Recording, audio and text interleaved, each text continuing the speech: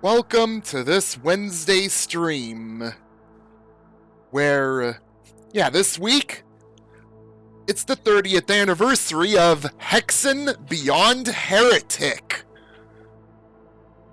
It's been around, for a long time now, and, without it, we wouldn't have, the ACS scripting or the map format that allows for rotating stuff called polyobjects, and has showed up in source ports since then. And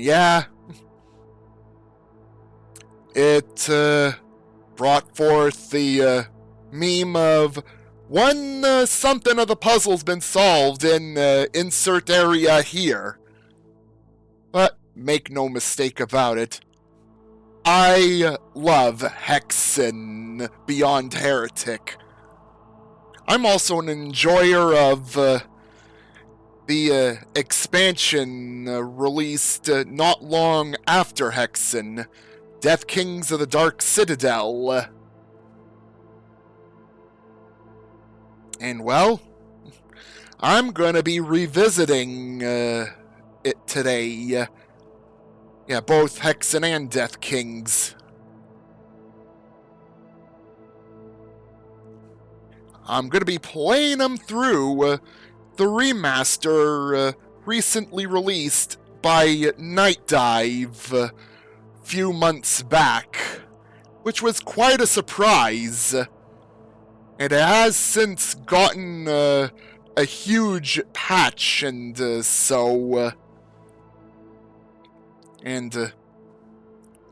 one of the oversights was enemies having infinite attack height. I was getting attacked from way below in melee range by Dark Bishops in Menelkir's tomb. But I'm sure others have experienced that in the earlier spots of the game. Well, enough talk. It's time to head back to Chronos, the world of Hexen.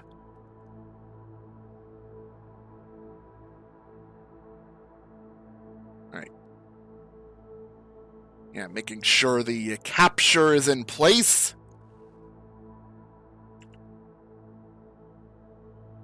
Alright, so it's on to back to Hexen, and then Deathkings of the Dark Citadel. And then Thursday, which is the actual day for Hexen's 30th anniversary, I'm finally going to be taking on Vestiges of Grandeur. Anyways, let's get this started.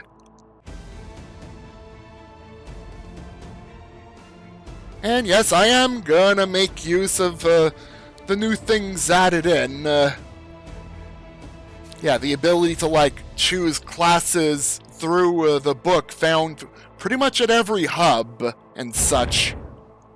But I'm going to enter the game with Parias the Cleric. Baratus and Dedalon will get their time in the limelight during the playthrough of Hexen. And now, letting the intro play back. And there's intro and in-between hub videos and ending video in this version. Suspended within the fabric of time and space lies the realm of the Chaos Sphere. For eons, the Serpent Riders, masters of the sphere, have traveled the dimensions sowing destruction. Disparal is dead. Korax, the second rider, threatens another world. I'm gonna be away from home during Friday to get away from the trick-or-treaters.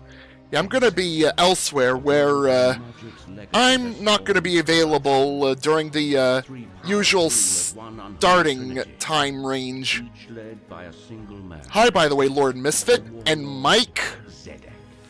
High Captain of the Legion. is both judge and jury. Yep, these videos were actually redone, keeping the audio from the CG cutscenes of Saturn and PlayStation. Traductors of the Church.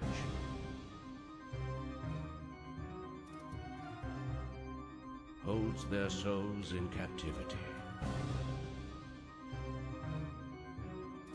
And Menelkir, the subtle master of the Arcanum, weaves his unholy magic to spread fear and honestly, amongst all of their subjects. Like, if they went that way, they'd at least, like, keep the world of Hexen bit in, but call the world Chronos elsewhere afterwards. Crushing absolutely all who would dare to oppose them. Today they will trade their worldly power with Korax for the dark gift of unlife, and a mastery of forces more terrible than even their depraved minds could ever imagine.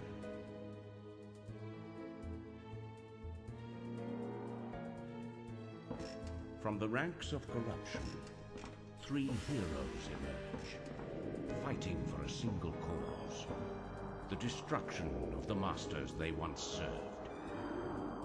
Their names will become a thing of legend. Baratus, Daedalon, and Parias must heal the world of Hexen for all time. The world must undergo a testing. A journey must begin.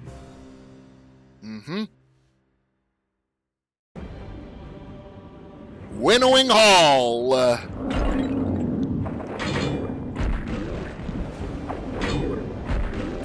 Yeah, now Parias gets a shield to go with that mace. And yeah, it's pretty strong. Yeah, pretty much get past enemies quickly. But I understand it as not completely foolproof, though.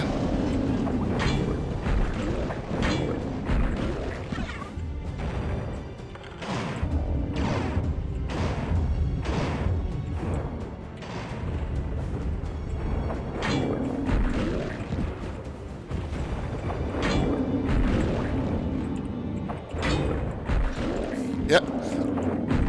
The intro scene remembers their canonical names: Baratus, Daedalon, and Parias.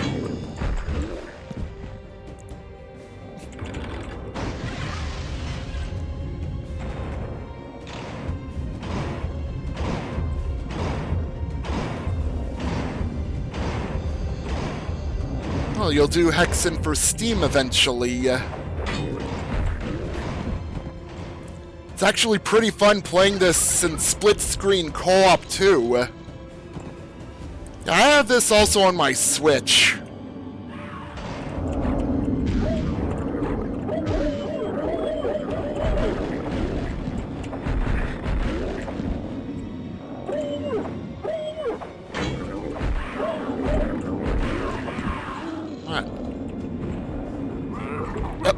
I was going to squeeze on by there, but whatever. Well, this is Winnowing Hall. Usually doesn't take long to get by.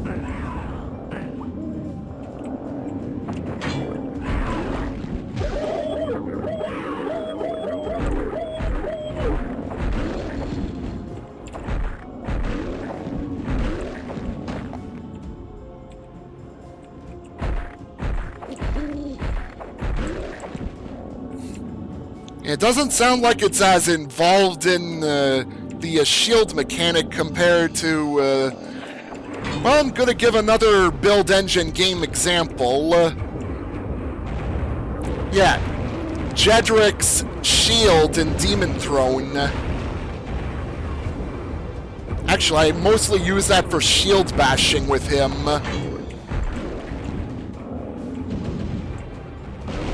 But...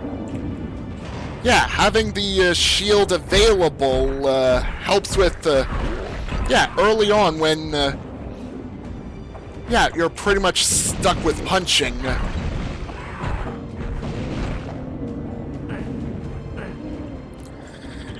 Yep. Yeah, in the Law of the Knights episode.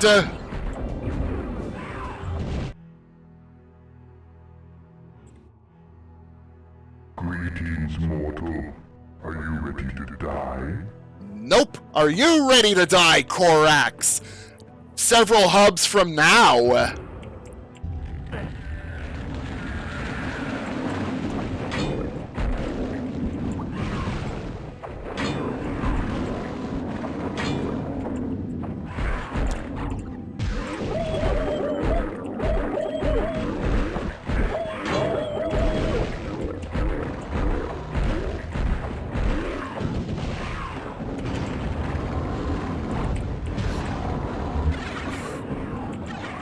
Hey, Mr. Meaner, how you doing?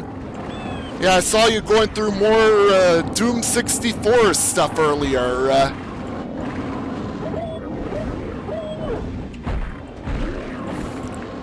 Yeah, I just put a gas cloud there to deal with the first amount of Chaos Serpents.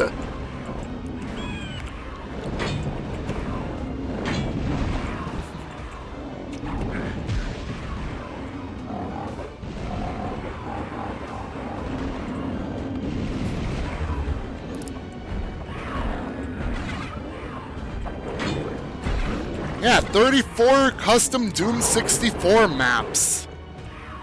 And those last several maps sure are pretty tight on ammo. But possible to get by. Oh.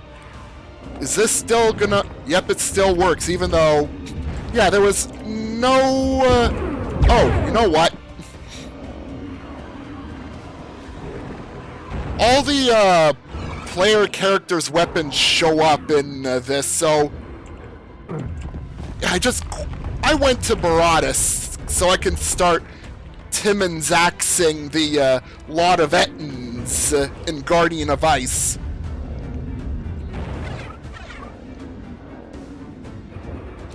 Yeah, the parrying with Parias's mace and yeah, being able to choose player classes with the books are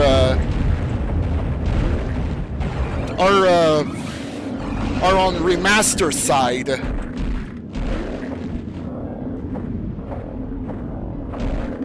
Hey QED, how are you doing? And oh, you just got your computer back and working after like 9 days.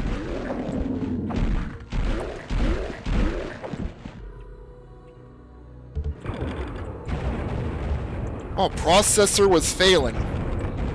Good to hear you got that sorted out. Now,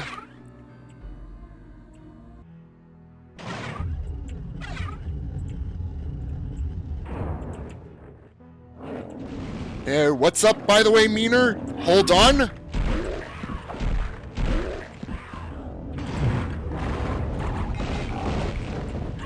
Oh yeah, Baratus's aim with the flechettes is better now. Actually honors where you're looking now.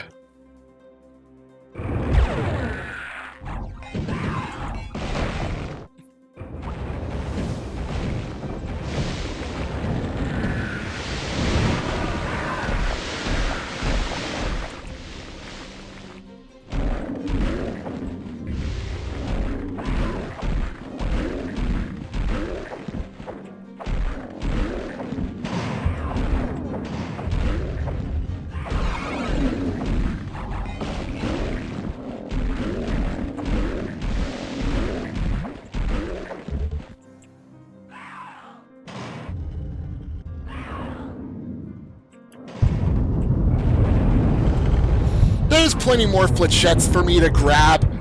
Also, I think the Ettins got taken out alongside the bridge. Though it sounds like they're still alive and running around.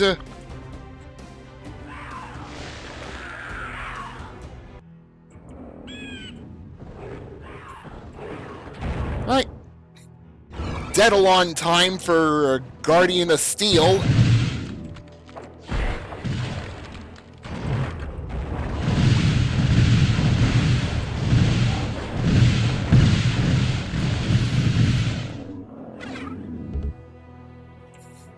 Surprised John didn't find out that frost projectiles go right through already frozen enemies.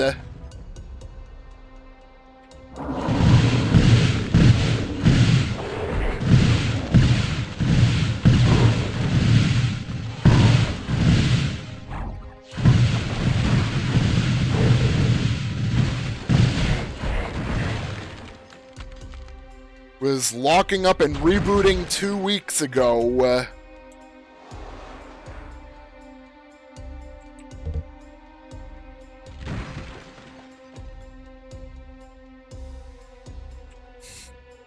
Ouch. And so much to go through to find the actual problem of it. Your guess was the power supply unit.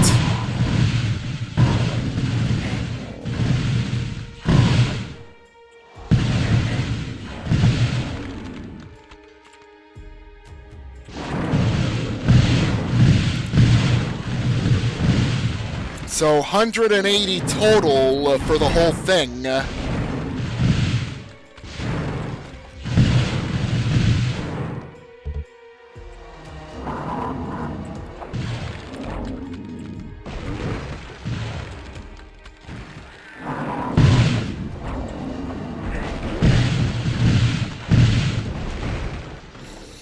Chaos Serpent!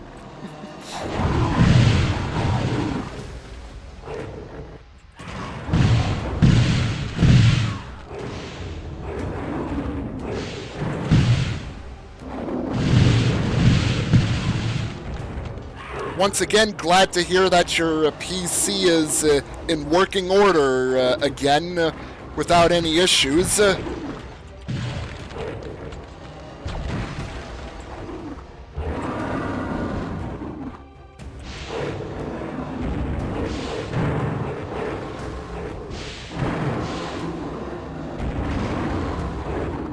Well, to get you up on speed, by the way, while you were gone. Yeah, I played Evil Dead Regeneration, and then got around to playing Soul Reaver 2 in the Remastered collection.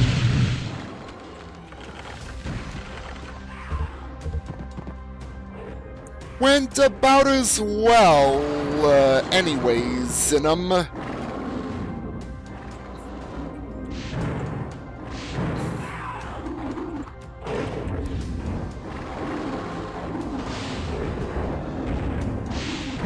And didn't realize that Soul Reaver 2 was actually that short. Like, took me under 3 hours for session 2 of it.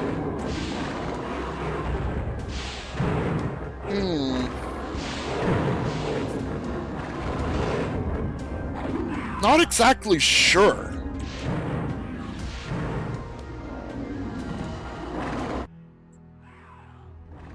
Alright, back to Parias, since... Yeah, finally got the Serpent Staff.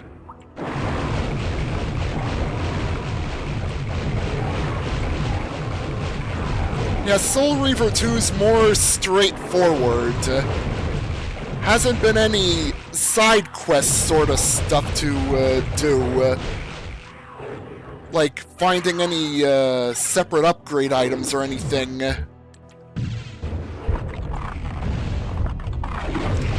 And had a weird issue in the Fire Reaver area where one of the air jets wasn't working, even though, yeah, I looked up a video and saw that the air jet was actually working. So, luckily I saved my game there, and just quitting out of the game and loading that save allowed me to get past that part anyways. So, no soft lock.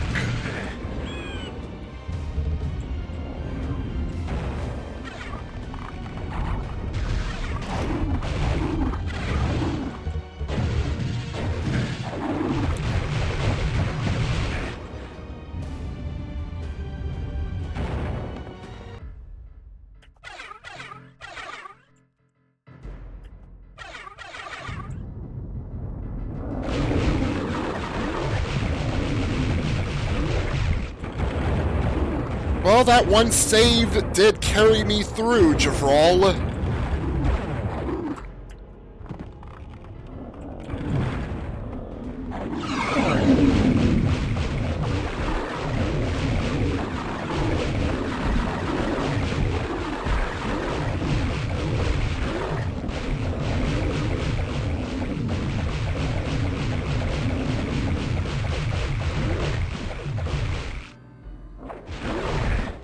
Yeah, I wasn't going out of my way to, like, fully actively achievement hunt. Like, there's still achievements left in both games for me to get. More in the first one than in the second.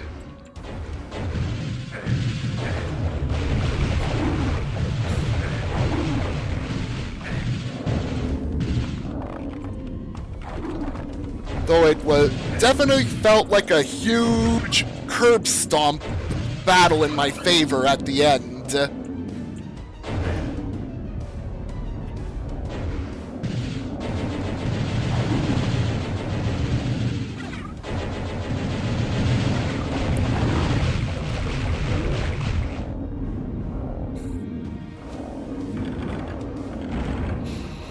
Yeah, for Blood Omen 2, if I don't go out of my way to use the patches, I think I'll have to play it through original Xbox.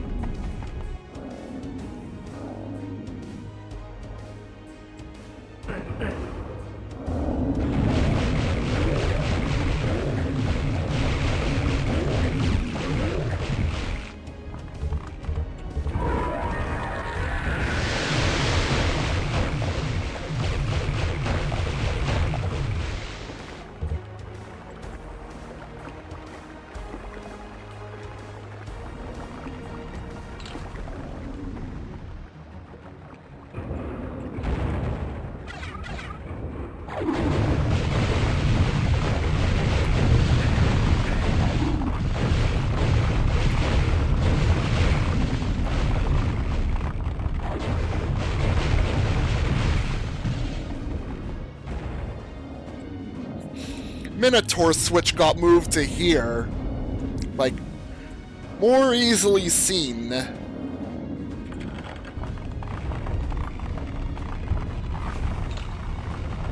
yeah, I'm just gonna leave here immediately. Before the closets with Ettins and Wendigos open, steel key resting place side.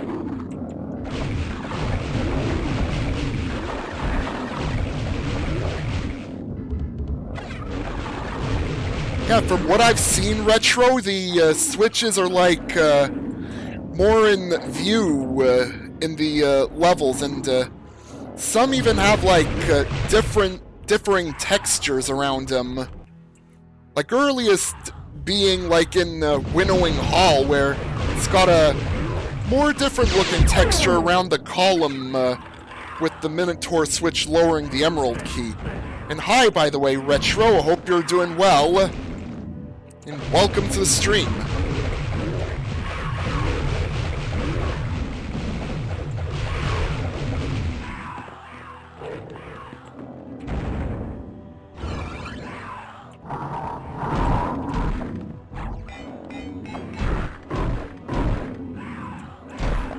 Waiting for tomorrow because Dragon Quest 1 and 2 remake. So it's getting released tomorrow.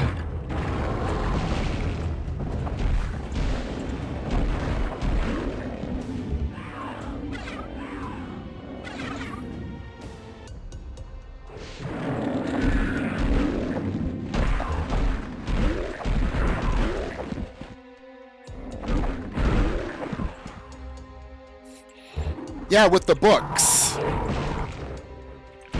When you find one of those magic books on a pedestal, you can use it to swap classes. Just make sure you have that class's weapons, otherwise, yeah, you might find yourself not having as much weaponry with them as you did with the current class. Uh-oh.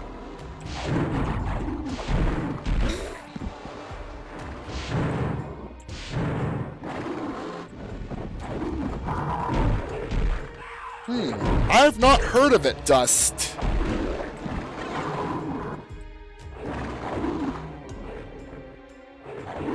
Yep. Oh yeah, the X is marking the spot. That's a new thing too.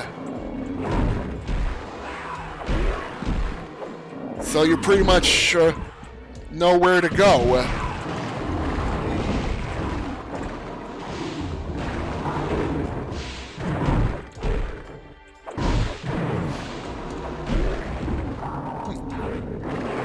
I should try using Serpent Staff on the Centaurs here later. Let me put it this way. Yeah, the block window is smaller for when getting pelted with projectiles quickly.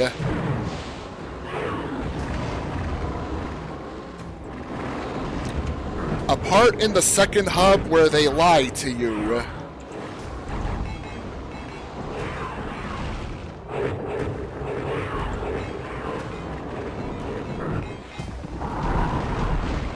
Probably too soon for me to, like, say, but does it have something to do with the Caves of Circe and the, getting to that cave with the mesh armor in it, or the sub part of the cave with it? Because I still remember that bit.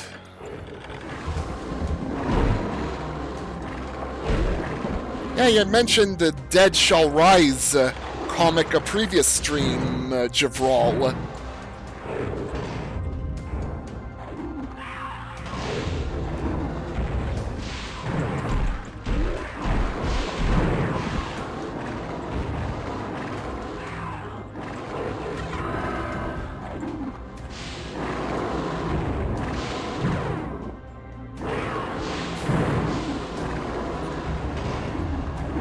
Oh yeah, even though... Yeah, you need to get to the key, or keys.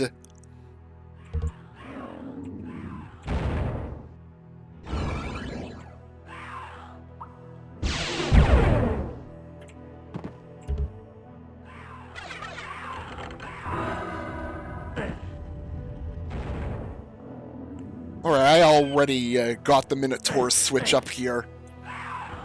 Alright, back to Guardian of Fire. Tells Raziel's backstory from how Cain rose him and his brothers, since pages have been revealed in the Kickstarter page.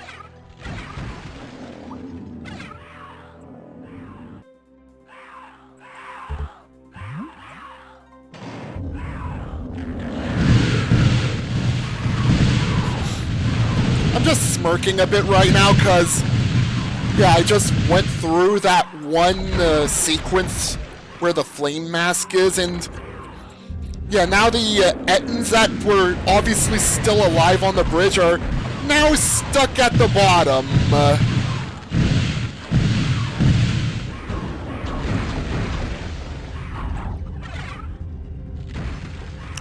Rip those two flasks.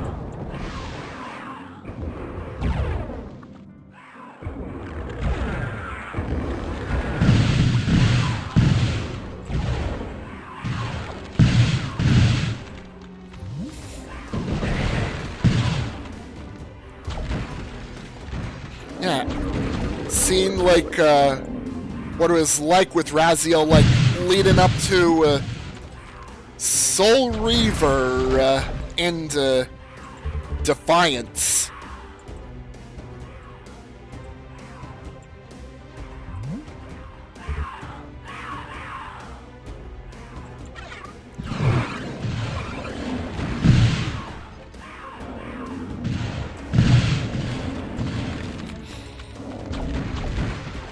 Yeah, this boost in power for the shards is pretty welcome. Like, higher damage output and... yeah, being able to freeze enemies behind the already frozen ones.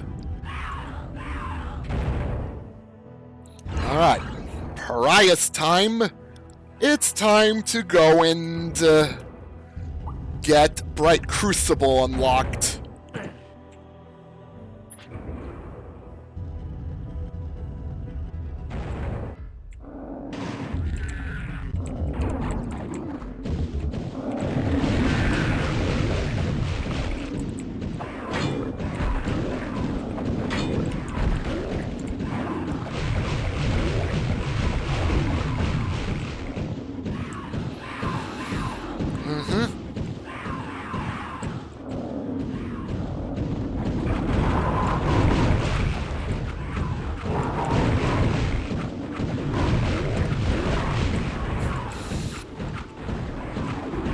Yeah, I just kept shooting bolts at the centaurs, even while the...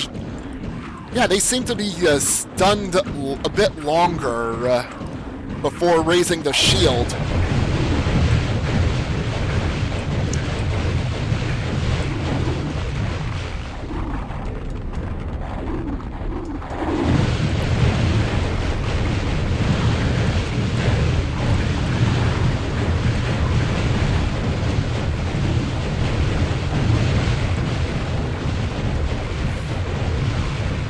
Yeah, I'm on skill 5, by the way, so... Yeah, Wendigos are pretty much attacking relentlessly. Fast monsters and all that.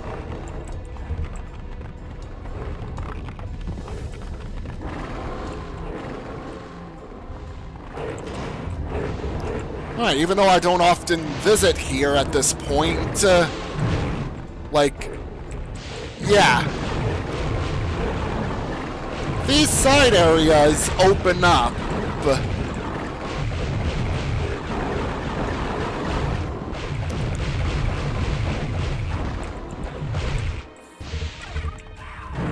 And not often I visit these areas.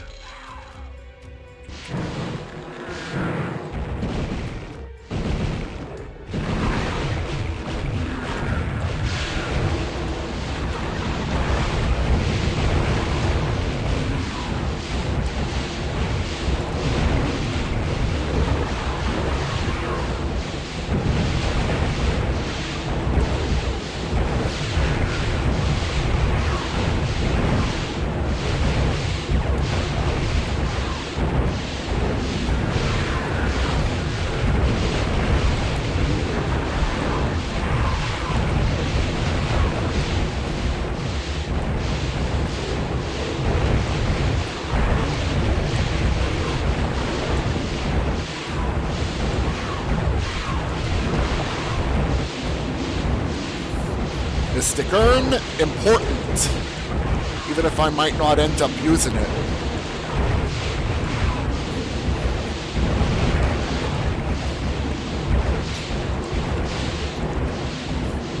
I'm not done here yet, though.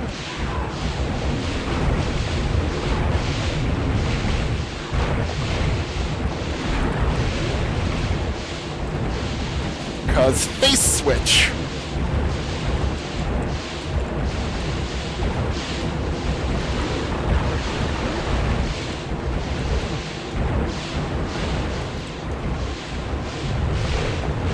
Hey, Hazmatty, how's it going? Welcome. Welcome to my revisit, once again, of Hexen. Through the remastered version.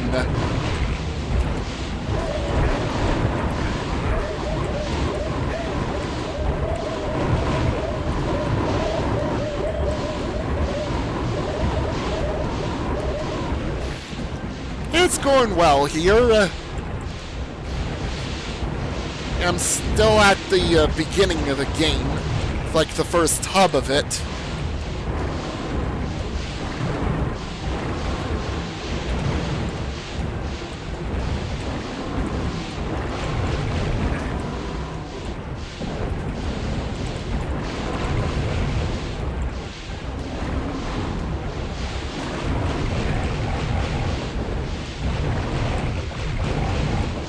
From what I've seen, the experience is better. Yeah, Mace's no longer the weakest weapon of the game. Like, it has a shield with the parrying mechanic.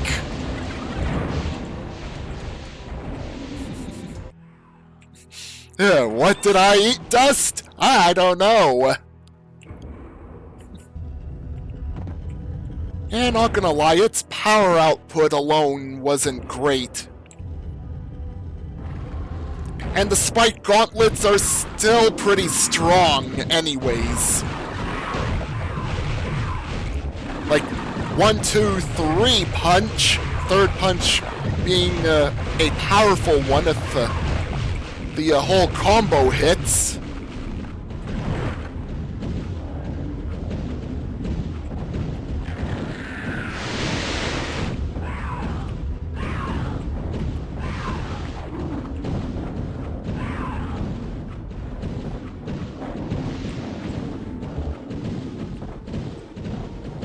Yeah, who knows, Javral? Yeah, double damage in the third punch. I did forget to mention, by the way, earlier, when I stepped on that altar in the Guardian of Steel. Yeah. Instead of saying stones grind on the 7 portals, it says 1/2 of the secret's been solved in the 7 portals. Parias the Cleric. Because pretty versatile, even with the starting weapon not being all that great. Pre-remaster.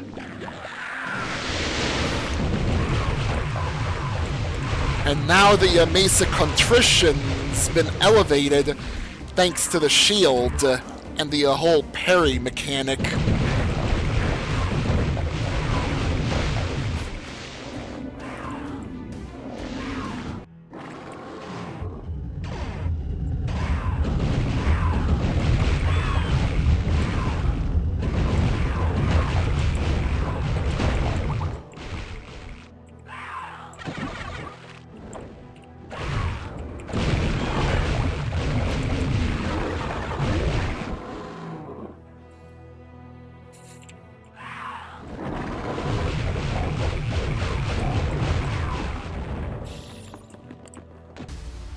I would have really extended the gameplay, like, letting you, explore every period of Nosgoth involved.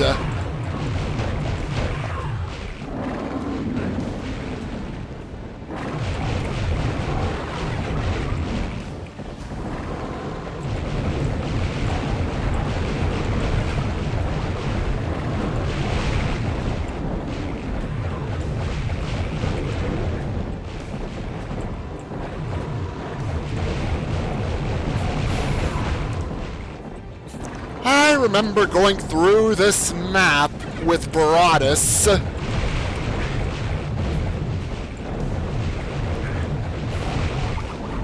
Quite a challenge getting through when your only ranged attack are the flechettes.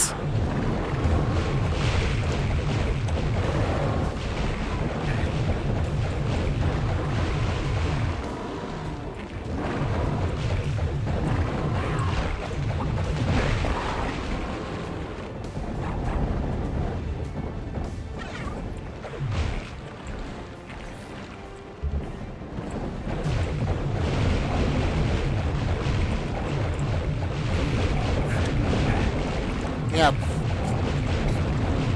There was like some other place you would have like had your final encounter with Keen at, instead of going into the Oracle's cave and to the time device to have your fight with him.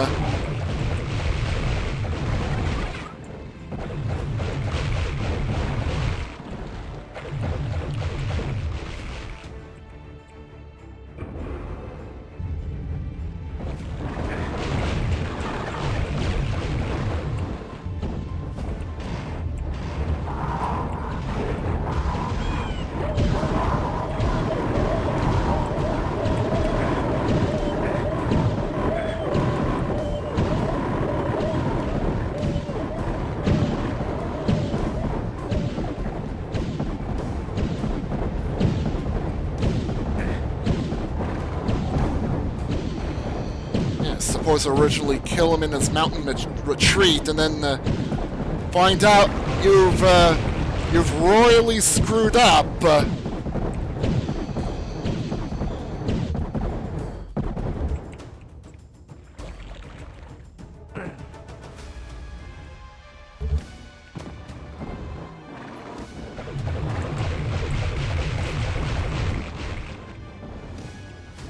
Alright, back to this game. I do like that Bright Crucible and Dark Crucible's music's like got some similarities between them. The Fart of Despair.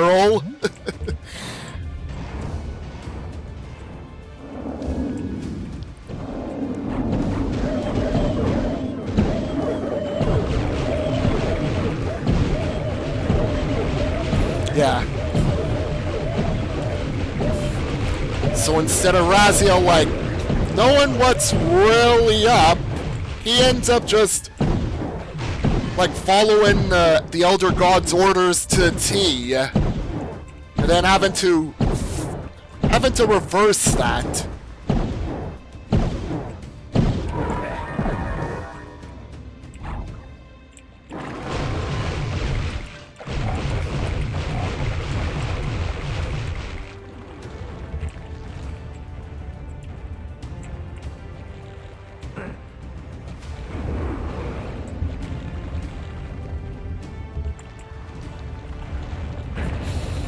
I must say, though, yeah, during Soul Reaver 2, good on Raziel for being skeptical about the Elder God's intentions.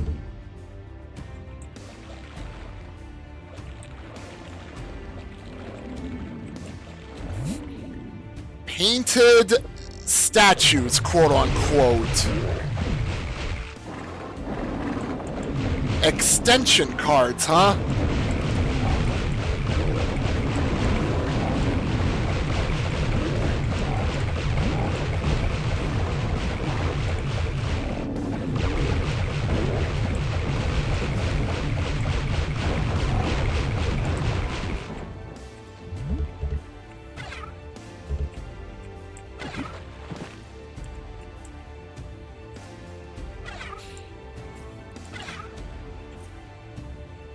So now there's a card that can catch you off guard. So you can now have a dormant enemy, dormant-ish enemy.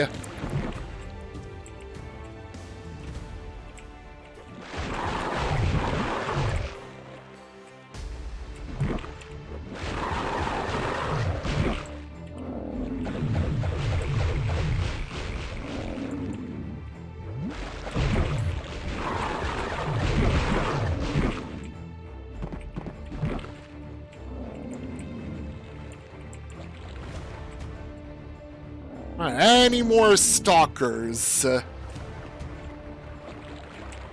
Oh, probably up here?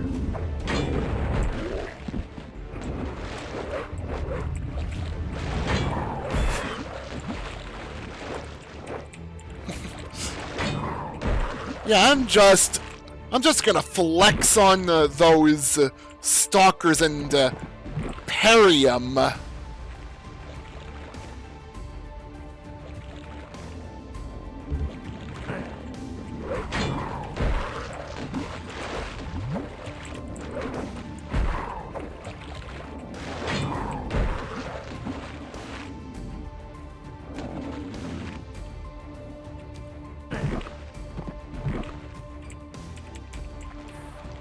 Uh-oh.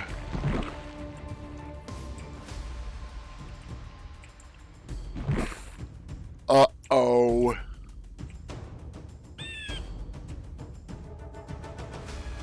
Did I miss something?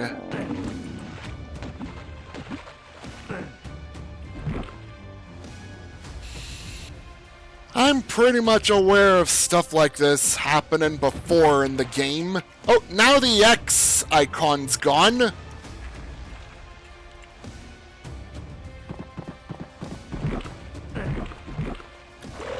Here we go. Seek the Sacred Grove.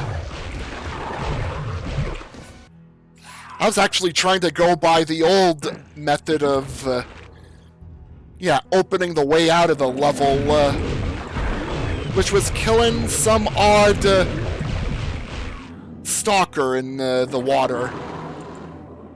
Yeah, these emblems indicate what's been solved. Actually, one of them's like solving the puzzles, other side's hitting the Minotaur switches.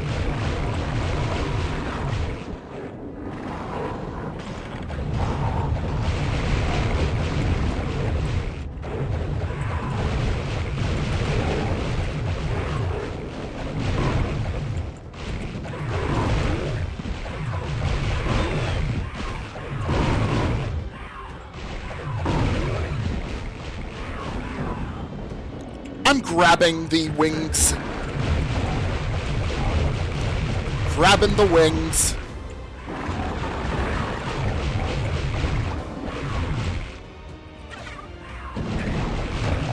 And I'm gonna fly.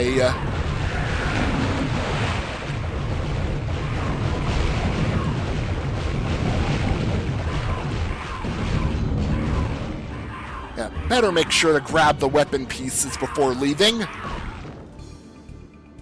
A vast domain of harsh wilderness stretches before you, but greater challenges remain ahead. The dense tangle of forest surely hides hostile eyes. But what lies beyond will be worse. Barren deserts, dank swamps, and musty caverns bar your way. But you cannot let anything keep you from your fate, even if you might come to wish it would. And beyond, flickering in the distance, the ever-shifting walls of the hypostyle seem to mock your every effort.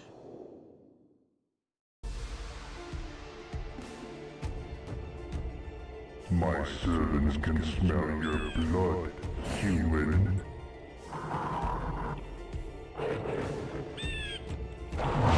The part of the game where things get better.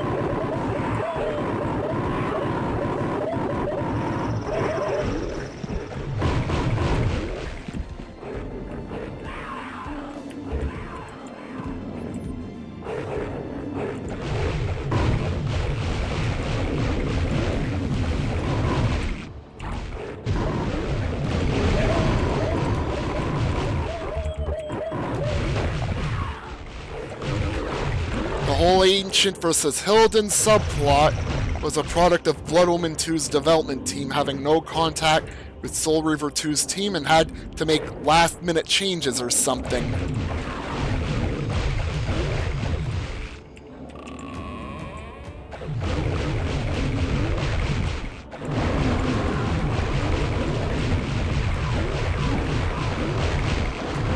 Oh, it was because of Blood Omen 2's development that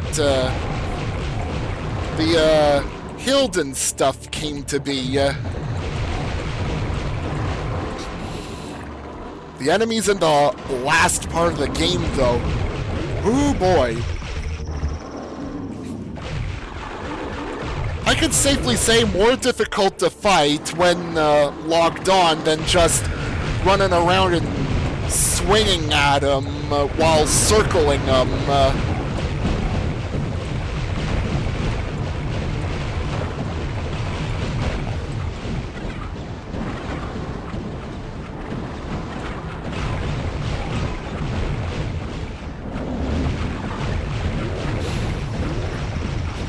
And I swear, they really know how to hack at me and get around my dodging.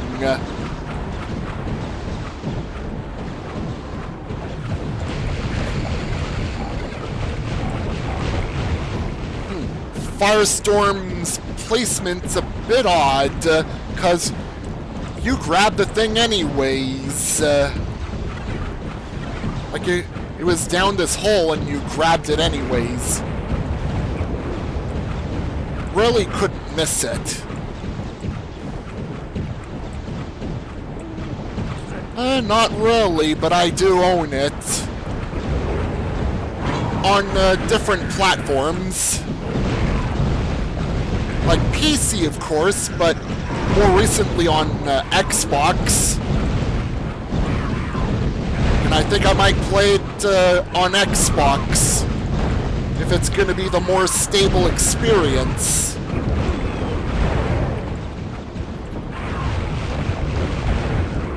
Also, I saw someone play Blood Omen 2 before, and yeah, it looks like it's right up my alley.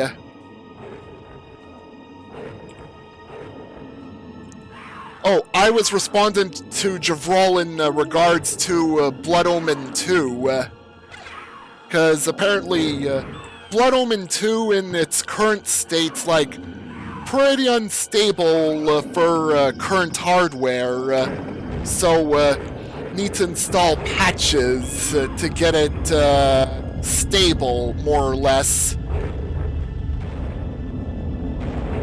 Though I imagine on Xbox it'd be more stable.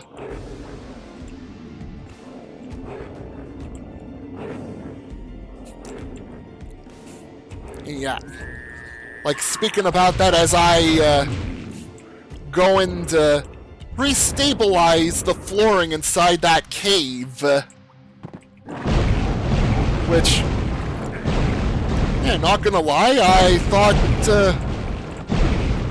I thought there was like no more purpose of going back into that room, but if you want to leave that room without having to deal with unstable ground, that crescent switch is there for that.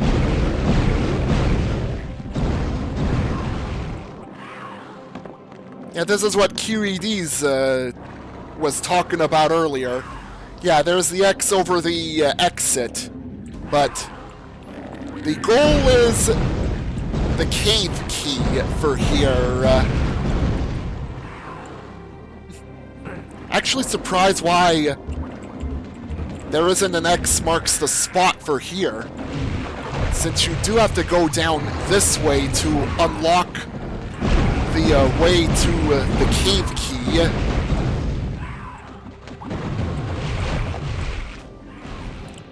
Yeah, I've had an Xbox for many years now. I got the Halo and Amped bundle, which somehow was missing Halo game in it, so I had to get that remedied. And alongside Xbox Serious Sam. Hey, Vampire Symphony of the Night, how are you doing? And welcome. Welcome to early 30th anniversary celebration of Hexen Beyond Heretic.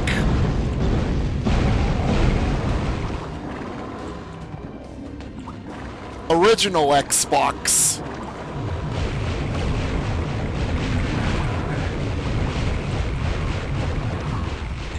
Yeah, the Xbox that lost its capability of Xbox Live until I think it was Insignia came along to replace that back end.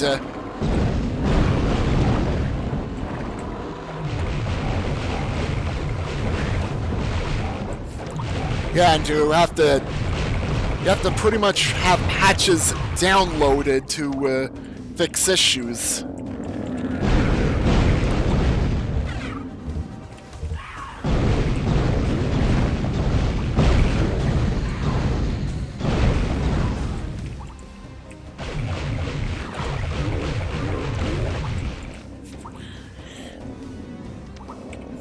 This is what happens if you try to grab the platinum helmet. Squish!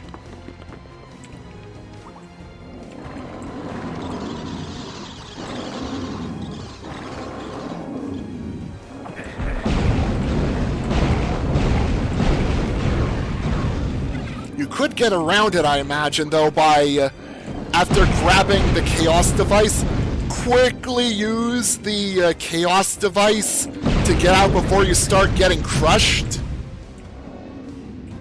Yeah, it does require shenanigans. Like the aforementioned Chaos device thing. It's also a faster way to get back to the start of the level after having collected the cave key.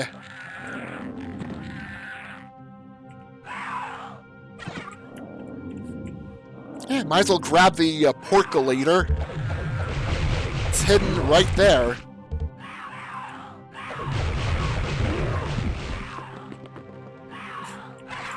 Cool. It's really nice having a shot like that. Shows that all three of them have been in the fight together.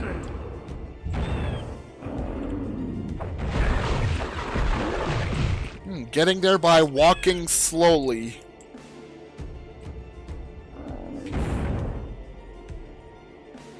Well, I'm gonna be taking on Wastelands next, and yeah, mages next weapons on the way there.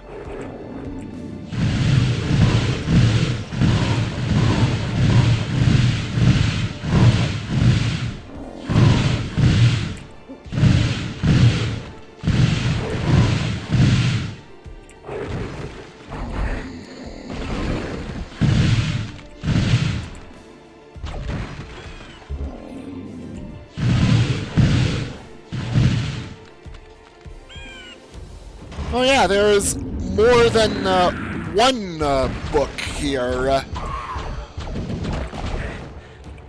Yeah, one inside the entrance to Hypostyle and Caves of Circe. Whoa, lots of sizzling. Yeah, enhanced weapons. Though not sure how I feel about the Arc of Death in that mode. Like, actually, I'm not sure right now, but like previous version, like it felt like the Arc was not able to hit as well in tall sectored rooms.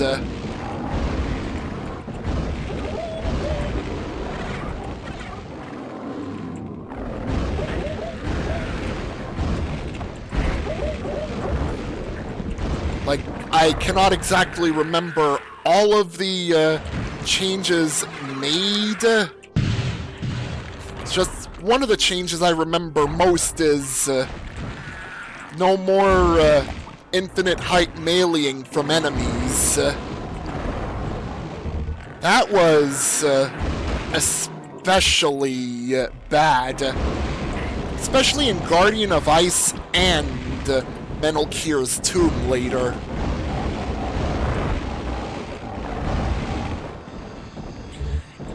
Yeah, you got the shield to go along with the Mace of Contrition.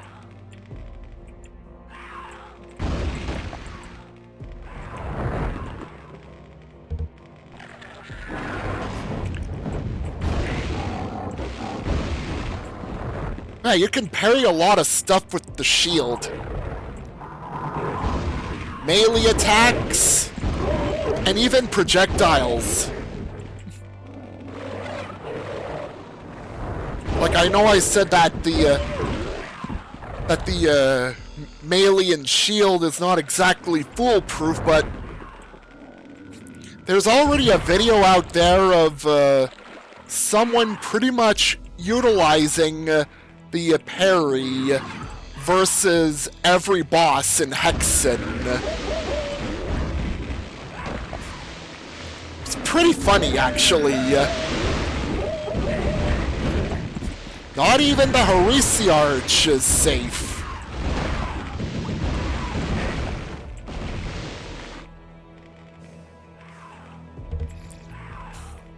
And I'm sure there's people out there that have, like, done the whole game with just the Mason shield.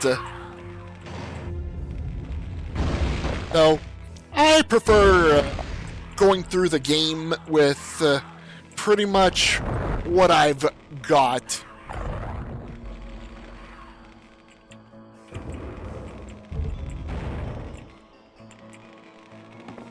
Alright, yeah, there's no more portal here, is there? This thing used to slide to the side and reveal the portal to Caves of Circe. So it's either gone or it's been moved.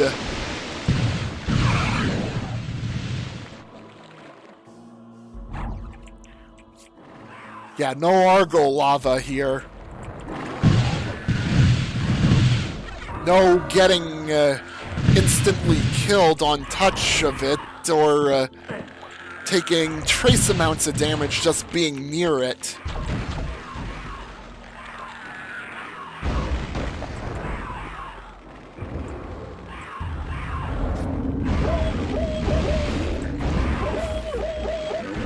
I will return to this area later when I have the swamp key.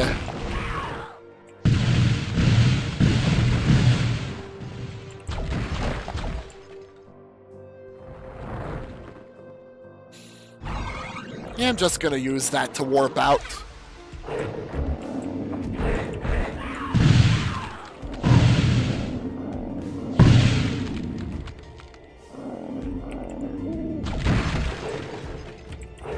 Alright. Oh, you know what? I should not be so hasty, that's right. There's gonna be ranged enemies to fight in the Darkmir's entrance area.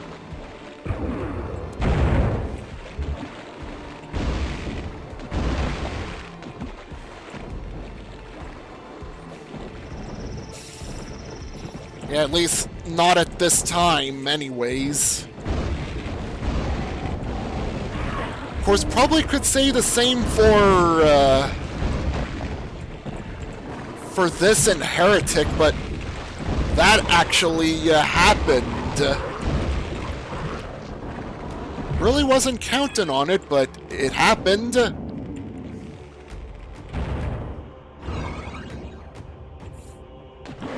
Hammer time! I just glided across the stalkers.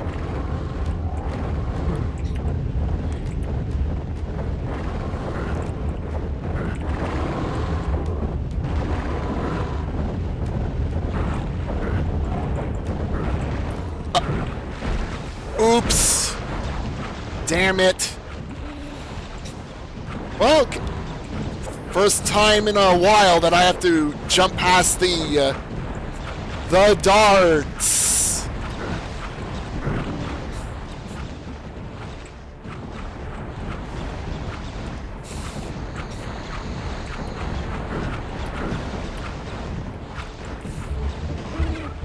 I'm gonna make sure it won't happen to me trying to get to that spire, though.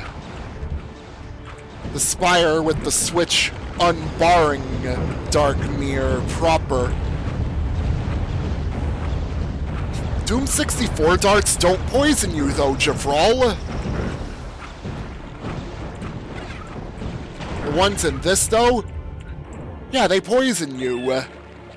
Like, not heavy amounts of it, as long as you're not getting hit by hundreds of them at the same time.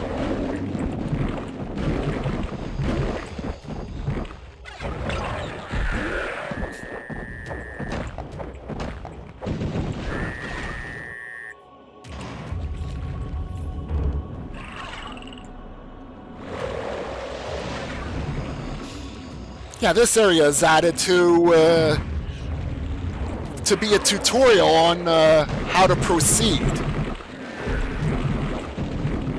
Light up the brazier.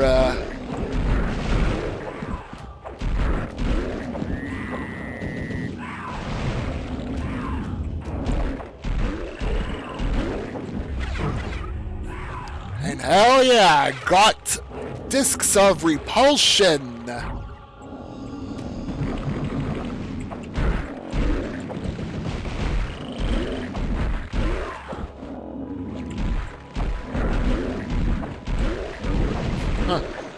Centaur Slaughtor stuck to an Etten.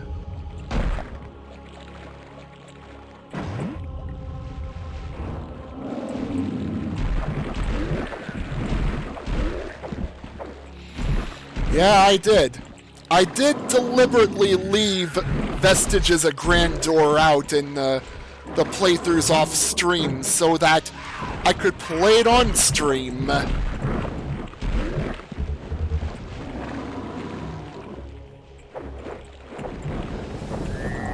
I imagine it's gonna take an average of 5 hours, give or take. Though How Long to Beat is saying it takes about 3.5 hours for the main story.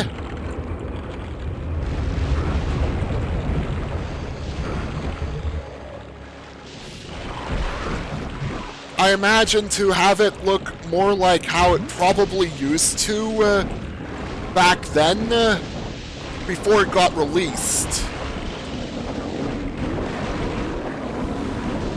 Like, I'm not completely sure, but like, I've been reading or I've read that apparently Griffin Chapel was like quite a bit different in some spot before the final release, like 95-96 release.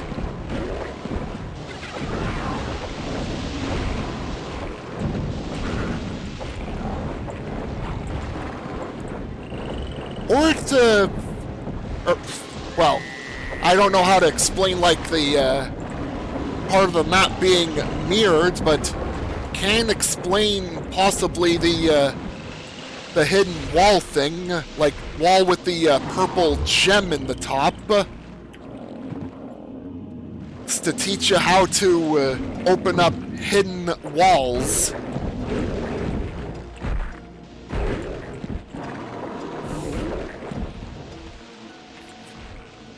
Yeah, I'm gonna be honest. E5M3 in a remastered's like more interesting than how it was in the original release.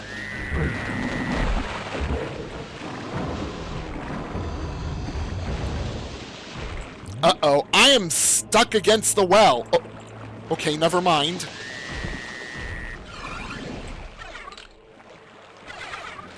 And it's now a teleport to get here instead of getting a message of, you hear something open in the distance, and then you have to run all the way back here to the now open door.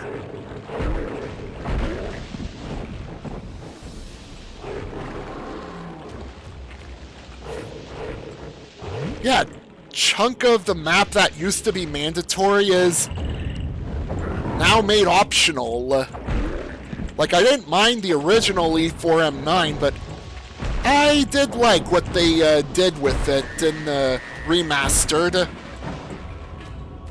Like, if you don't want to go through the entire level, then you don't have to in Remastered, but if you want to, then there's plenty of goodies and stuff to get.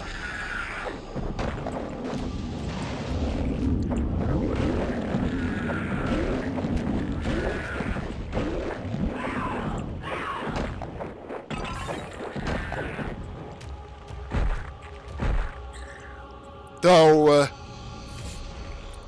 E6M3 still has no exit. I sort of wish that there was an exit in that map.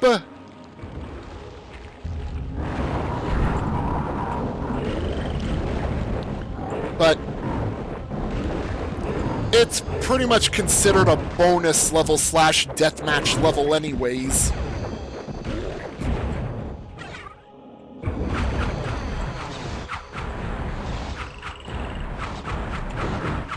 Whoa. Yeah, that comment about me getting hit by hundreds of darts everywhere earlier, that more or less happened here.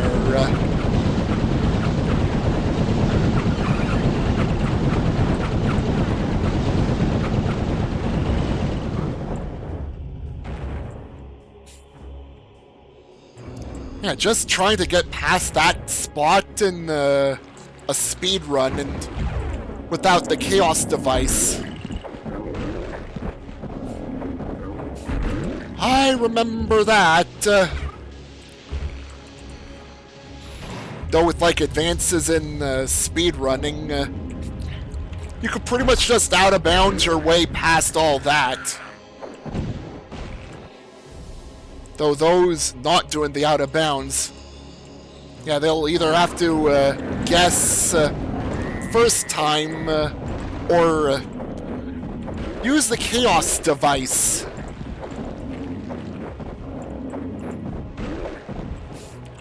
And I can't imagine there being many chaos devices that are in the way in this game.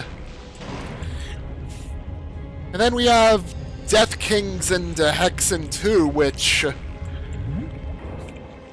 yeah, they have more available chaos devices strewn about. And especially in Hexen 2's case, where they're also enemy drops.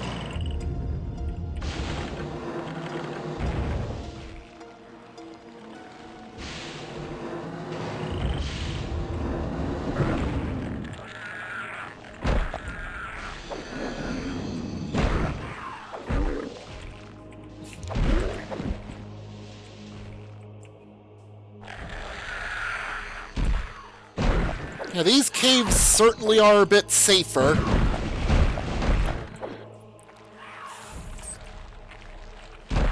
Oh, there's still that drop, though. Used to be a Yorick statue here. Now it's a suit of armor that you break.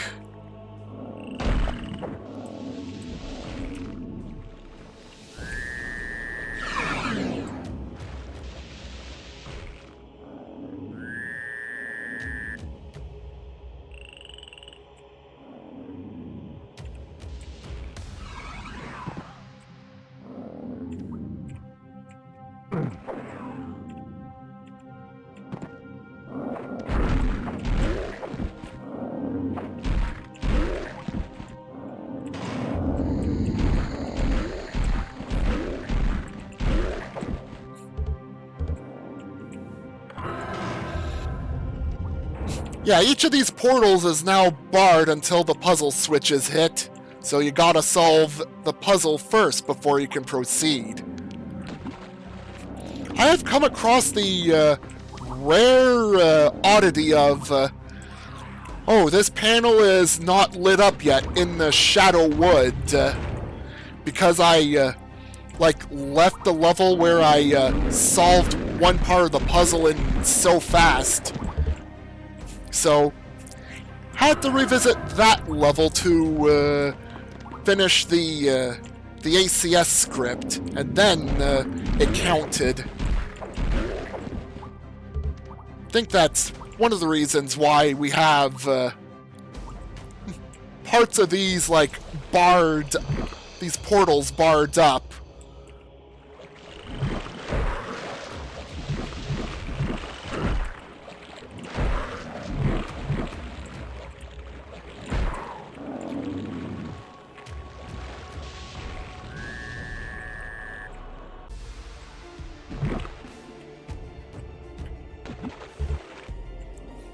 Alright, Daedal on time for the rest of Wastelands.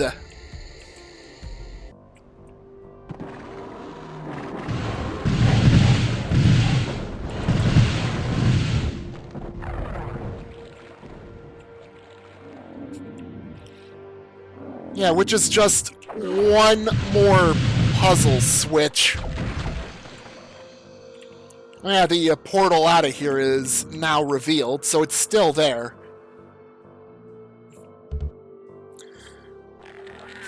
It's like almost like it's not even there initially until the switch.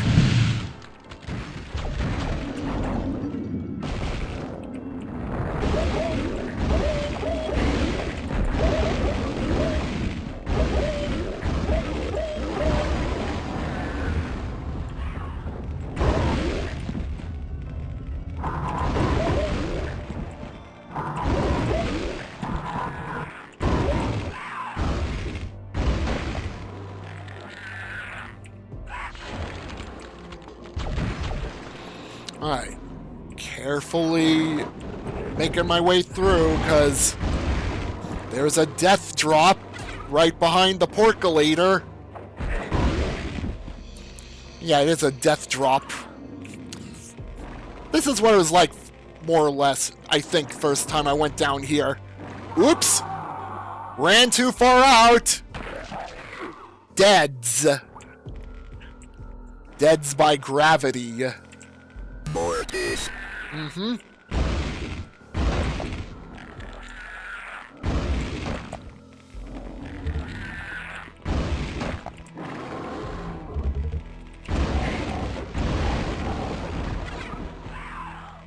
Came here to get the boots of speed.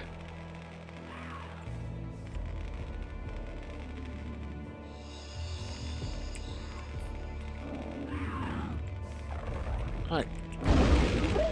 Follow where one of the X's are?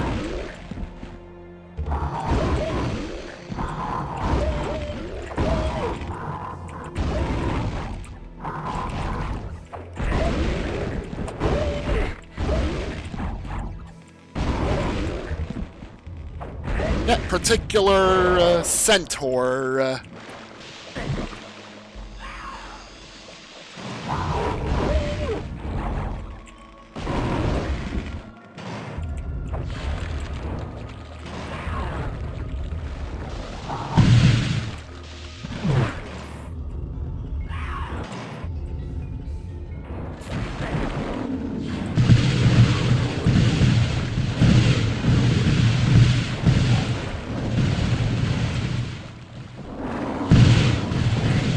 Chaos serpents!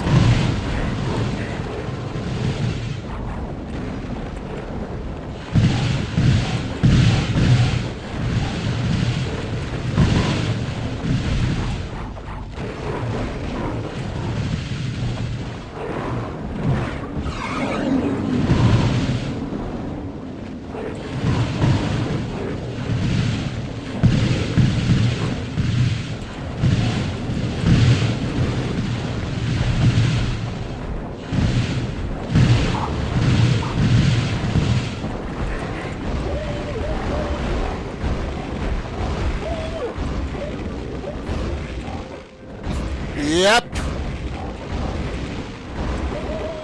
It's gonna be a mainstay for me.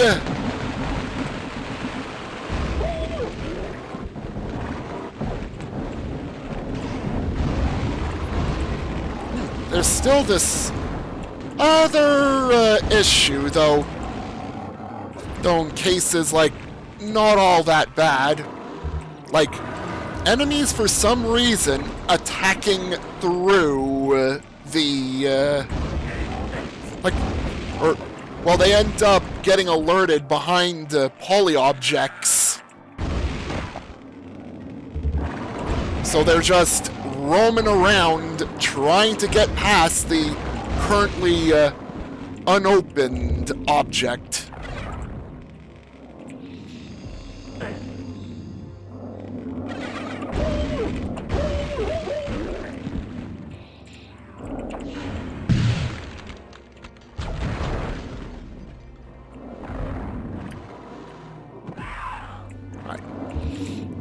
That should be Sacred Grove now open. I think I just heard. Oh, well, I should just say that should be Hypostyle and Sacred Grove now open. But I am going to Sacred Grove next.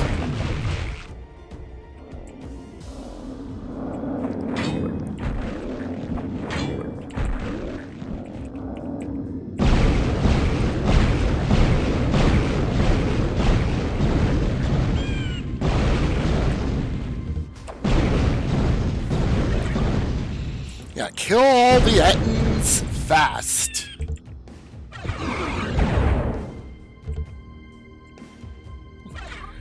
Pretty much any of the classes can do that. Like, I did hear that you'd get locked in until you had to kill all the Ettins before you'd be allowed to leave.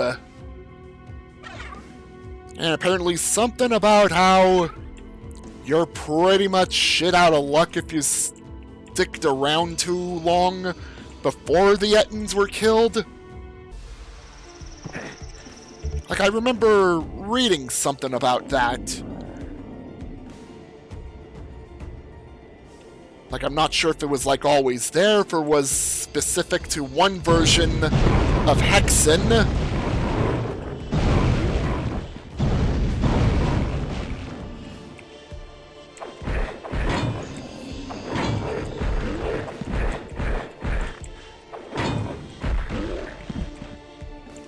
Oh! I didn't realize there was a fly flying around in here. Like, I'm very much aware of the existence of fly sprites that I don't think even got used in Hexen. And now there is, like, a fly flying around, which I don't think that even existed before. Like, there was the existence of fly sprites, but didn't see any actual flies in any maps.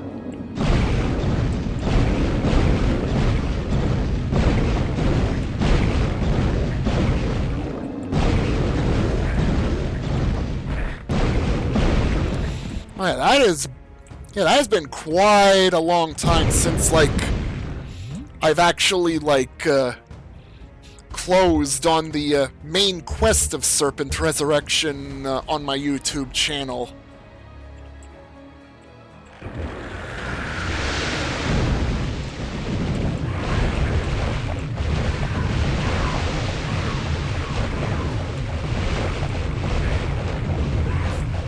Yep. I've known Misfit for a long time.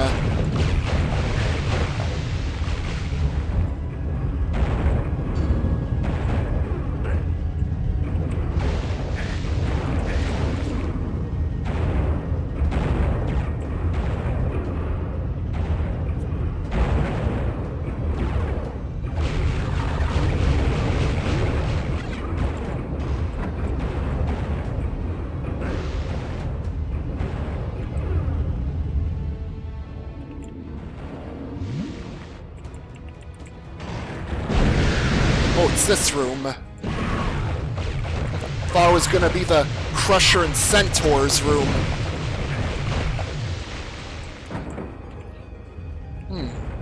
Triangle with upside down cross below.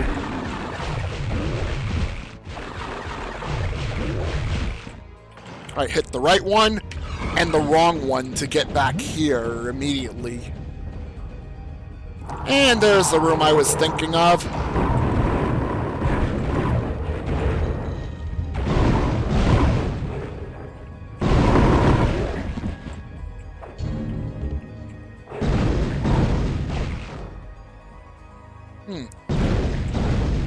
I should have the discs out.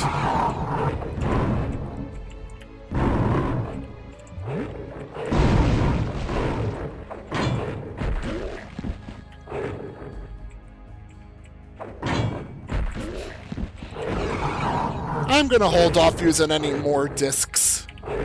I'm actually low on them.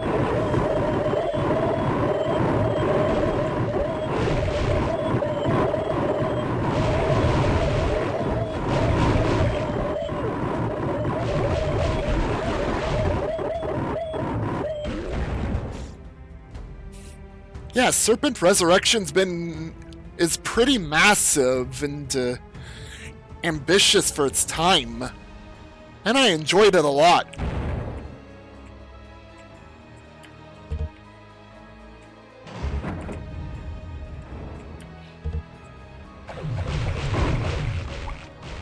And that was before the likes of Wrath of Chronos, Walpurgis and such were around.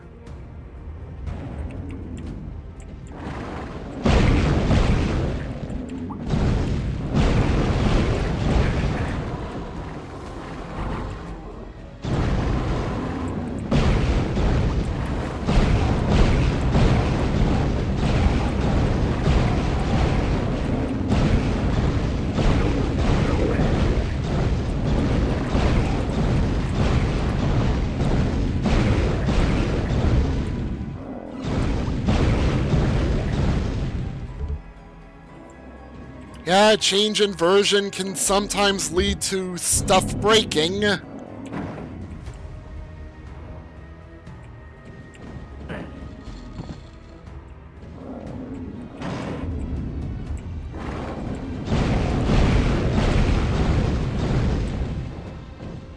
Or things not working as they were intended.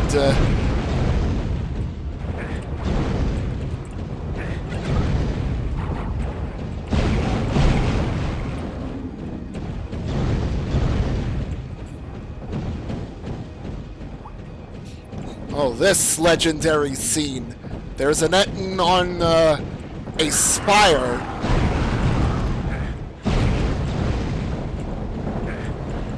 Okay, yeah, gets wrecked by the Death Wyvern.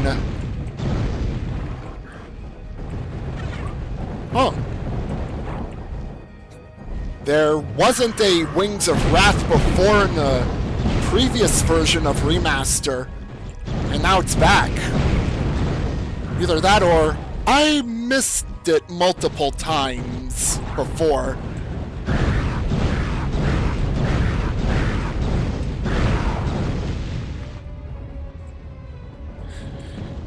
Yeah, the exit's now located in the Death Wyvern's chamber.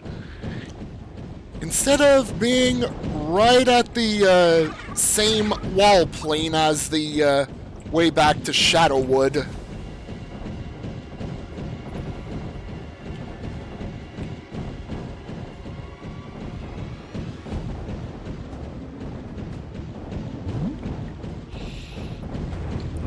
Oh yeah, Eidolon.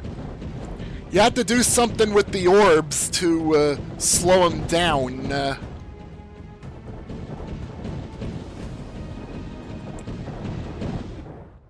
Things seem to move faster and faster.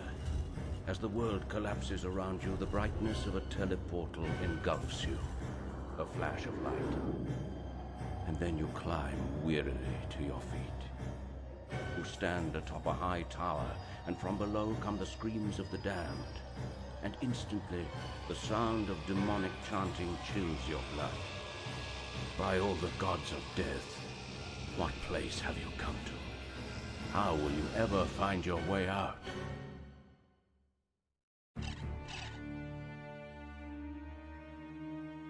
Worship me, and I may yet be merciful.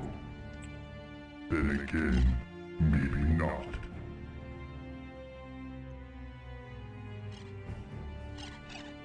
Well, from what I remember, they did those from scratch, keeping in mind how they originally looked.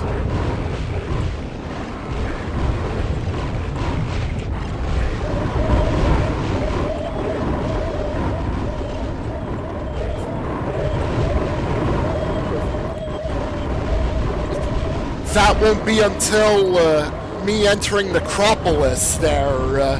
You get those dams.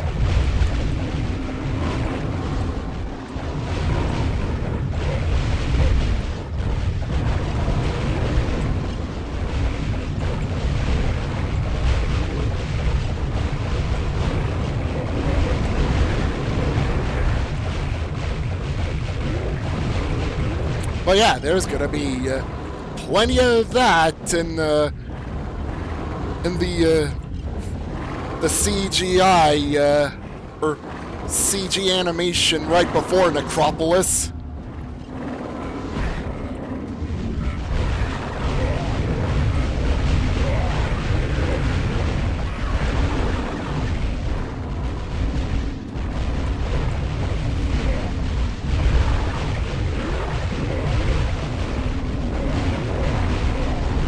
Oh, I missed the trigger to, yep, here we go. This is what I wanted to have happen.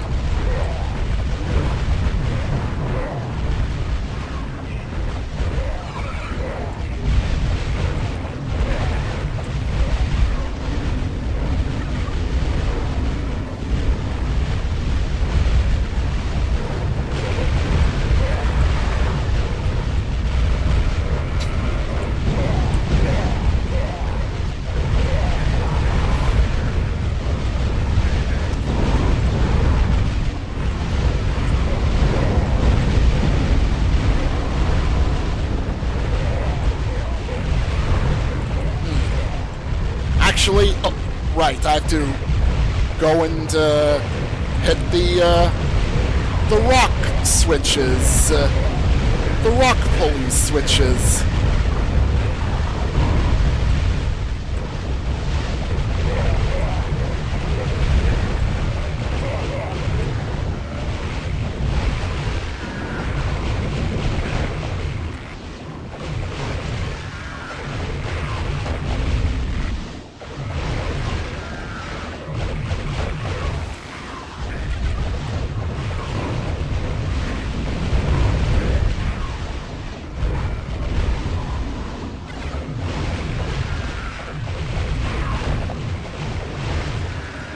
Yeah, might as well alert the other Ifrits too.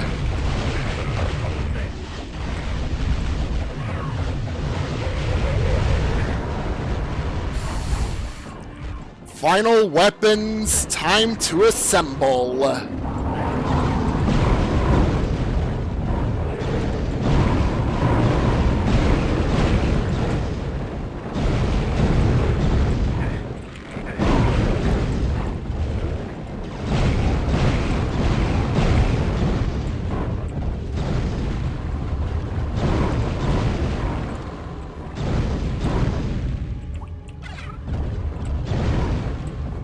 Well, you get a 66% discount if you already have fresh supply.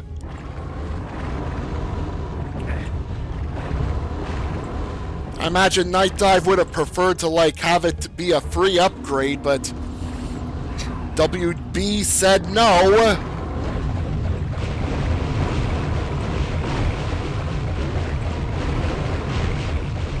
Well, we are getting a vault in the refresh supply with playable beta levels.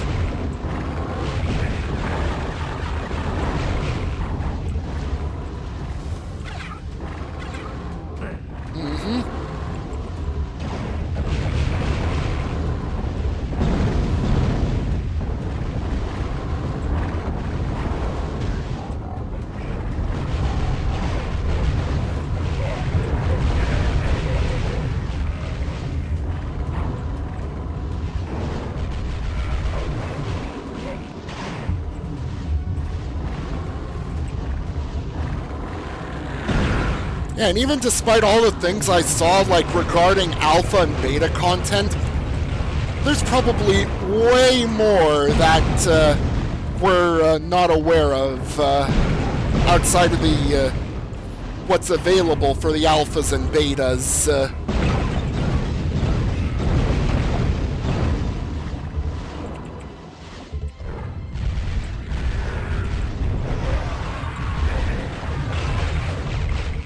The ghost gun is assembled.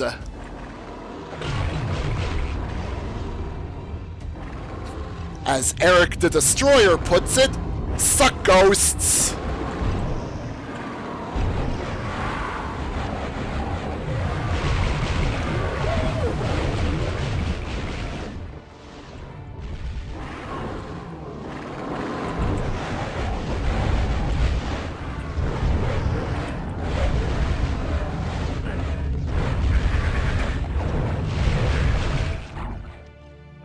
I am gonna go into this room, because I do have to always go to this room when I'm here.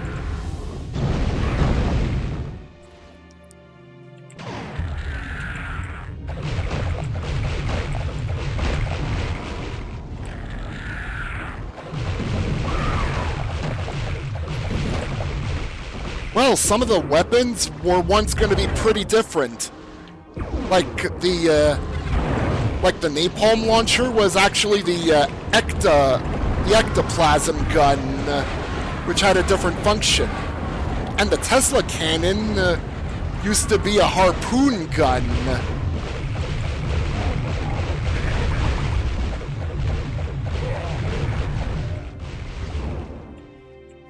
Yeah, judging from the wiring, like, going right into the arm of protagonist back then being named Michael, before he ended up becoming the badass gunslinger we know him today as Caleb. I imagine the The ectoplasm gun probably would have, like, leached off of your life from the looks of it. Or tapped right into, spirit or something.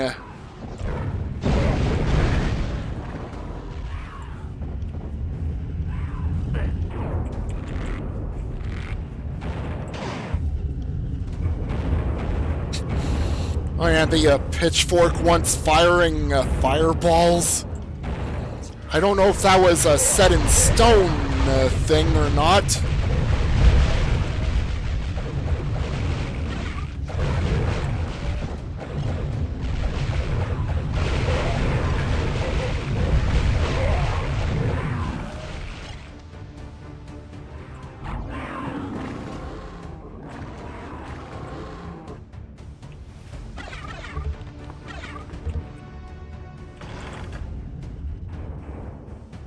Yeah, you use the same sprite as the cultists in third person.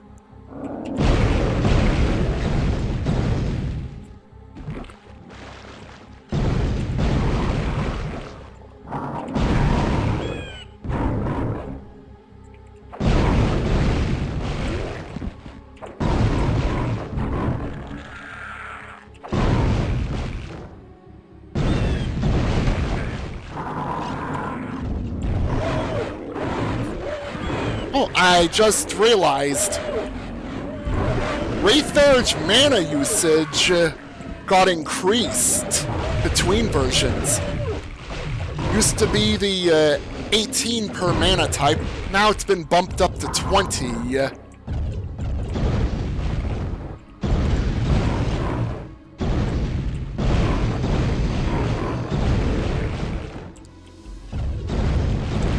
Yeah, could have very well been placeholder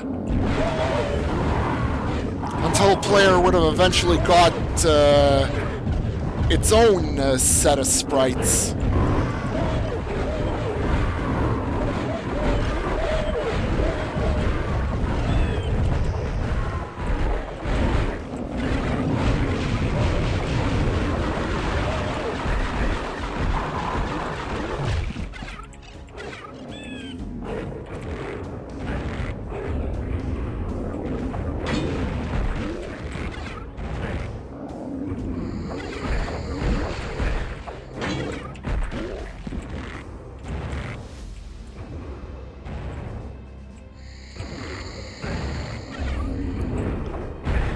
Yeah, I'm hearing like they're up for sale in places.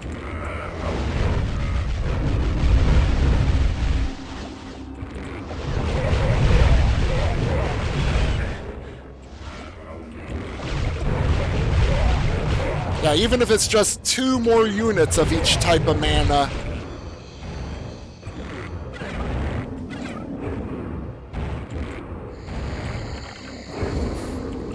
And the switches are better coded, like function-wise. Well, by coded better, they're, yeah, the ones that activate anything outside of that area, they're now Minotaur switches instead of the, rock and rope switches.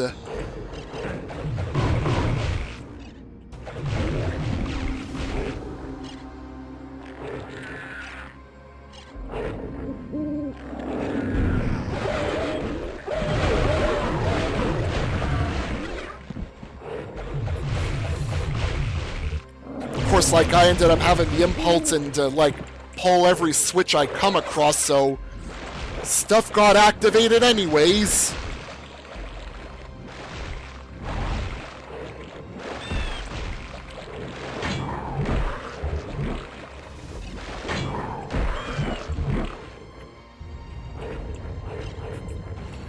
Give myself a Lightbringer. Oh wait, nope. That's another Heretic or Hexen mod that features it. And like Lightbringer, actually. And, like, I do know that it is pretty much Sunstaff, but in a different name in the mods in question.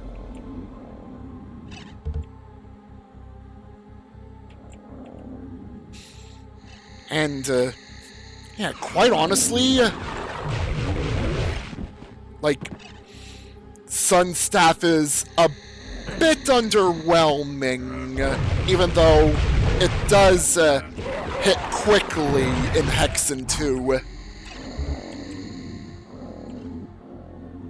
And the Tome of Power version of it just adds extra beams there, but yeah, still not exactly great compared to the other characters' ultimate weapons. It's probably the one weapon that's like a weaker, if not the weakest link for a Crusader. When he has other options that can that has better DPS over time. Tome of Power, Ice Staff, for example, or Ice Wand. And Meteor Staff powered up too.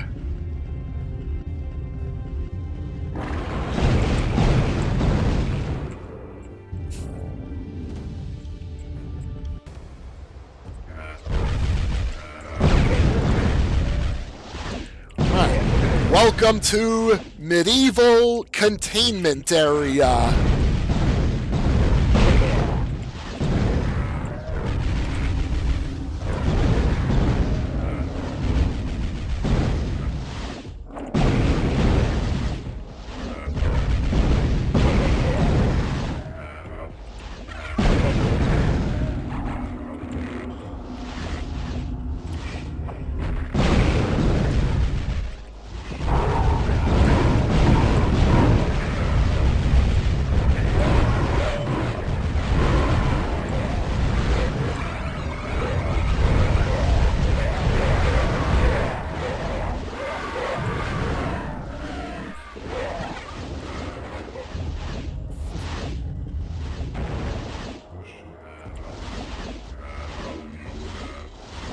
You like this one more than E2M2. So brown. Oh crap. Oh wait. I could just lower it manually by pressing against it. Uh-oh. Whoops. I got caught amongst a bunch of dark bishops.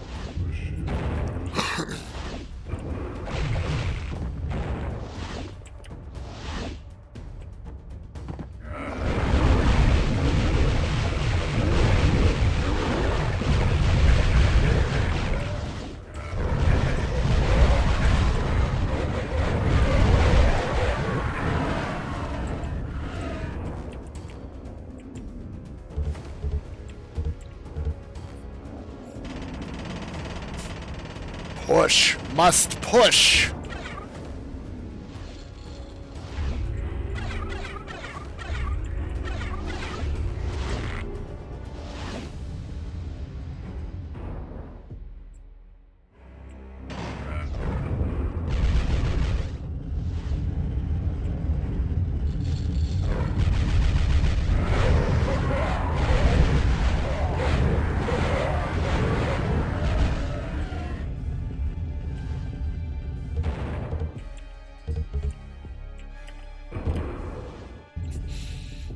Yeah, jump, jump. Don't need to wait for a lift to bring us back up. Yeah, that spire was gonna lower all the way down, and then I'd have to wait.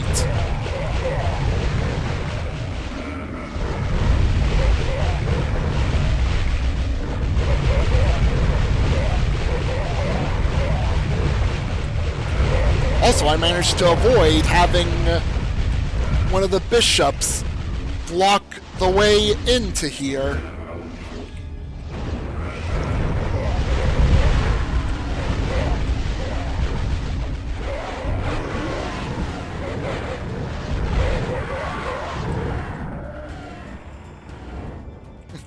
And I probably would have been blocked on the way out through here, but the ghosts just went and tore them up.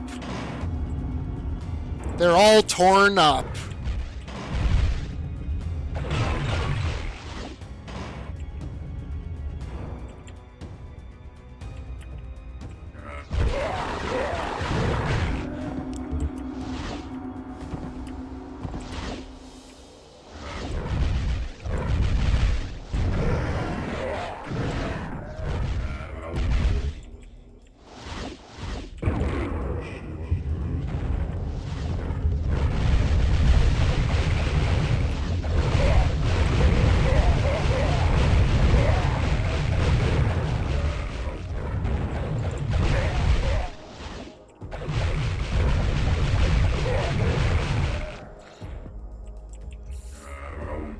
the portal being there.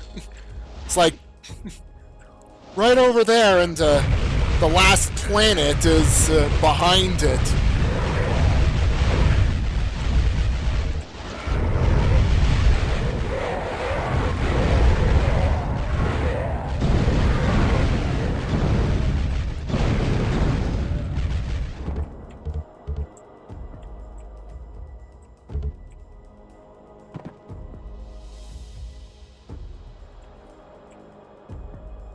Alright, should be every planet. They're called mysterious artifacts in the description. Mysterious artifacts.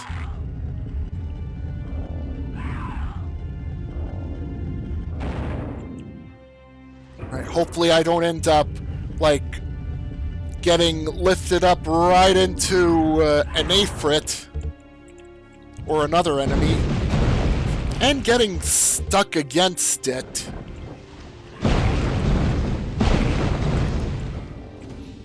Alright. Boratus for the chapels. Alright, gotta place them, all the planets. Sapphire planet, Ruby planet, Emerald planet, another Emerald planet, and another Sapphire planet.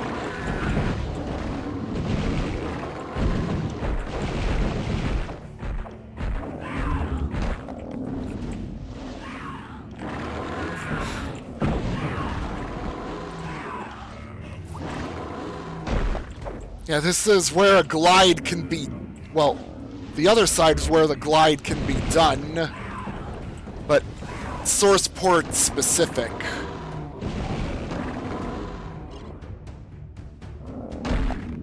Though it seems here where it can be done in like DOS and other ports.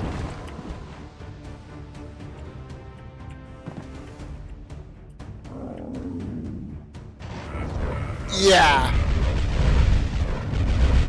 But I want to go through the whole game, so I'm not about to do that.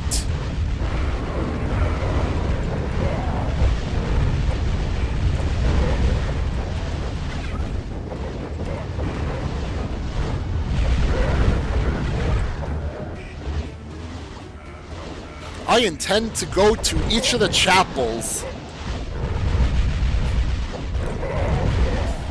That would be awesome. Also include Portal of Pravis. Like Raziel shifting through the gates.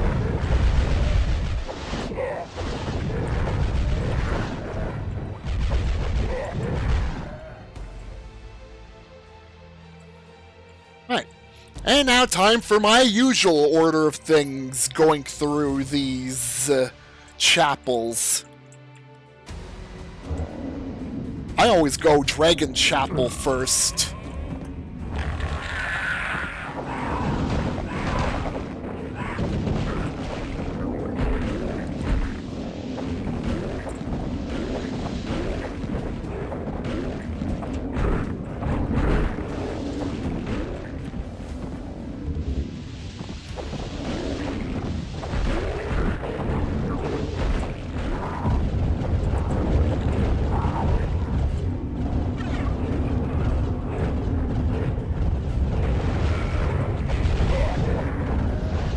Well, hello there.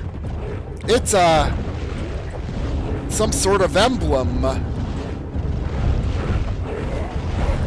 Wolf crest.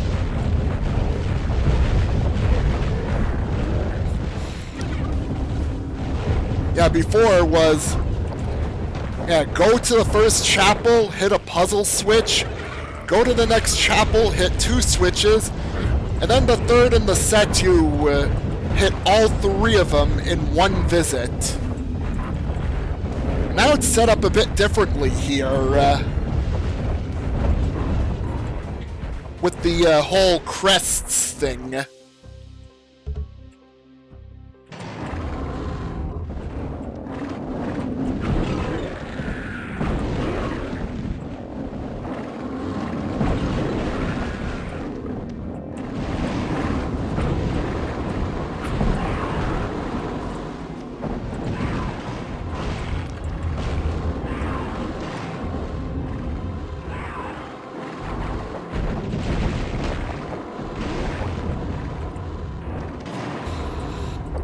Honestly, I welcome the addition of the crests.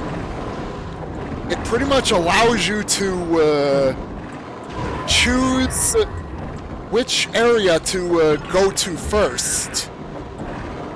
Well, the side I chose unlocked that. The other one would have unlocked that instead.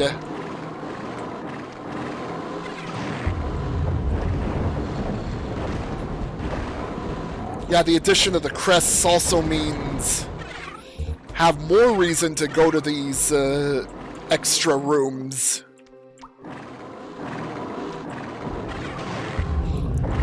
Because now you do have to open up the bars and slay the Chaos Serpents to have a means of progressing.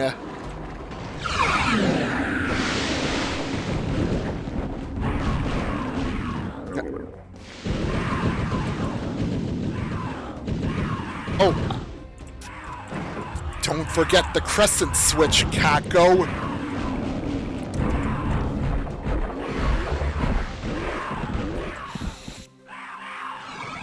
Oh, I think I managed to avoid a trigger for a teleport.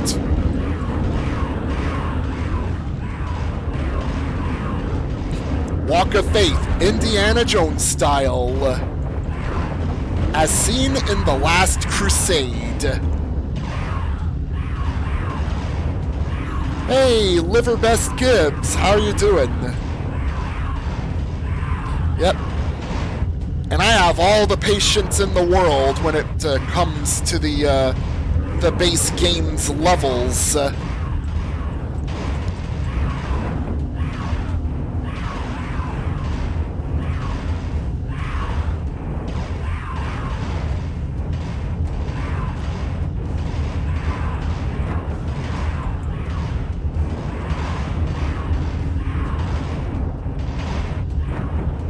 Alright, one more switch. Now, I could get through this quickly and just rush over to the puzzle switch and hope the Etten wedges the Crusher.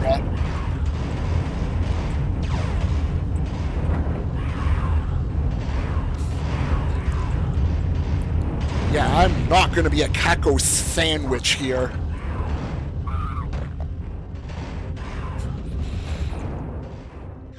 Well, there's quite a few Etten and Aphrit sandwiches strewn around, though.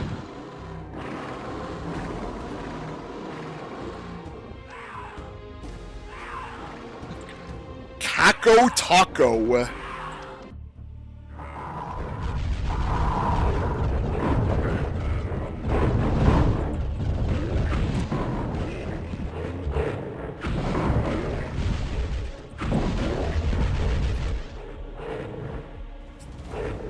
At least it's a Jill sandwich.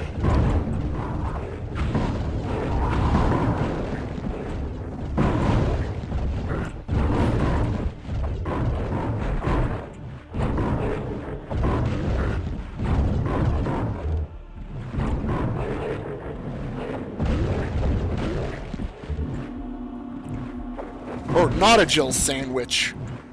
At least it's not a Jill sandwich.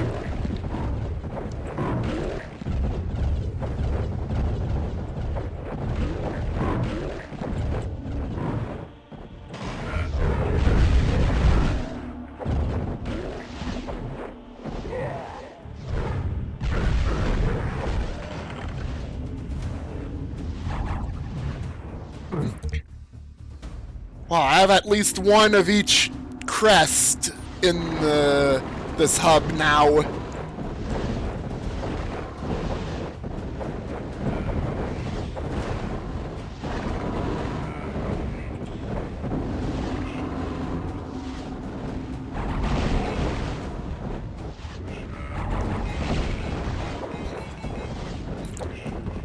Emphasizing again that the angled flechettes are really nice to have.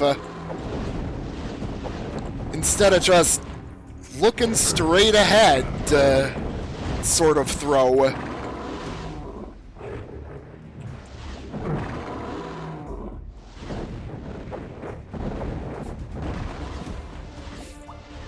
Yeah, which there are actually separate keybinds for artifacts in the remaster too.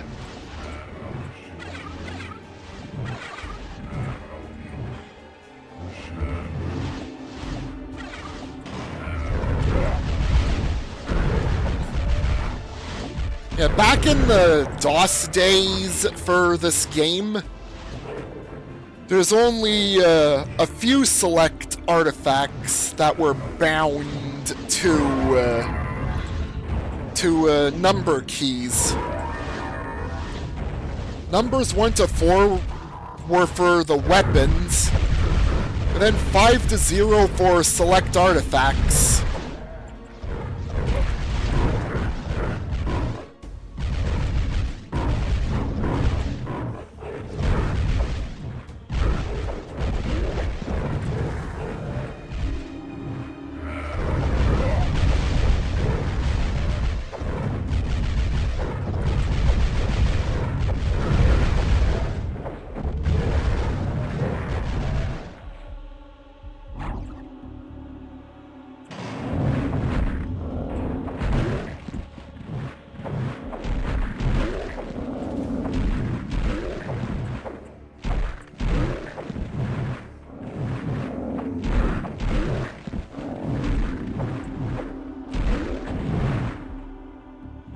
Hey, John Sweet Pea raiding with a party of 9. Hello, John and Raiders, and welcome.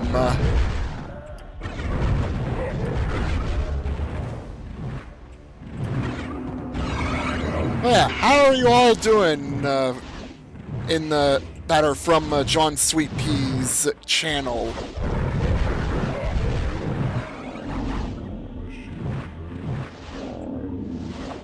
I'm having my revisit into Hexen and Deathkings for the 30th anniversary of Hexen Beyond Heretic.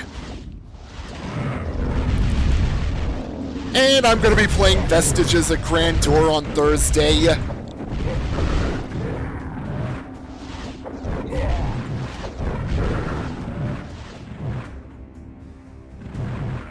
Yeah, totally soulless.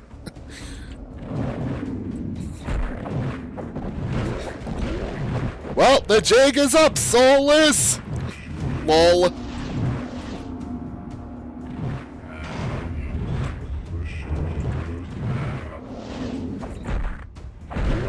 Ooh boy.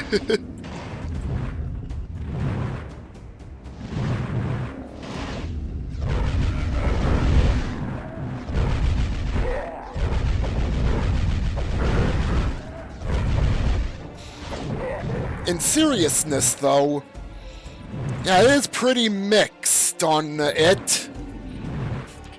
Like, there's those like me that enjoy it, and then those that find it worse than the base game of Hexen.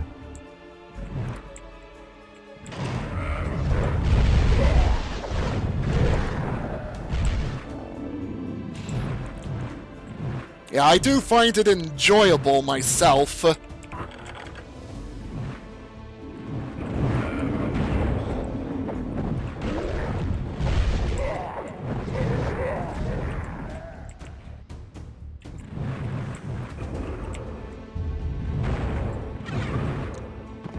No, that's a remaster thing. And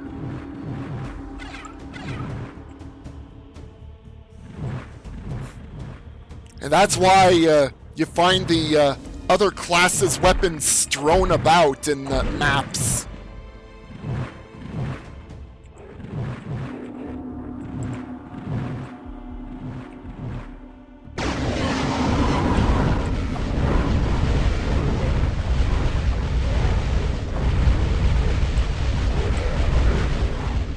You know what? Icon time! Icon of the Defender!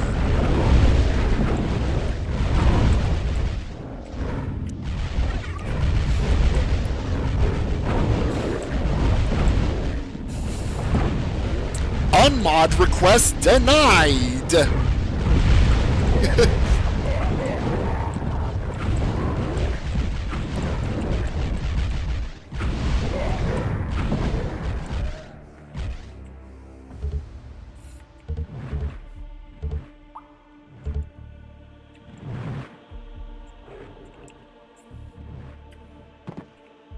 Yeah, that is true, John.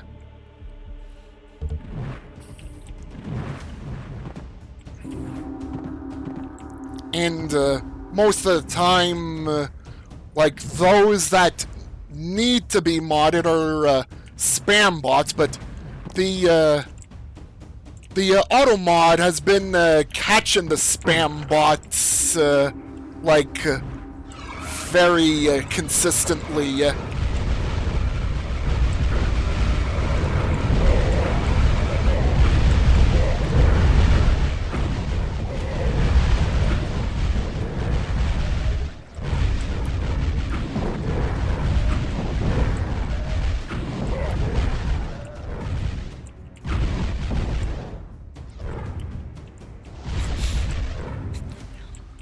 Yeah, Soulless Bestiaries selling you on playing his magnum opus there.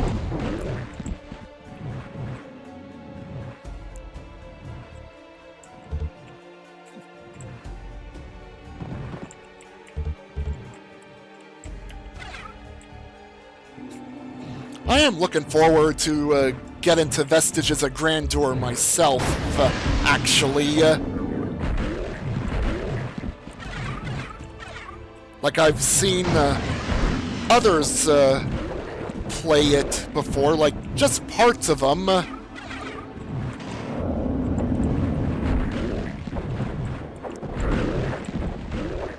And soon I'm gonna be next in line to get through it. And of course I am gonna be using Parias the whole way through that one.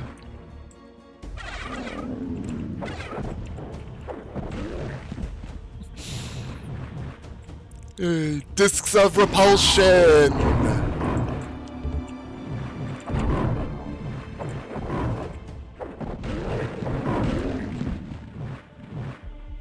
Alright, only one Griffin crest needed. Don't need to pick up any more wolf crests.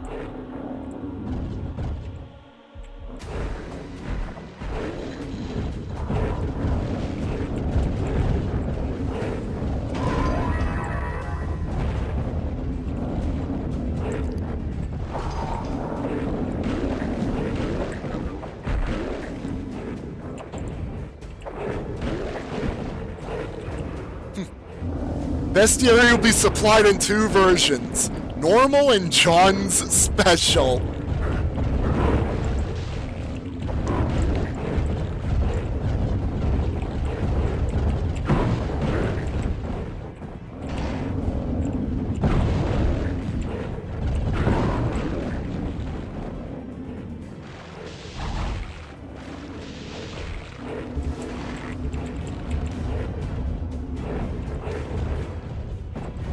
Deathkings map full of revenants? Oh no, it's revenants of the Dark Citadel!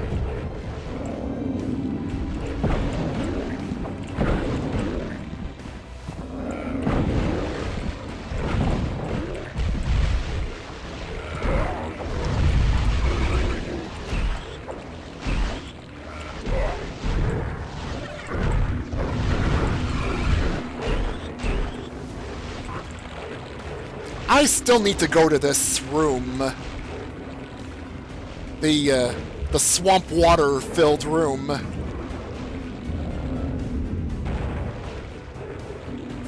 Making bacon.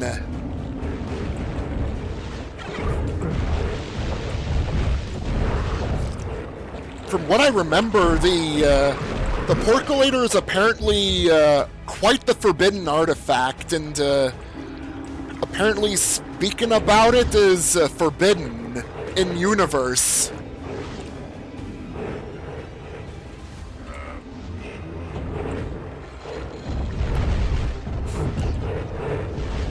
But it sure as hell does make sticky situations way less sticky.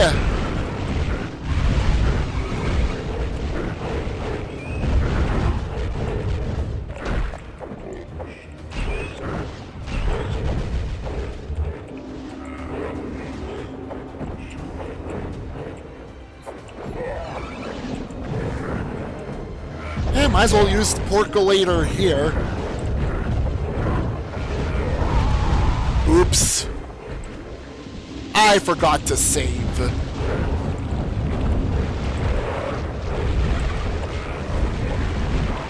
Mortis. Yep.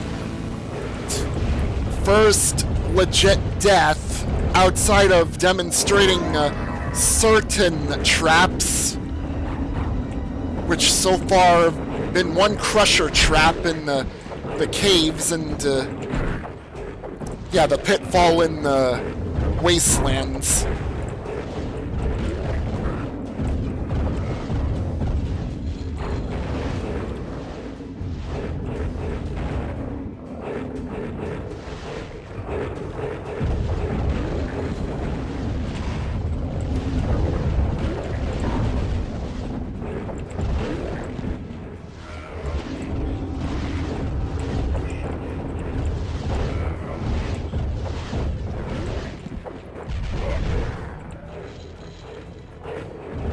Alright, have a good night, Solus.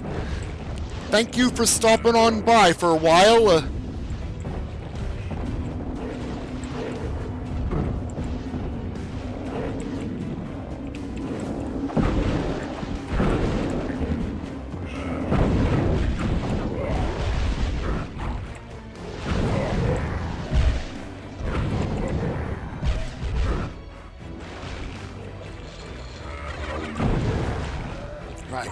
I'm not going to get myself blown up by a repelled hammer again.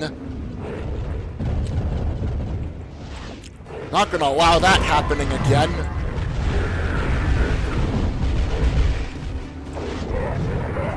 I think it was a repelled hammer that got me.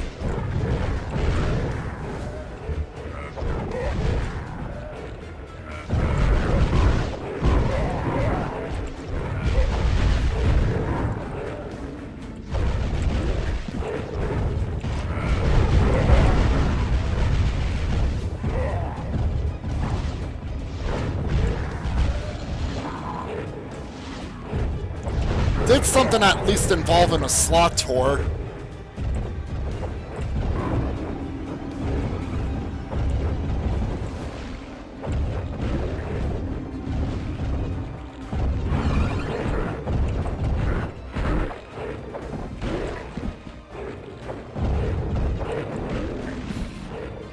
And Etten suddenly popping up. No problem for me. That would be a huge problem if somehow the enemy near me that spawned was Korax. Like, freaking Korax just showed up near me, being all like, "Nothing personal, kid, mortal." Wait, that would be nothing personal, mortal.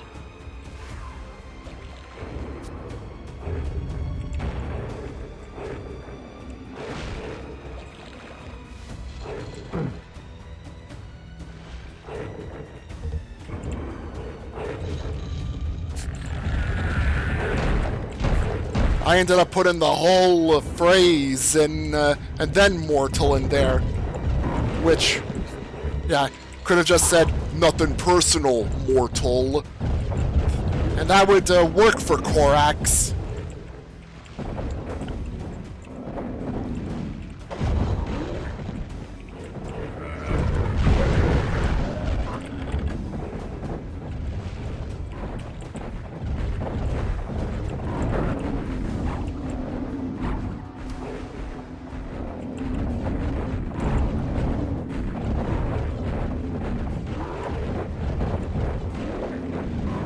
Well, I could pretty much just leave now.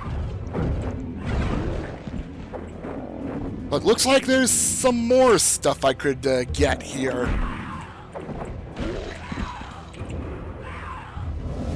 I think I'll go do that before I clock out and get back to Griffin Chapel and finish this whole sequence of events.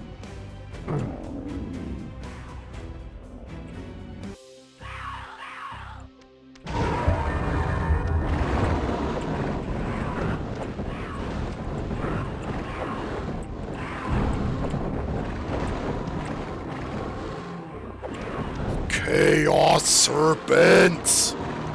Have some flechettes!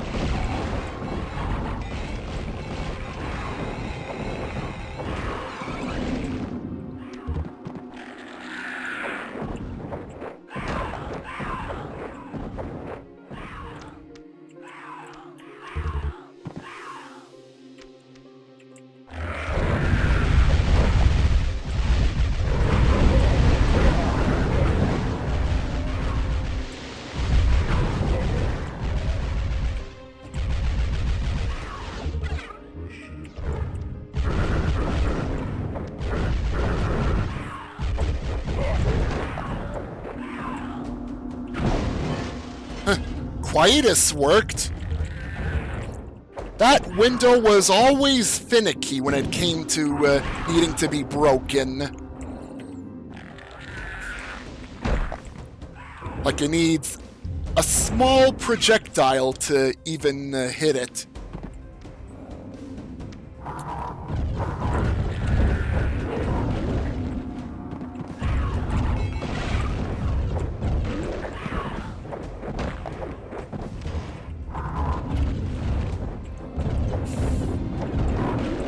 Now, once I'm done here, I'm gonna go and send a bunch of gas clouds the Heresiarch's way.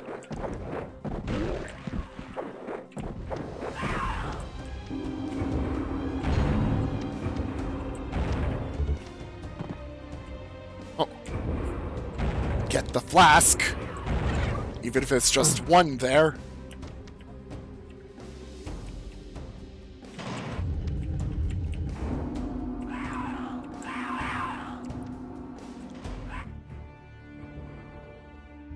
Oh, yeah, they all didn't light up in sync yet, so... But, we're still good.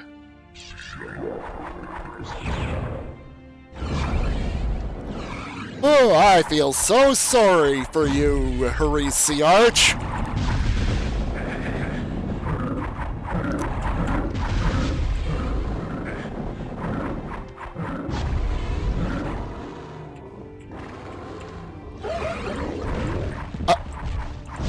Damn it.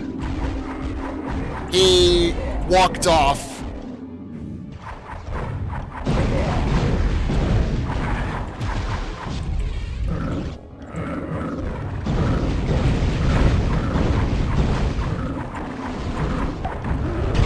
There we go. And Steam Achievements has the description for defeating this guy be... I hate that guy. Yeah.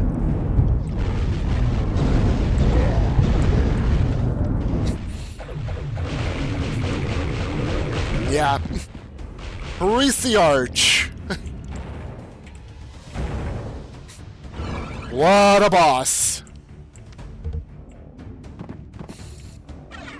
But means to get around that barrier of his. Yeah, I just farted on the Heresiarch. Heresiarch could not stand my gases.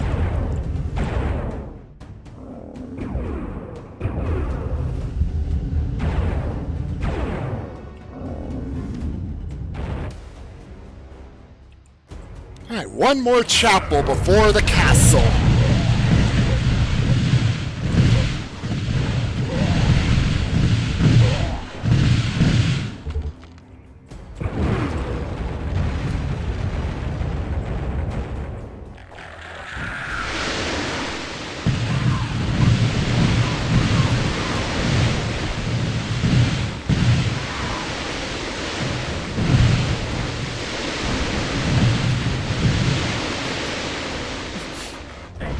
Lots of sizzling going on.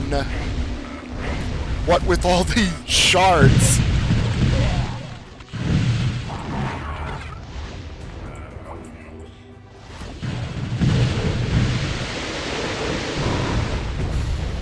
Not sure how I feel about the Blood Scourge in this version. It lost its homing.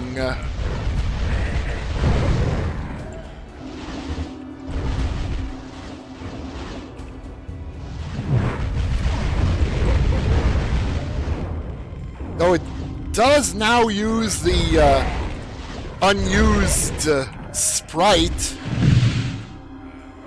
like for the middle projectile.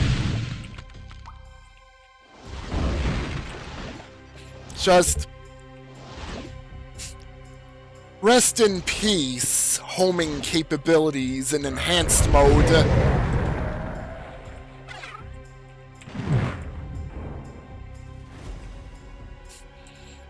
Though, I think Menelkir's Blood Scourge still keeps the homing. So, yeah, Daedalon effectively got gypped on the Blood Scourge front.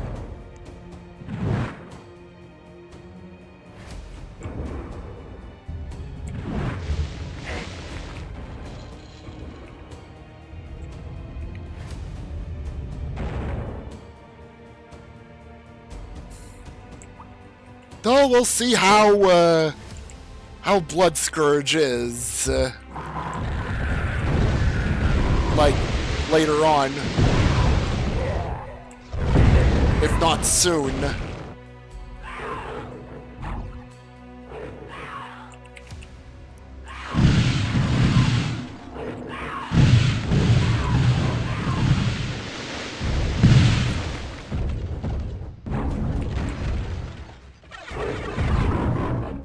Bye, Slotor!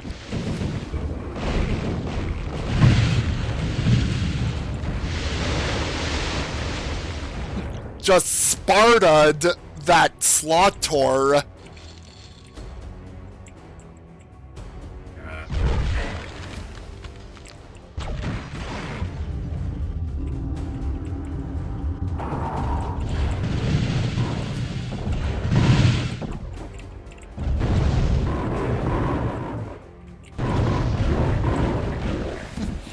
Still, Ripson cannot be repelled back by centaurs.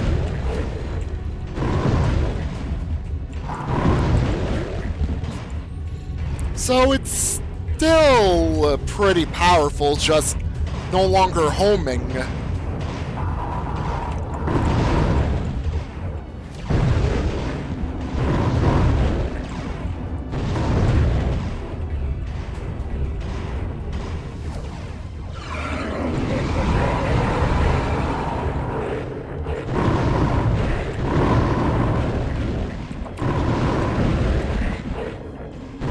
Actually, for situations like this, yeah, Blood Scourge is better off without the homing.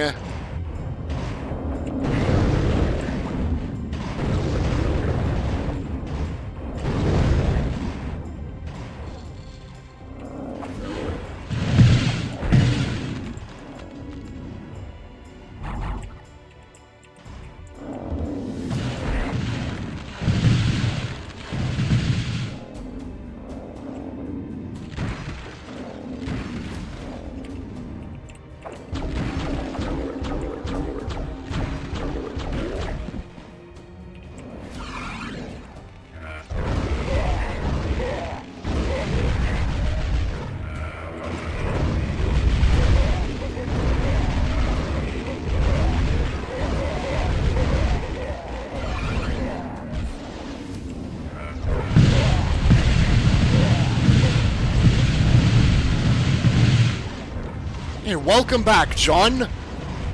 Yeah, I'm at Deathwind Chapel right now.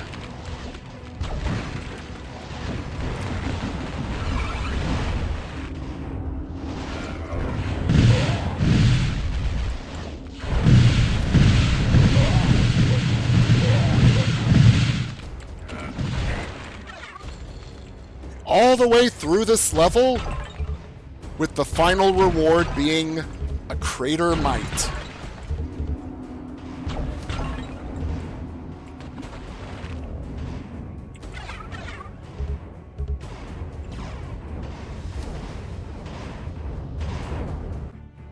I do find that I'm getting a lot of mana than what I'm probably used to in general. Like, I think it used to be like 20 points of mana from a pickup. It's like 50% more ammo from pickups.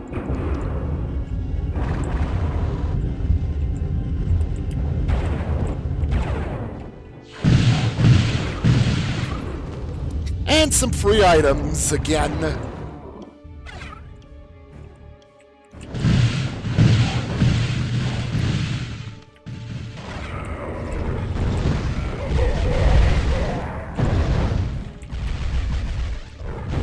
Yeah, welcome back again, John.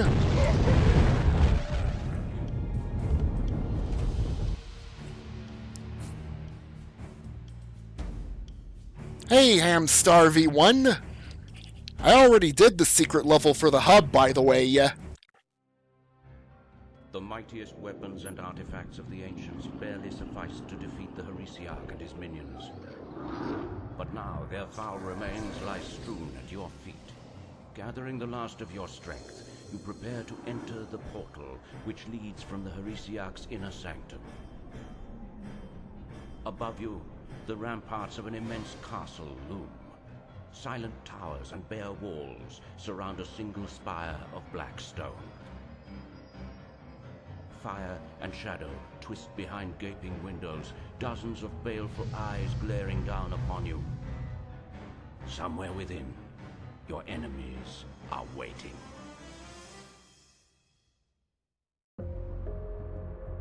Yeah, they used to be only on PlayStation and Saturn, but now they're on PC and better looking. Also, no, Korax, you will not sweep me from the board. Thank you very much. Nope.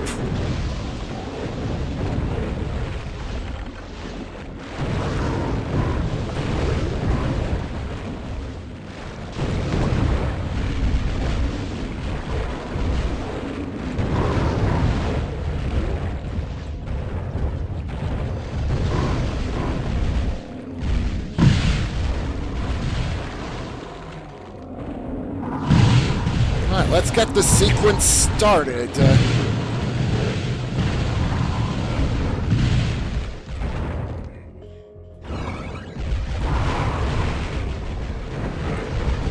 Lifts spring to life in the castle. Yeah, these extra messages are pretty nice to have.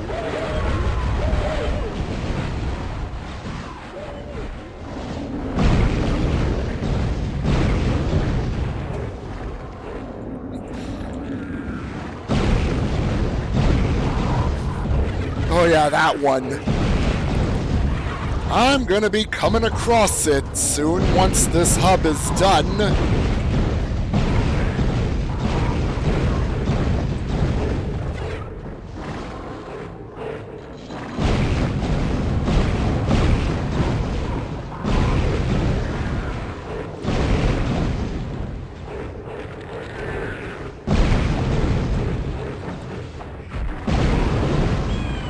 Oh, you mean what Civvy calls the jank spikes?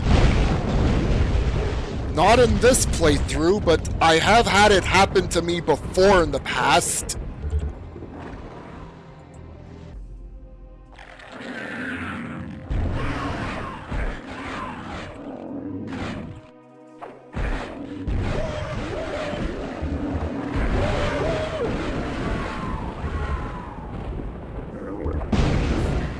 I must have had like a couple moments where I was unfortunate enough to be under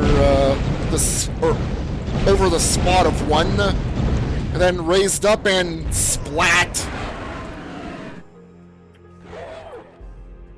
I think I just refer to him as ground spikes.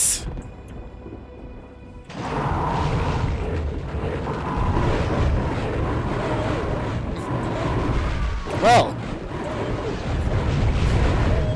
I've learned of another name for those ground spikes now. Ground boner.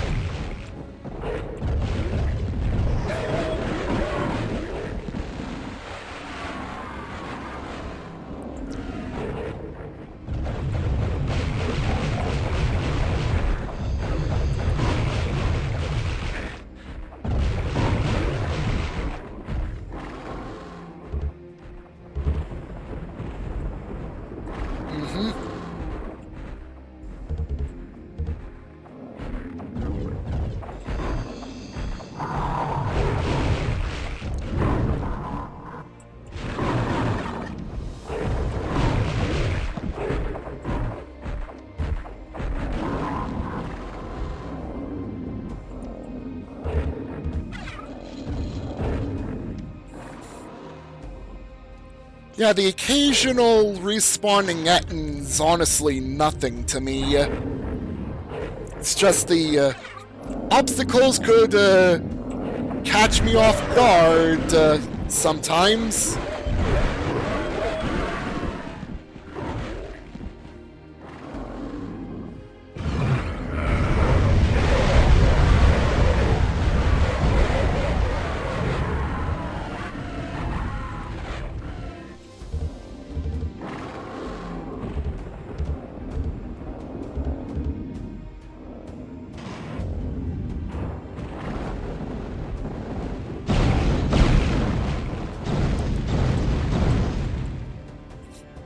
Alright, rusted key.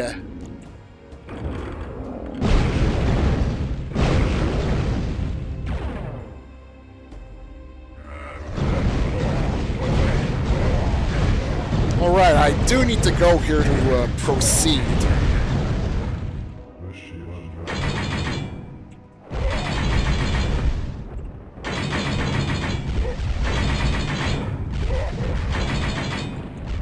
Because why not? Just parry the whole volley of spiraling magic missiles.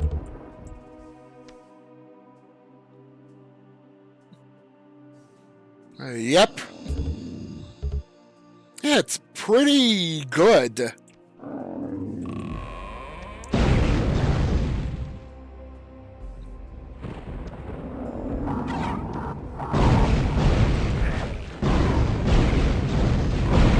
Yeah, it makes the mace much more useful and viable to go back to use than merely conserving mana.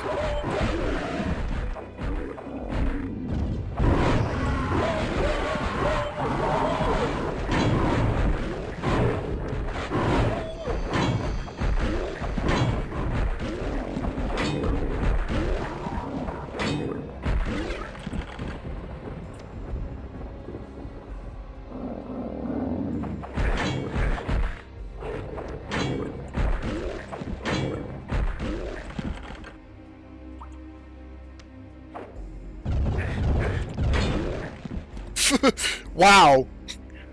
Deflected missile kill.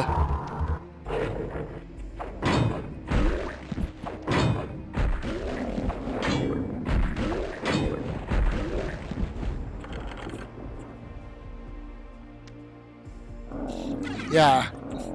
Though, spiked gauntlets are still pretty strong for a starter.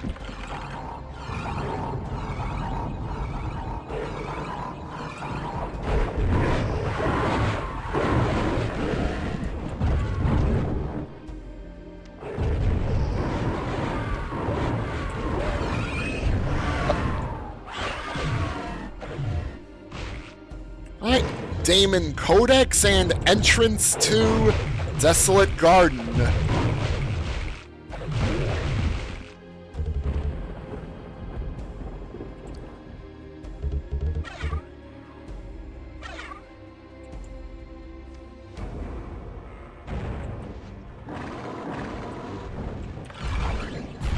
Well, let's play musical switches.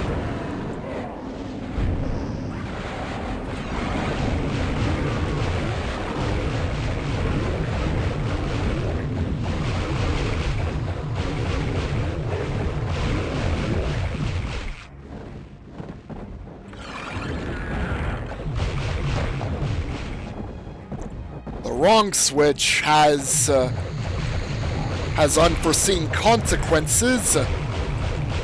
Right switches has a bit of consequence.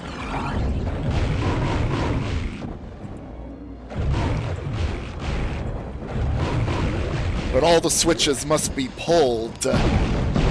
They have to be.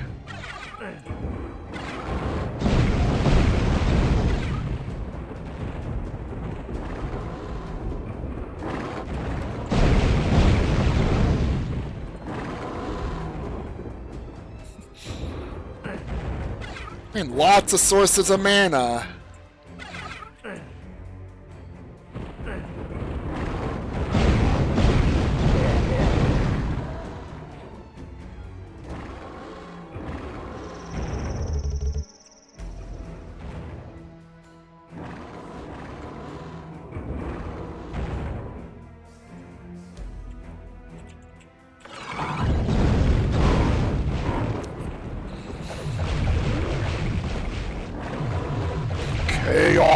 serpent of the poison variety. Well, what would be considered that, but it scorches just like the standard fireballs from the green chaos serpents.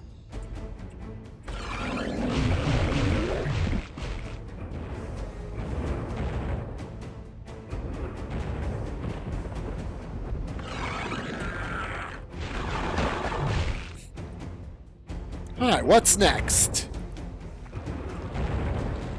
There's the last one.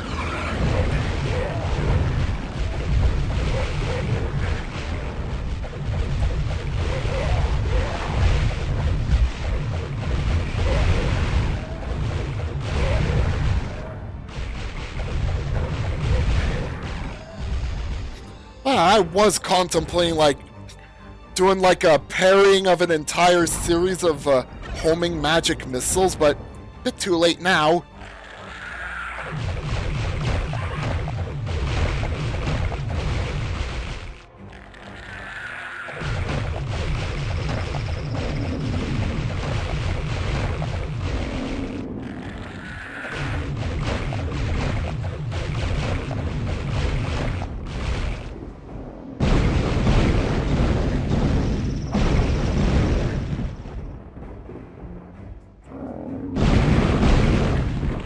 Yeah, remixes of Andrew Hulshult are pretty good too. I know there's people that are split on it.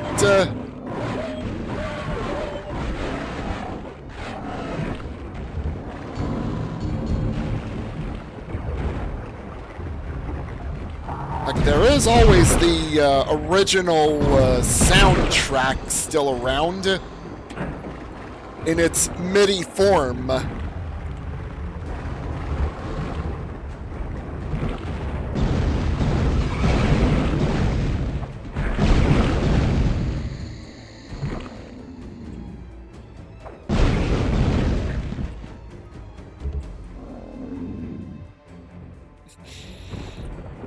I cannot pick up any of them. Mana's full.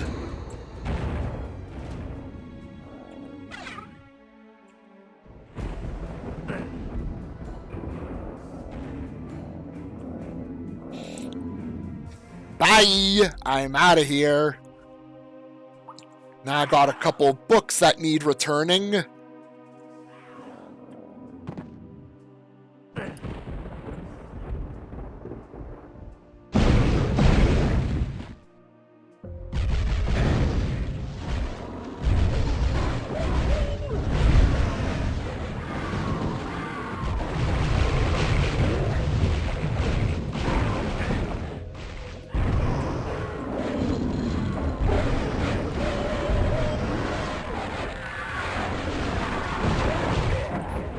Alright, one last switch in the outer walls.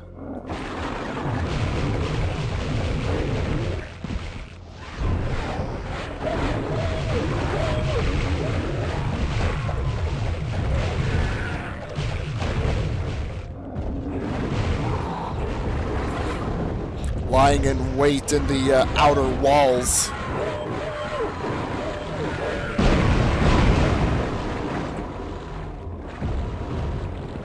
Platform move in the tower.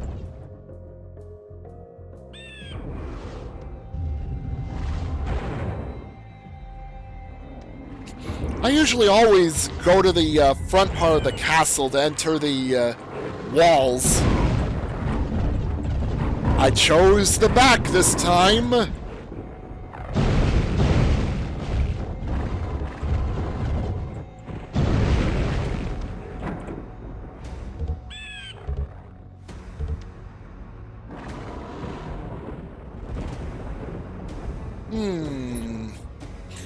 Which one?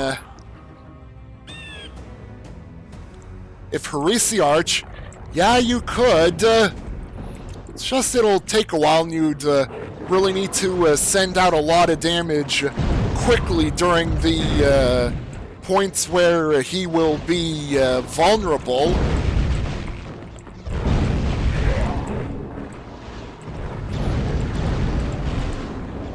But if you're talking about Menelkir, yeah, he's gonna be interesting. Oh, Menelkir.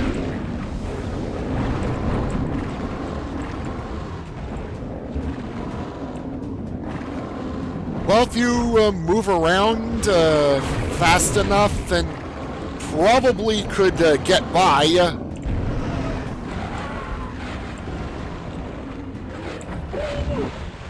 Because, yeah, even to this day, Menelkir can sometimes, like, manage to get a kill on me.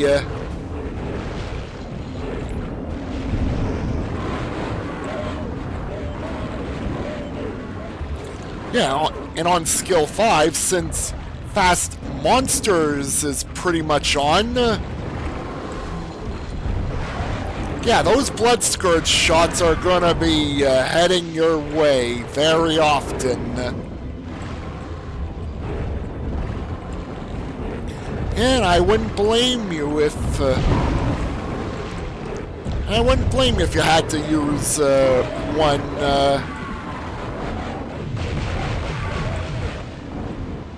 Like you find plenty of those during a playthrough anyways, and the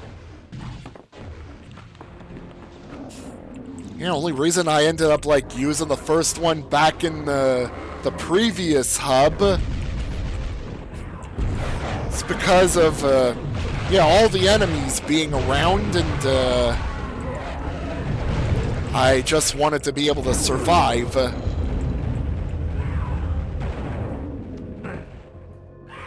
Otherwise, I would have just Wraith-Verged the whole lot of those enemies and be done with it.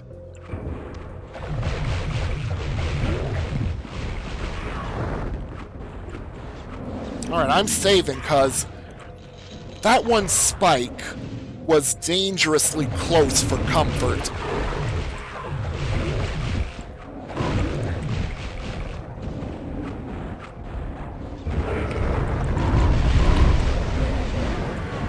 Oh, I'm surprised that actually worked. I was expecting the ghost to, like, go right after me with how the Centaur had its shield up at the time.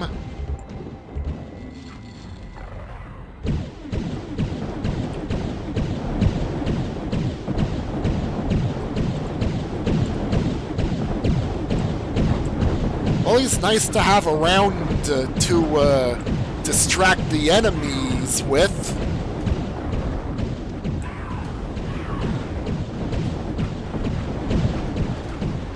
Actually, I'm pretty much thinking of, like, using them during the finale of Deathkings.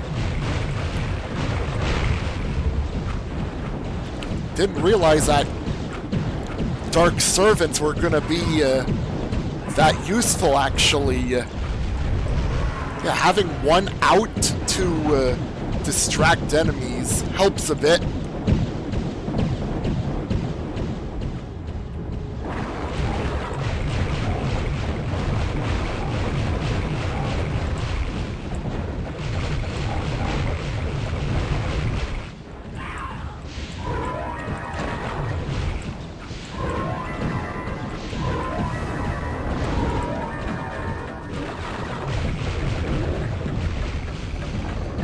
Platforms lowered in the tower. Alright, Baratus. You're going deeper into the castle.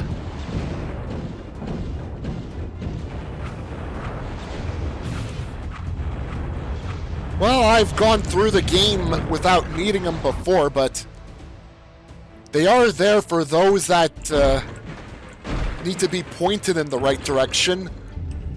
Though the X's in Shadowwood could be improved on.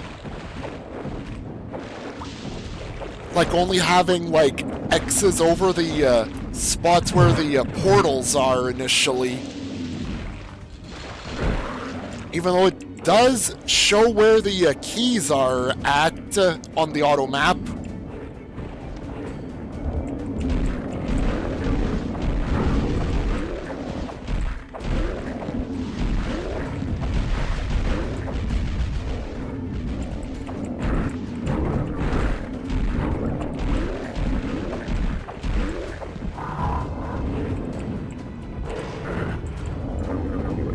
Oh, I forgot the bookcase goes that way. I am here to return some overdue books. And they're books that I certainly did not take out. Someone else took those books out.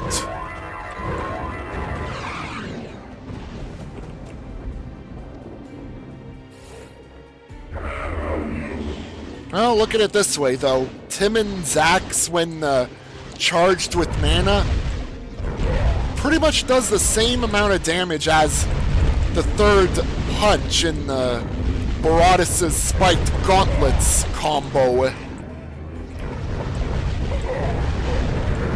So you're outputting the same amount of damage as a critical punch. Hey, Yorick! Guess what time it is? No, no! You're going back to my headless statue, aren't you? Yeah, I am! Alas, poor Yorick.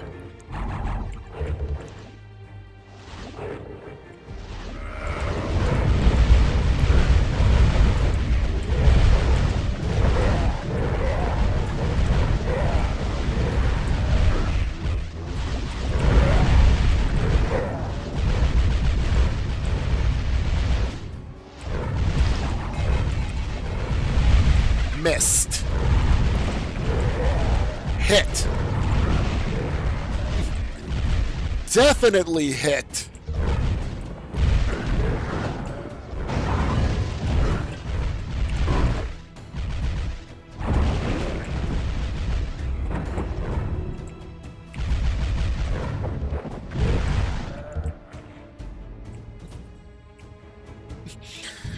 Yorick like Skeletor with skull head and meat body.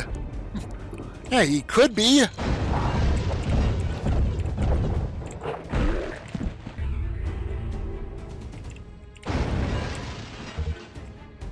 I think we're gonna break as many of these and get the items behind him as I can.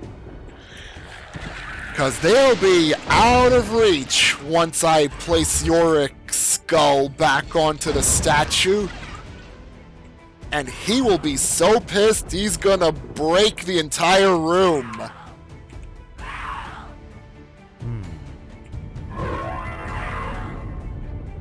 Oh, I'm so angry I could just freaking shake the foundations of this room. Ah!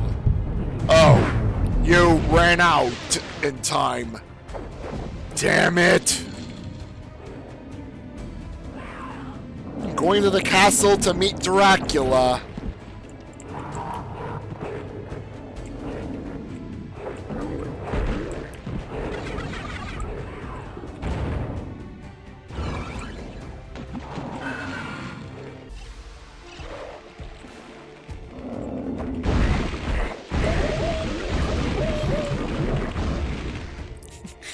I see that emoticon from John and like, you dare bring light to my lair? You must die!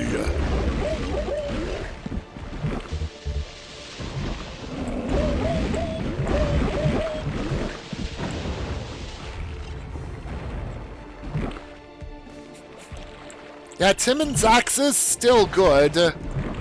Like, it's got a nice rate of attacking still. Reference to Zelda CDI. Hello, Ron, and welcome to the stream. Hope you're doing well. No, not into the pit! It burns!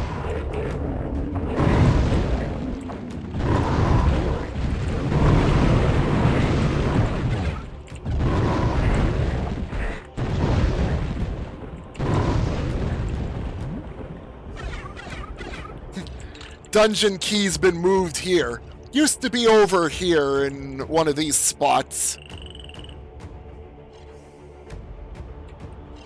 Yeah, I think I remember, like, missing the dungeon key before when I was first playing Hexen back on the Nintendo 64, and I think I may or may not have, like, missed out on the dungeon key several times.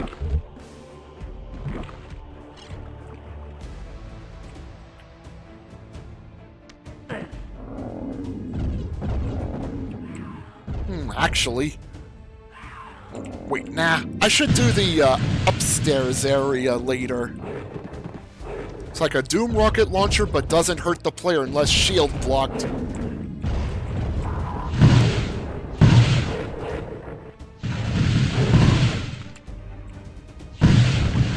Not really, so...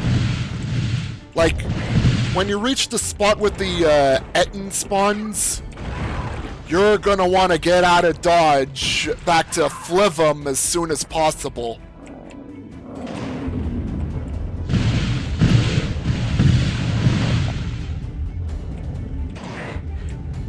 Yeah, you need to leave as soon as possible out of the level.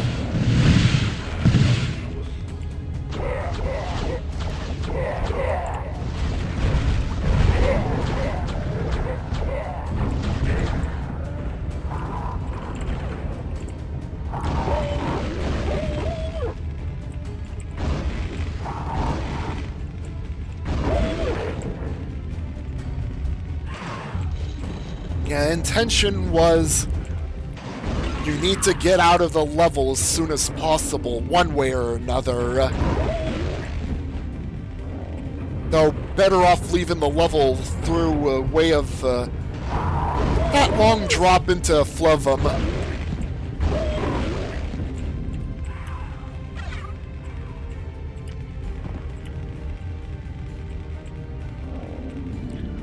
No, I think there's probably eventually a limit to the amount of Reavers that can pop out. I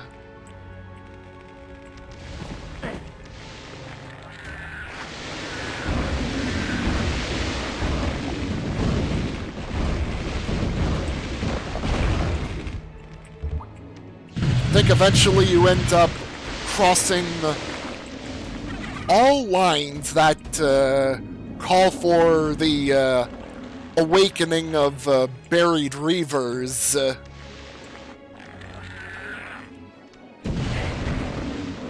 Well, either making them spawn in or awaken them.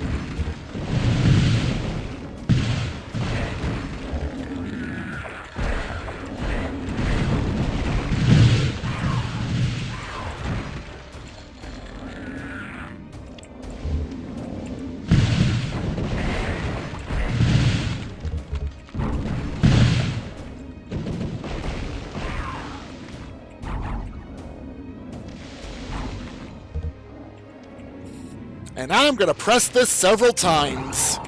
1, 2, 3, 4, 5, 6, 7, and that's it.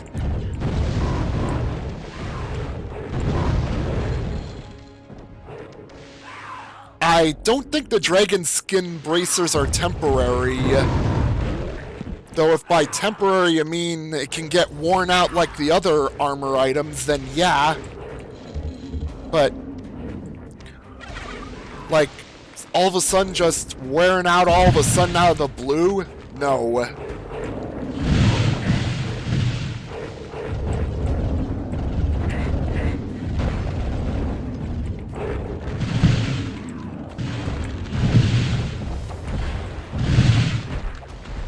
Well, it's your choice. Like, you could use them right away, or you could wait until later to use them. It's pretty much armor on demand.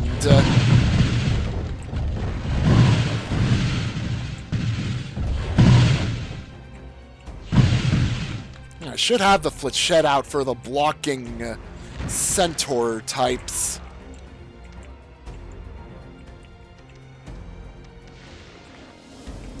Like, if I manage to stun one, then I could, like, just plop a time bomb fletchet in front of him and finish him off.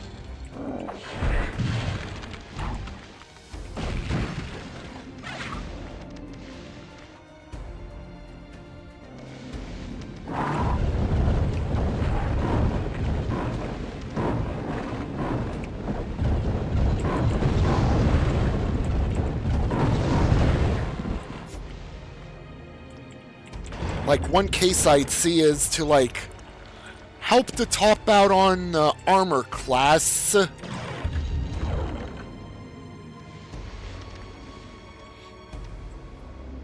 Because you can actually use it even if you have all 4 pieces of armor on.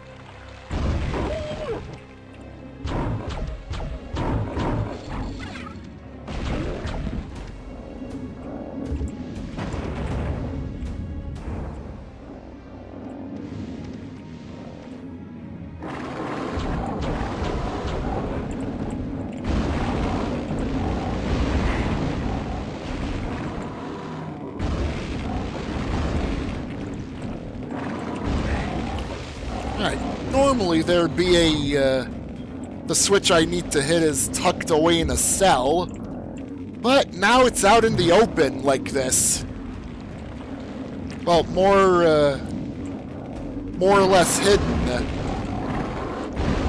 Used to be more hidden.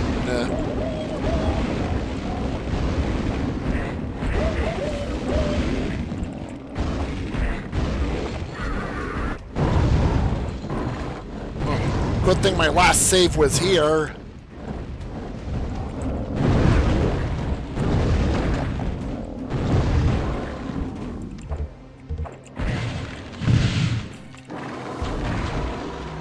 I probably should go and use some artifact or something to get on by faster.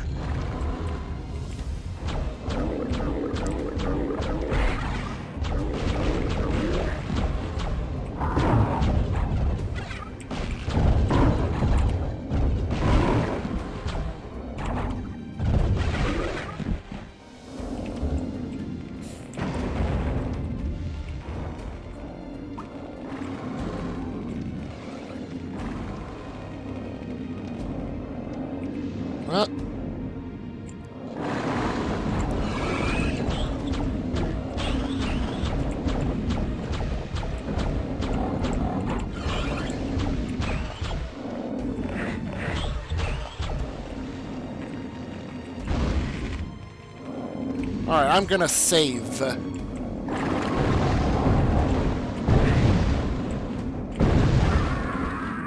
Good thing I saved.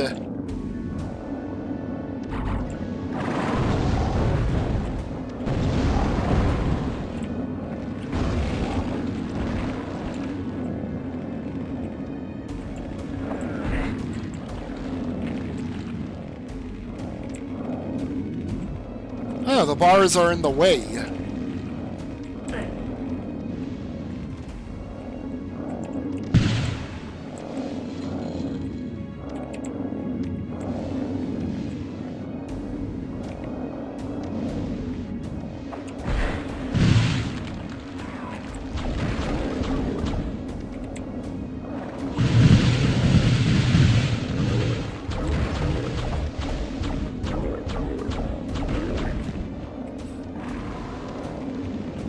I do remember the bars eventually do open.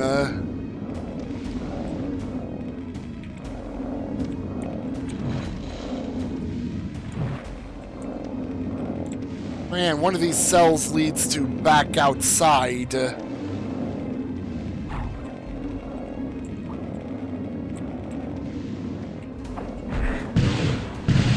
I think I must have missed something. Well, not this.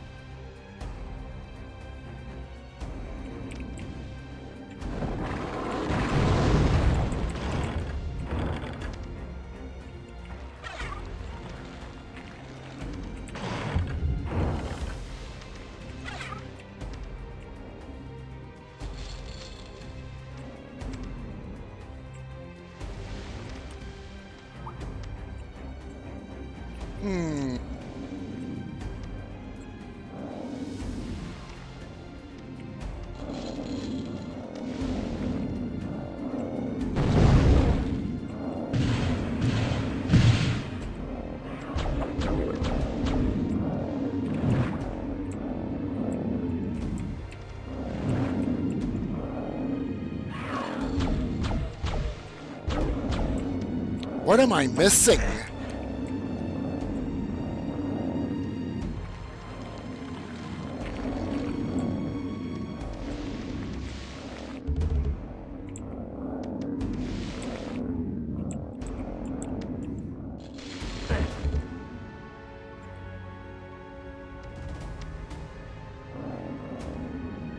I did hit the crescent switch here.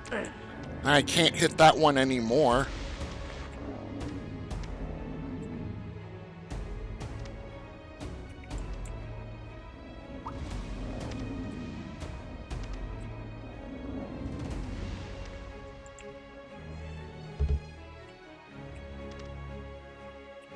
You find Hexen music very meh.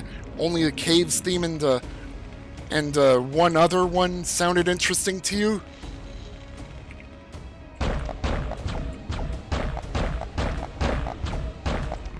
Oh, I enjoy all of Hexen's music.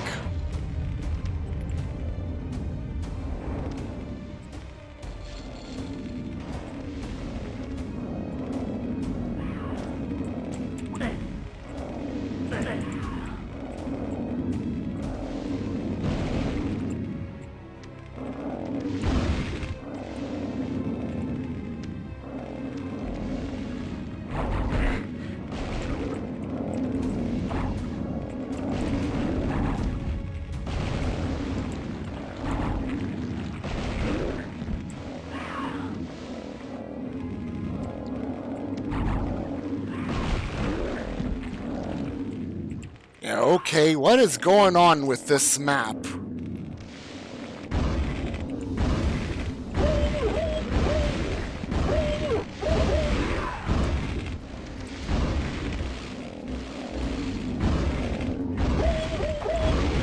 Pretty sure it was supposed to open eventually.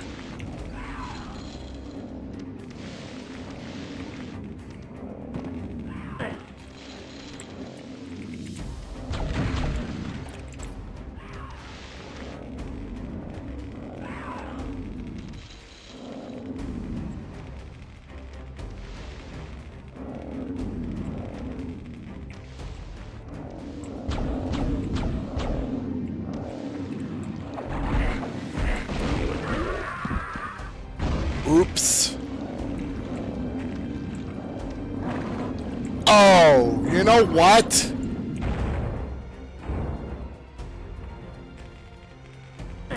I think porculated enemies... I think the porculated enemies might have caused the sequence to bug out. I think the porculated enemy bugged the sequence out.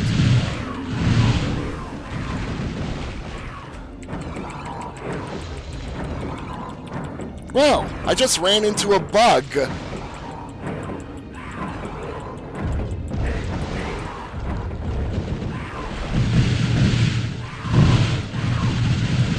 Yeah. Probably the first instance of that happening to me in this map.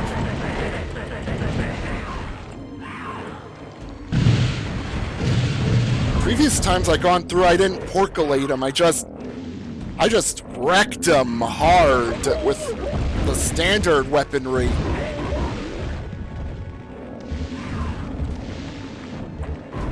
Unless it's already been reported there.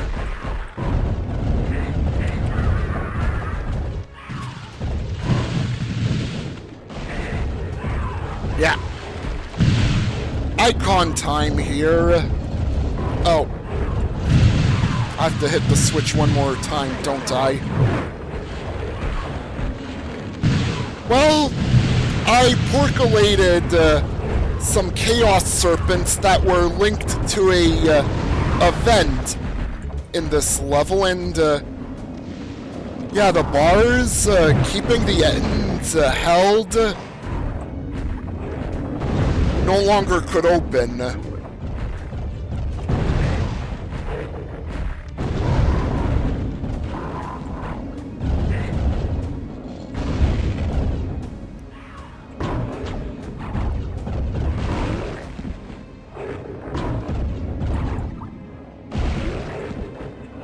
Yeah.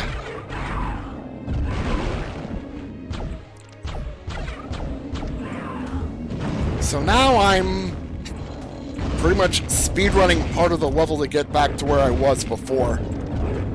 Okay. Kill the Chaos Serpents normally here.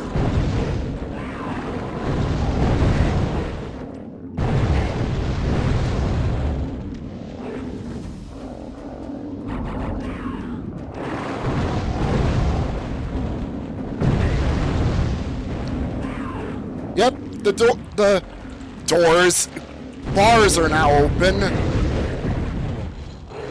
The bars are now open.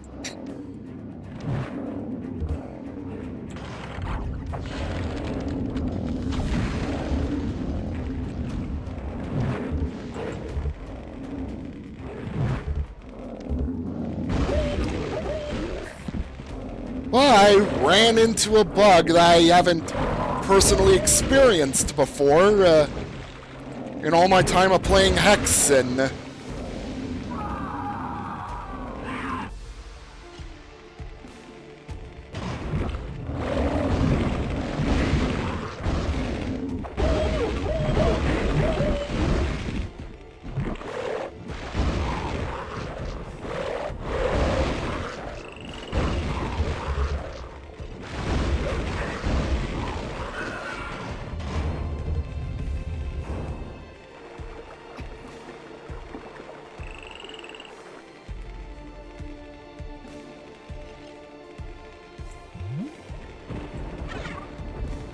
And going back down.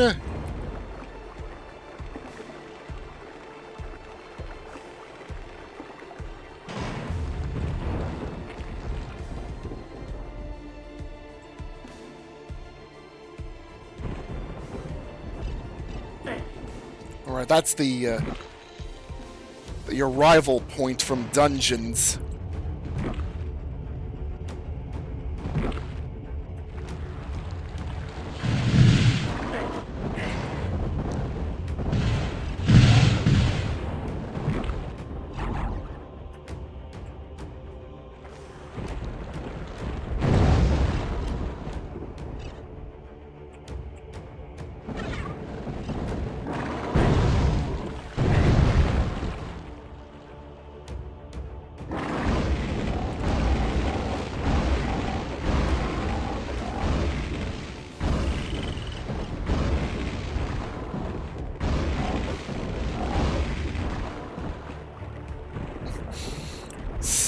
sneakily use the lightning on them.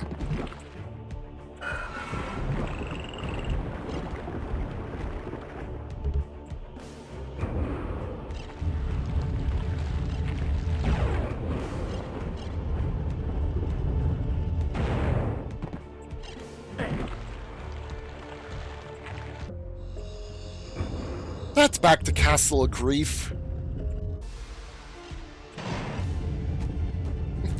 And starting point is the Crater Might's resting spot.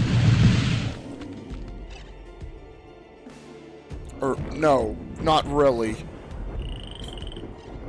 I thought it was, but no.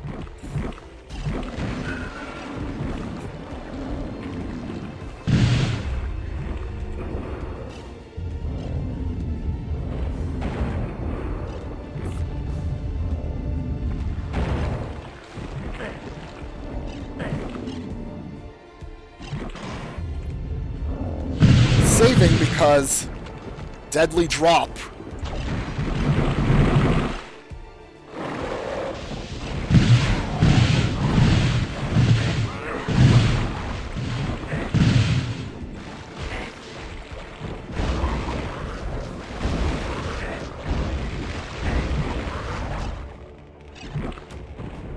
I'm gonna get a bunch of flasks back anyways.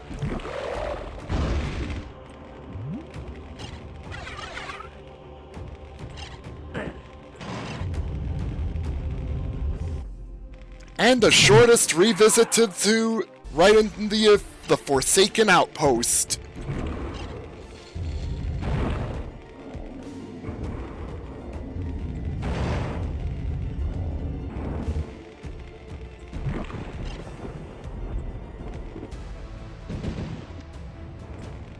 Alright. I forgot to check something else out here.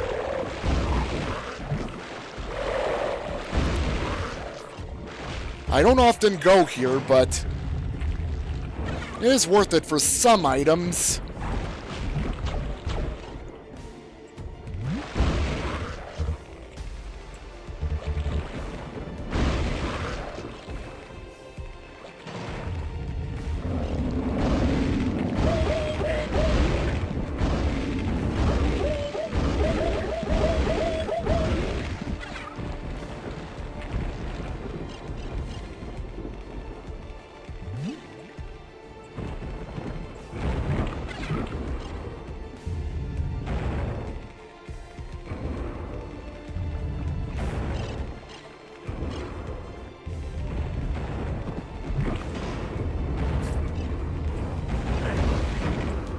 But for purposes of just getting through the hub, I'm already done in this map.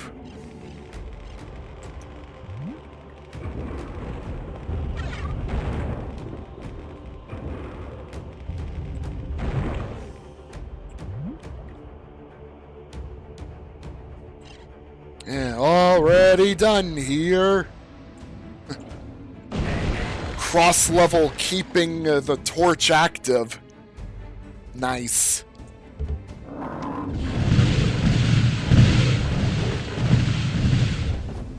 Actually, I'm about to finish the hub, so... back to Parias.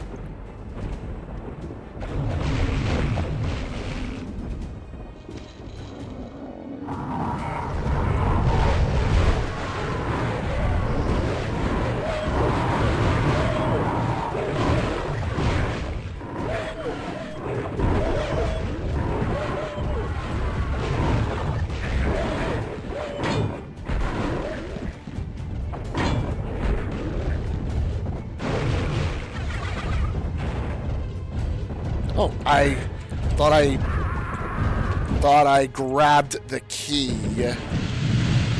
Oof. Well, that was quite the blooper.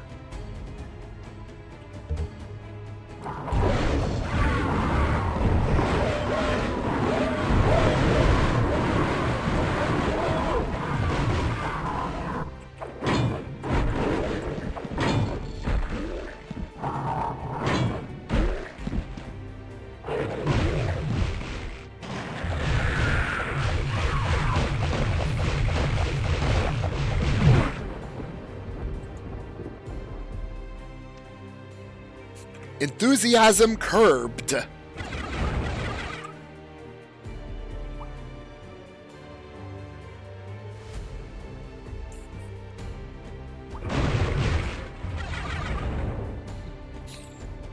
Yeah, Hammer of Retribution is pretty strong.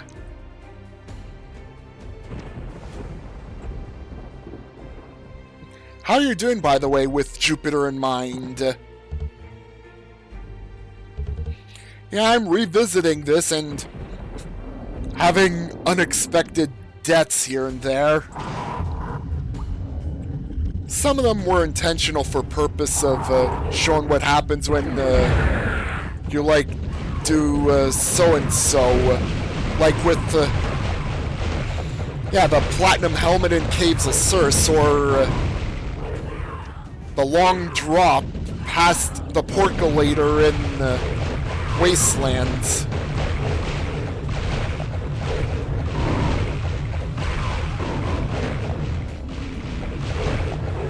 Yeah, all classes are very versatile in general, honestly.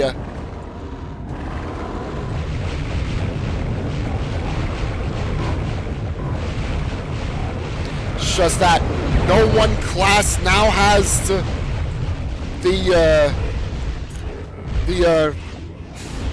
unviable weapon anymore. Any class can get by with their standard starting weapon decently to start now.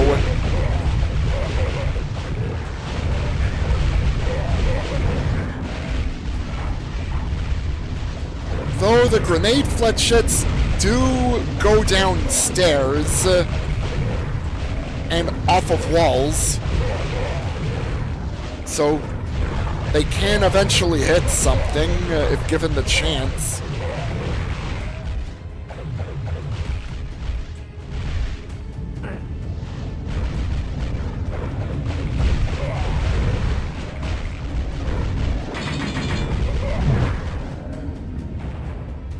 Alright, time for this Heresiarch to go.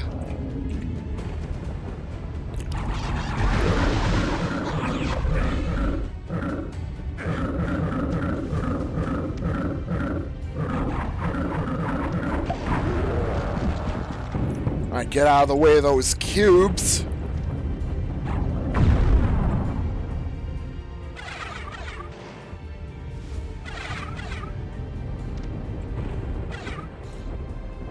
Alright, here we go. Here we go. It's time for that scene. And he shall journey into the realms of the dead, and contest with the forces therein, unto the very gates of despair. But whether he shall return again to the world of light, no man knows. Damn. Damn. Damn. Damn. And one more damn for the road from Raph. Damn! Are you strong enough to face your own master?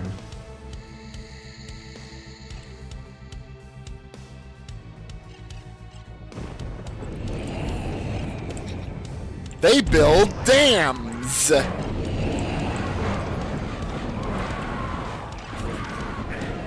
Sequence of dams for the bot.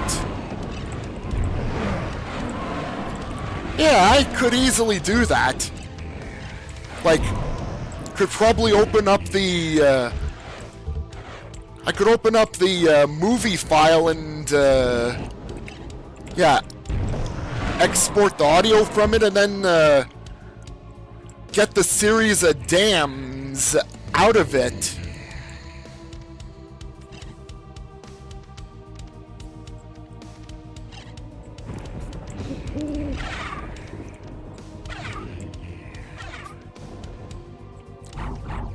Hopefully I am not too close to Traductus's tomb entrance.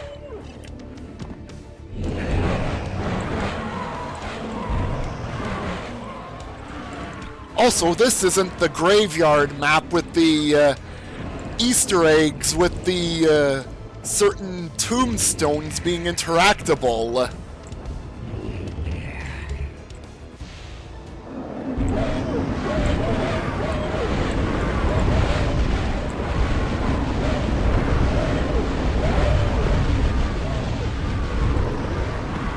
The changes in maps are not as major as Heretics. And even then, like, for the most part, Heretics maps are not drastically changed. It's just several switches have different... like, several switch borders have different texturing on them. Some switches have been moved. Like, there's bars over the portals in the Shadowwood hub until you hit the puzzle switch.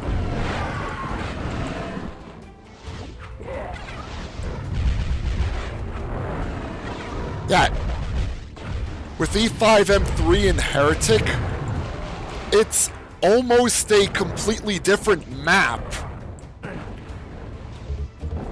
Like, it's still got the recognizable spots from the original maps, but yeah, it feels like nearly a whole different map now. And honestly plays better than the original.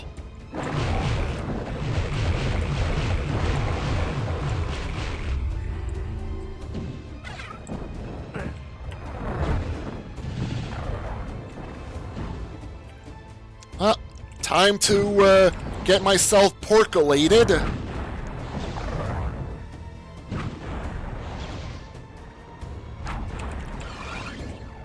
Didn't take long.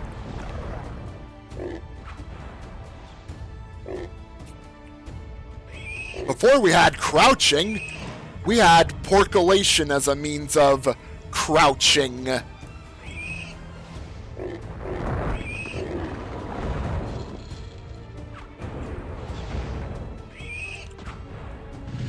Oink, oink. And yeah, you can actually lower this thing by attacking it, if you don't feel like using the gargoyle statues to climb up.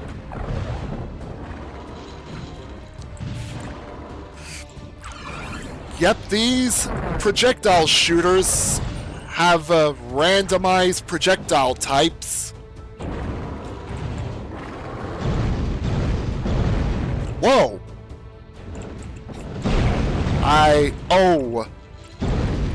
The Chaos Serpent that was trying to attack me found its way down here.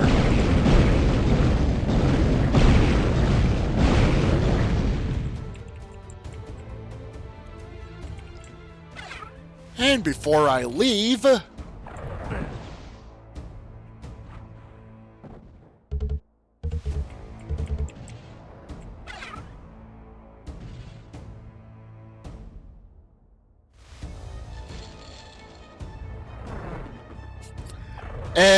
Duke's gonna be like, "Now how the hell did you become a pig there?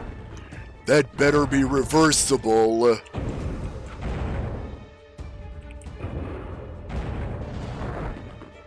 Well, the purpose for the Wings of Wrath is so you can go back to previous parts of the hub and do some final cleaning up. That's pretty much its only purpose. For the, as far as the base games hubs are concerned.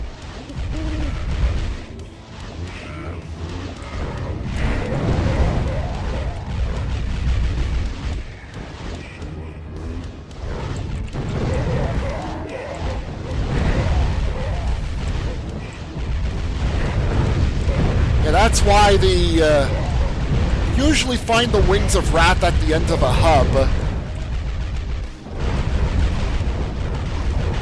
Though you could use the Wings of Wrath and trivialize the secret map of a hub.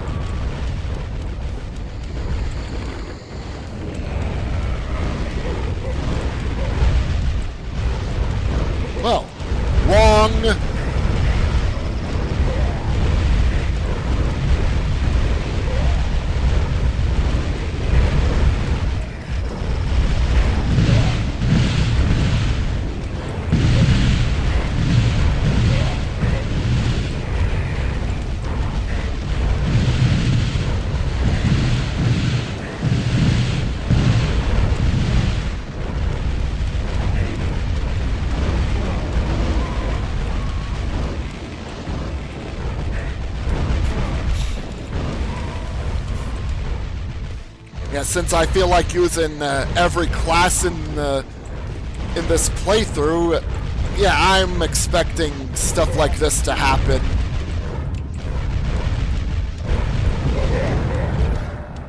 These dark bishops were attacking behind the door the whole time. What a bunch of idiots those bishops were.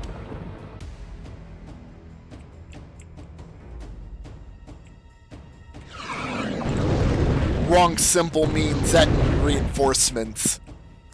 And a steady source of experience of playing Wrath of Chronos. Right switch is the way through.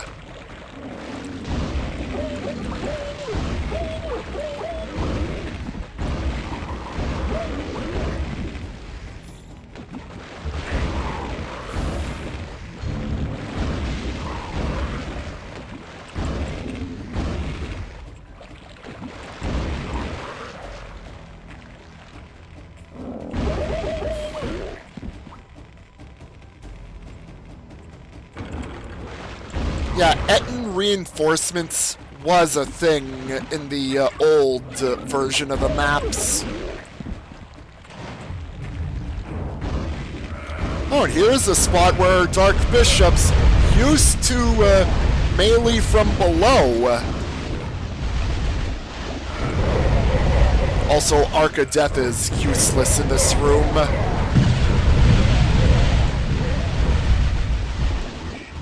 Yeah.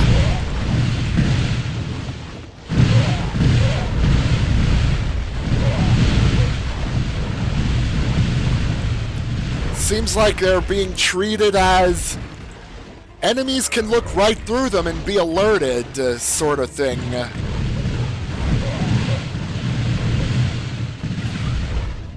I don't think Hexen back in DOS had it like that issue.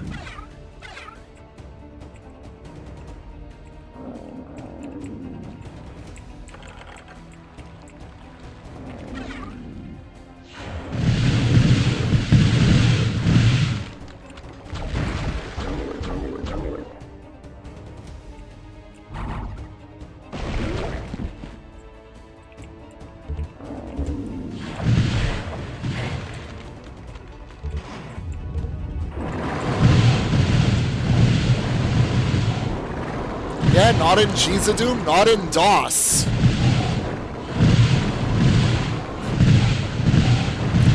And definitely not in PlayStation, Saturn, or Nintendo 64.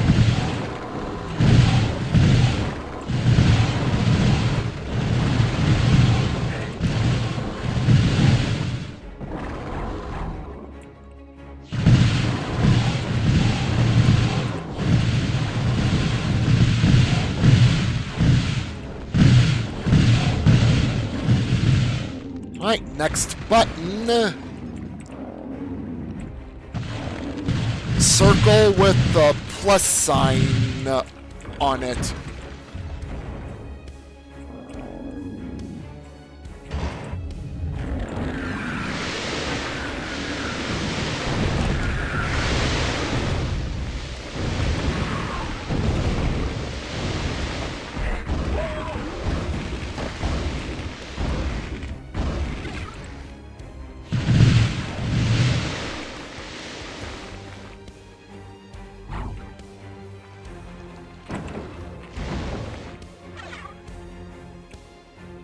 Here we go.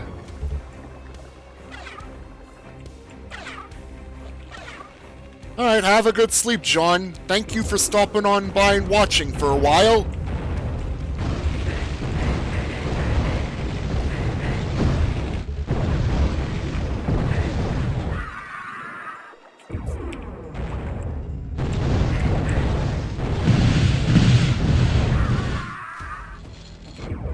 Yeah, Menelkir is gonna wipe the floor with me a few times. Oh, I think I heard him dying.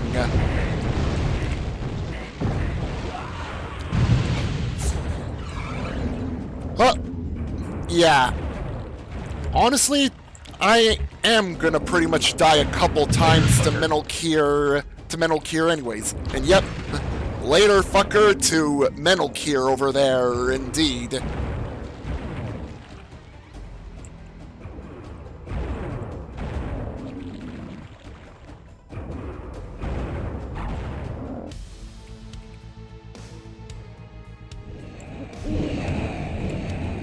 Yeah, I'm going back to Pariahs for a bit.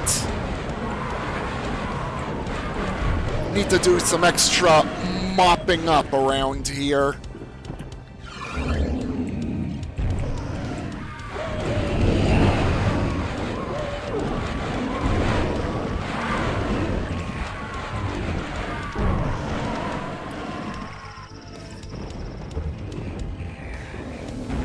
Alright, now it's time for Baratus to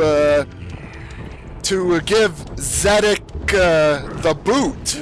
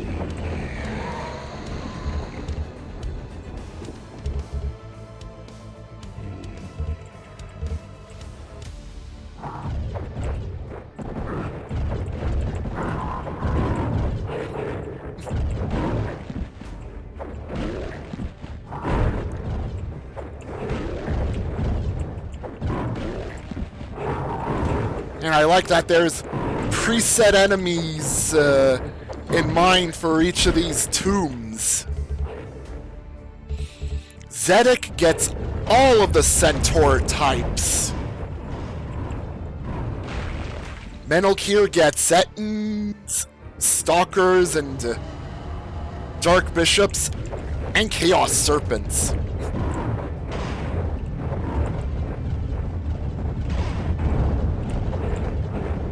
Though, Traductus' tomb has Chaos Serpents there too. But there are foes in each of the tombs that are not found in the other tombs.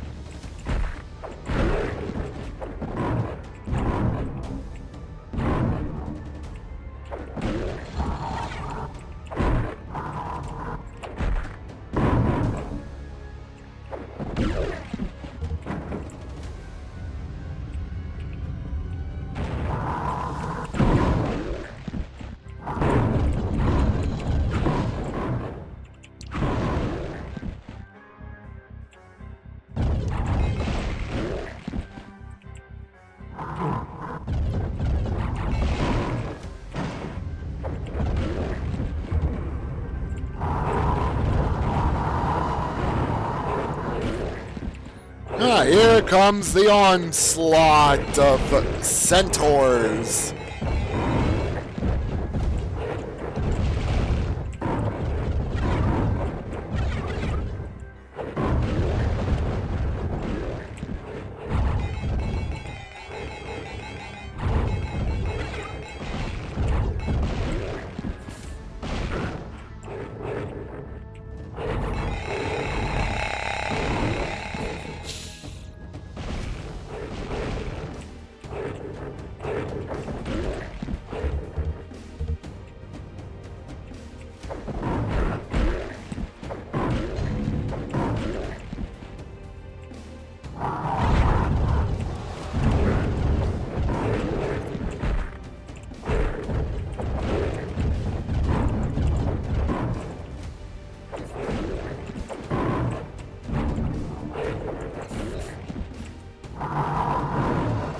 I'm gonna have to get a bit pushy on these centaurs.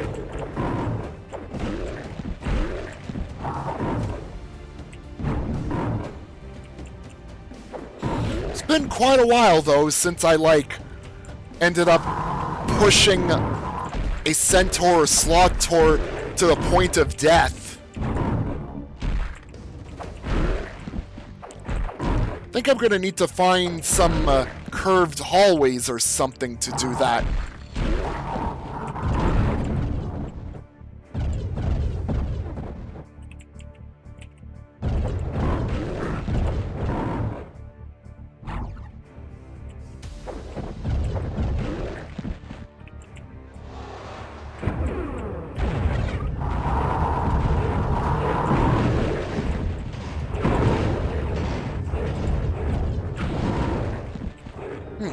Wonder who, like, set off the crusher, unless that can be set off from the side halls.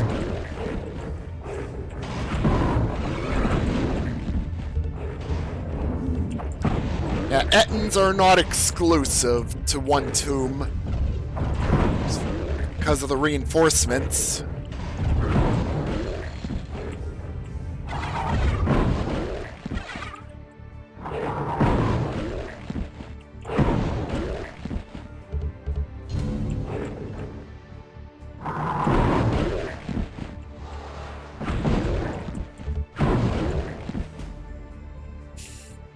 The day of Zedek's reckoning is at hand. Wait.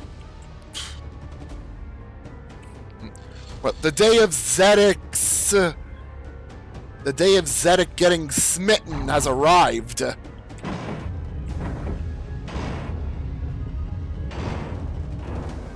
Alright. Part moons and one full moon.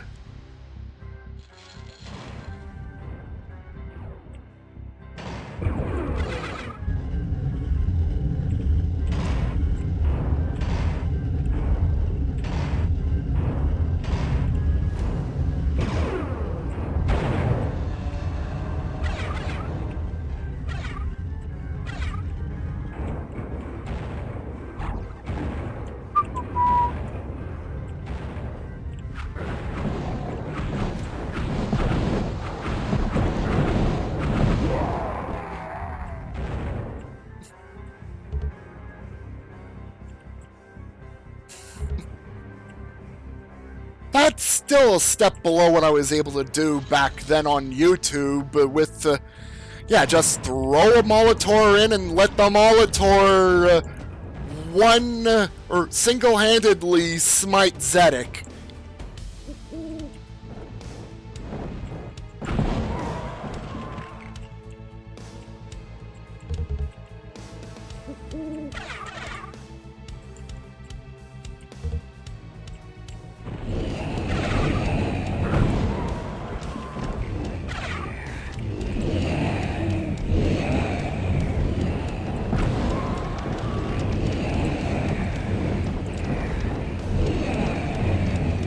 Alright.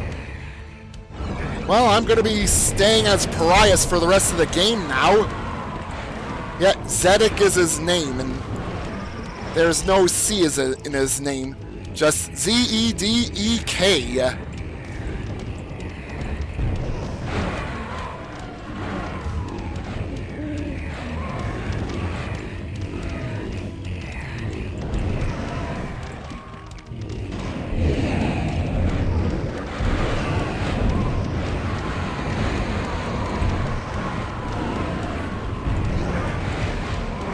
Wonder how many line specials there are in the whole map dedicated to waking up or spawning in Reavers.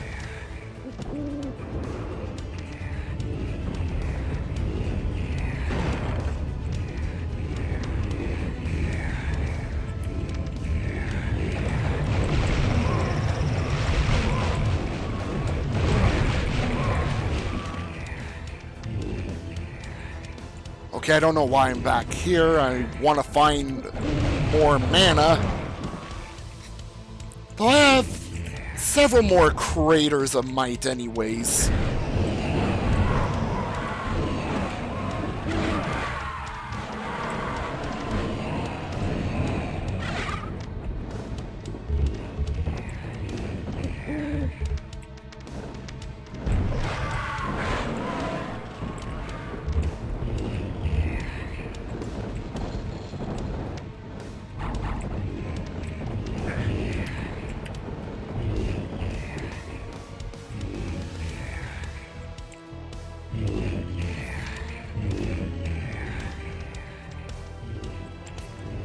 Well, lots of time has passed since Corvus slayed Desperal, and he had to go through the Outer Worlds. It's pretty much established in Heretic 2. And I'm assuming part of the Outer Worlds is what happens in the Ossuary Stagnant Domain and Faith Renewed.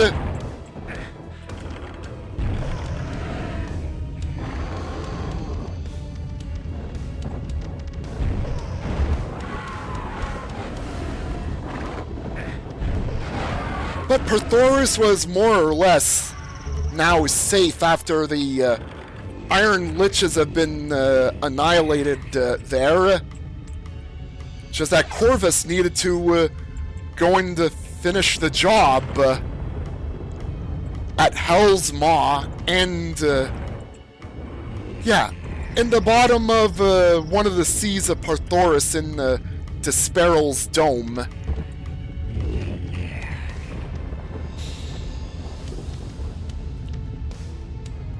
And he ended up having to take the largest of all detours to get back home. Yeah, which, in Corvus's words, took so many ages.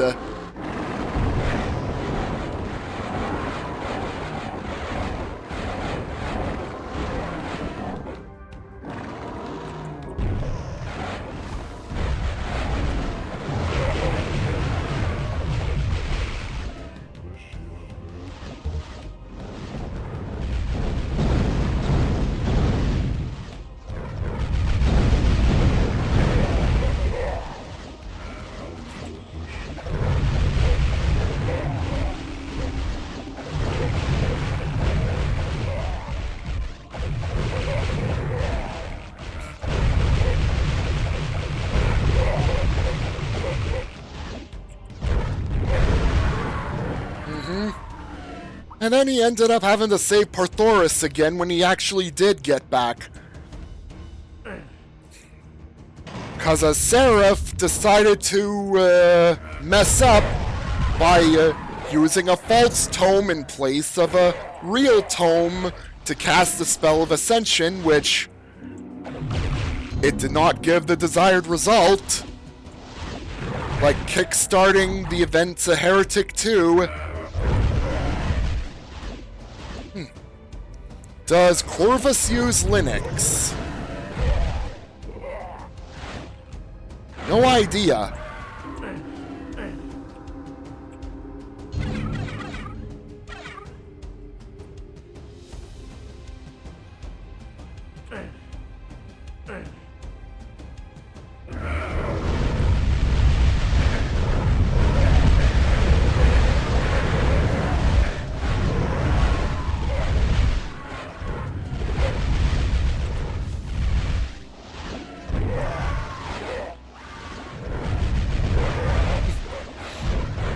Yeah, for a place with a lot of, oh, you know what? Dark Bishops were in Menelkir and Traductus's tombs. Alright, I guess the type of enemies found corresponds to, like, the type of class the boss in question is, then. Dope.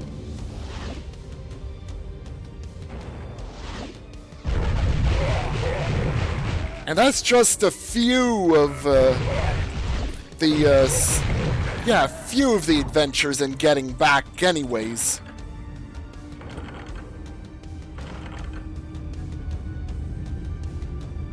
Yep.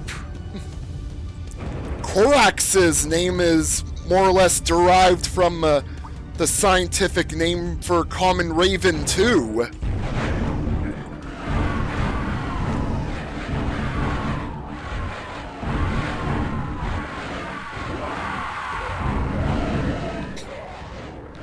By the way, I just let Traductus deal with his own ghosts unsuccessfully.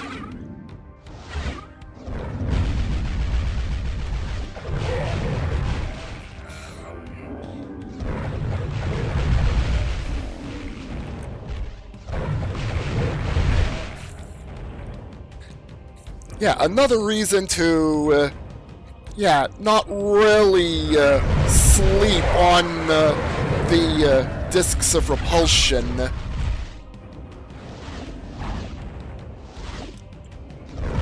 Yeah, the discs are really good.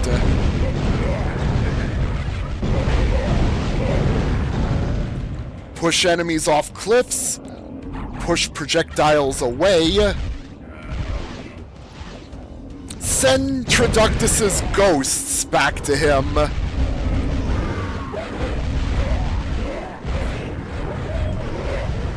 And also push enemies into walls.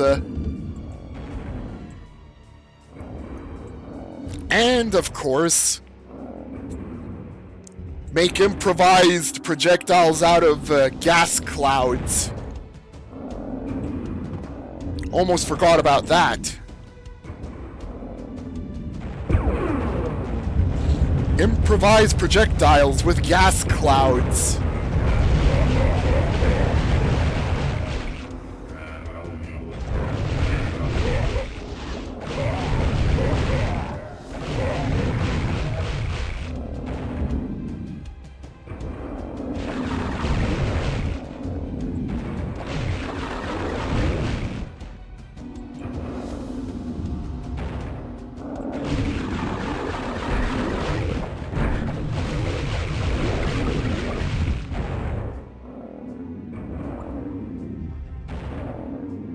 Great the toxic cloud.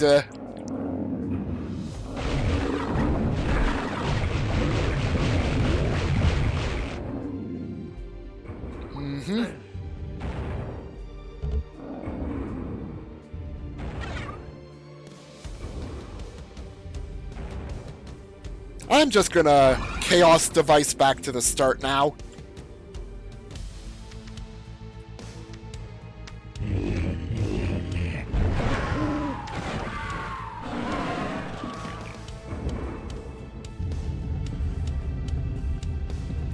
Area of effect.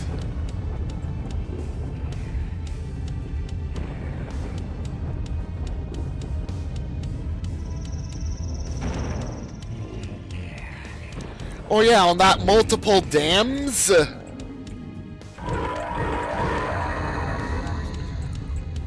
think I've figured out the perfect icon for it for my Elgato Stream Deck. Screenshot of the Chaos Sphere during that scene. I really love the difference in how this entrance looks. Used to be just a portal in that final room. Now it's just a staircase leading to here. And yeah, the destination also has a bridge like this too. Except, yeah, just wobbling. A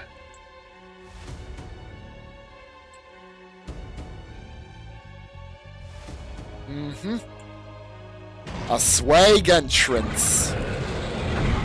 Korax, I'm not even in the room yet. Do you have to start attacking?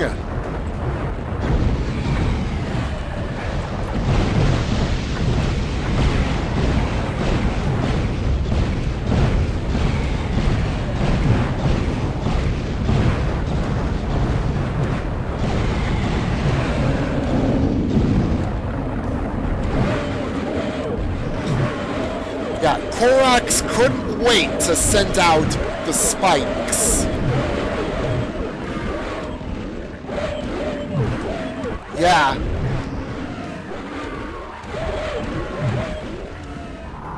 But here you like get through all the enemies quickly.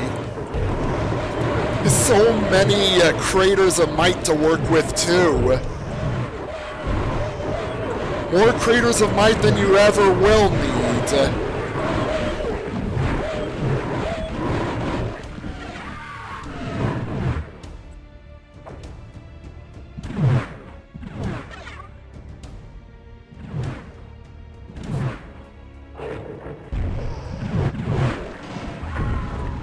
apparently in the Saturn and PlayStation, there's way less craters to work with.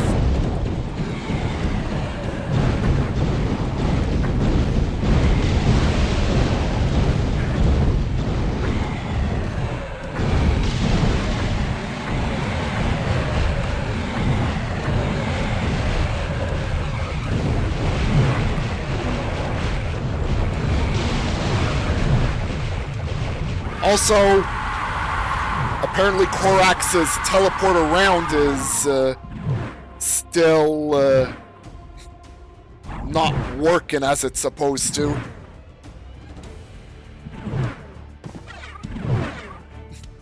Yeah, it took him out before these extra closets of monsters could open, or even any ghost enemies would show up, which they're just there for show, and it's not like I have any weapons that go right through them, unlike in Heretic. You've been slain, Korax. Yeah, see you in Vestiges of Grandeur.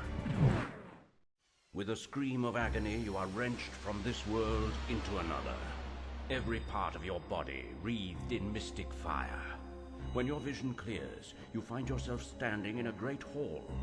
In the distance, you can see a raised dais, and upon it, the only source of light in this world. This can only be the Chaos Sphere, the source of Korax's power. With this, you can create worlds or destroy them. By rights of battle and conquest, it is yours, and with trembling hands, you reach to grasp it. Perhaps now, a new player will Misfit. join the cosmic game of power. Suddenly, the very reaches of the board seem to be within your grasp. But there are other players mightier than you, and who can know their next moves. And that's Hexen. I like the additions made there. And yeah, I pretty much used each character throughout there. Well, it's time to move on to Deathkings of the Dark Citadel. Yeah, that's not a hint of being Eidolon. I think that looks like Menelkir's model being used again there.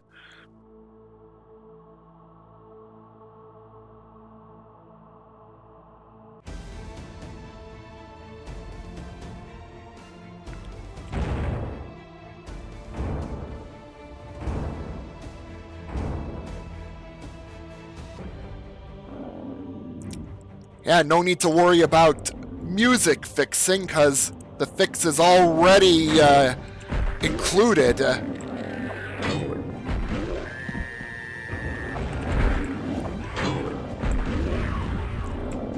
Alright, get all the classes' weapons. Yeah, instead of like the, Red Hand removing Korax's chess piece from the board.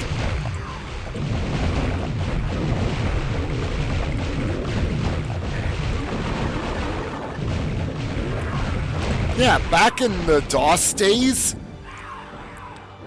the developers forgot to add music lumps to each of the levels. So you were stuck with dead silence for music on the MIDI side of things. A patch was actually released to fix that, but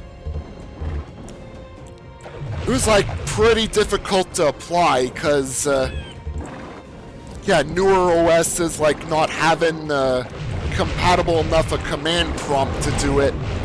Had to use like DOSBox or something to apply it.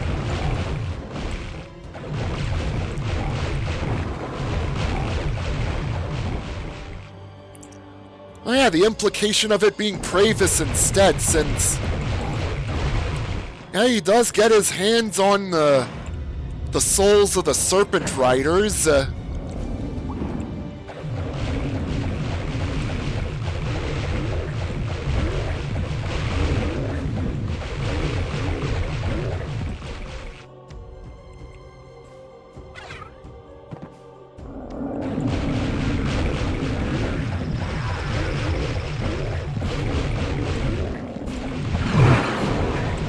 Whoa.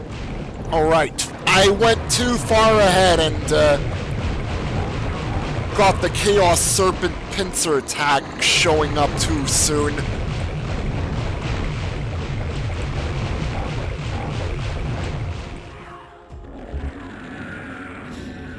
That almost ended badly.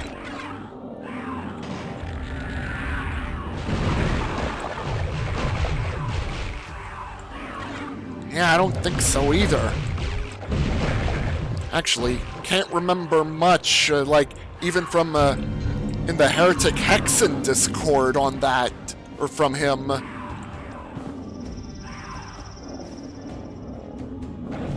Wonder what he thinks of the changes.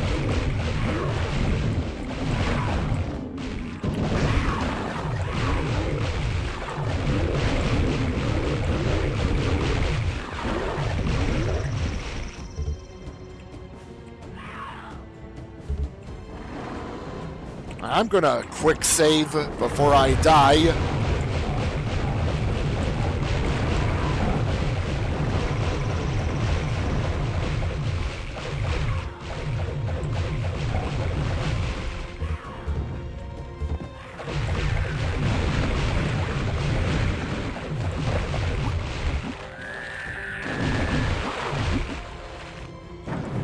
Huh.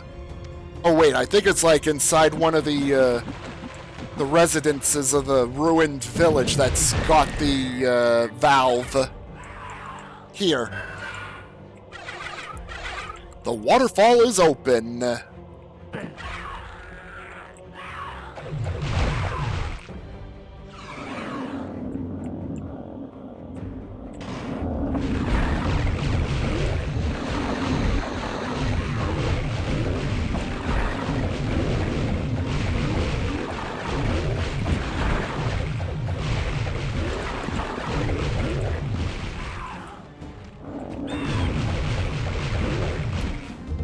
Alright, I need to jump down the well for something.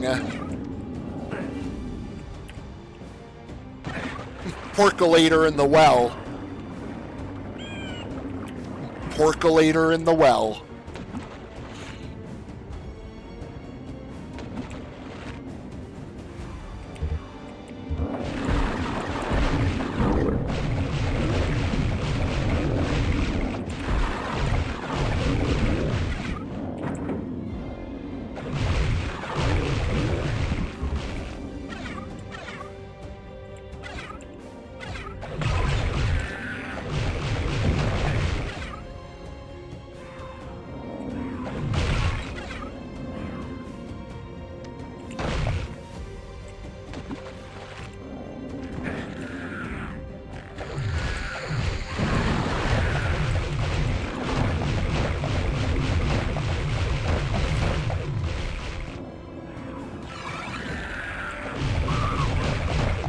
Now, sometimes I have this odd shaking happening when I'm entering out of a teleporter.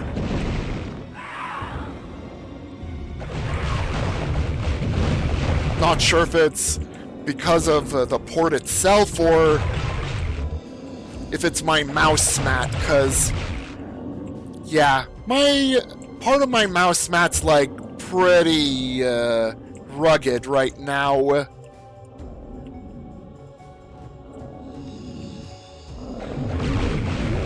Like sometimes when I leave my mouse alone, it would sometimes like have some slight movements, and only because of that part of the mouse mat.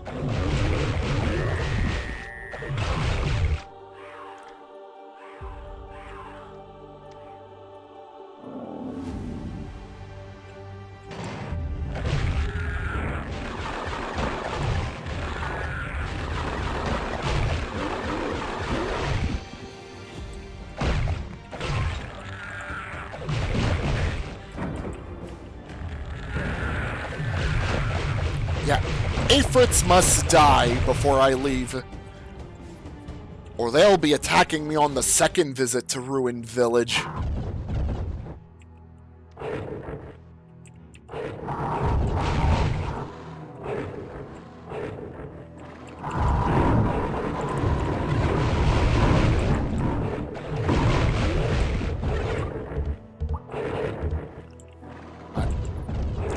I'm gonna head to Sump first.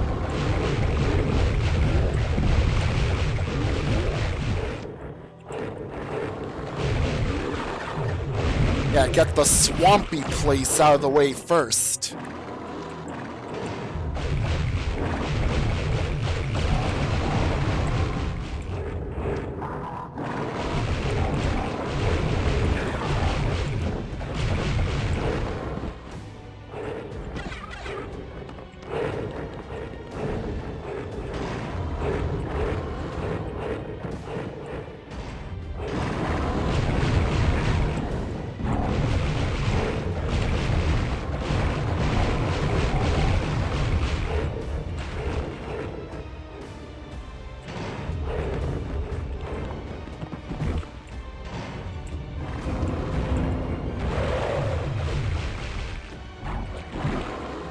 Let there be light.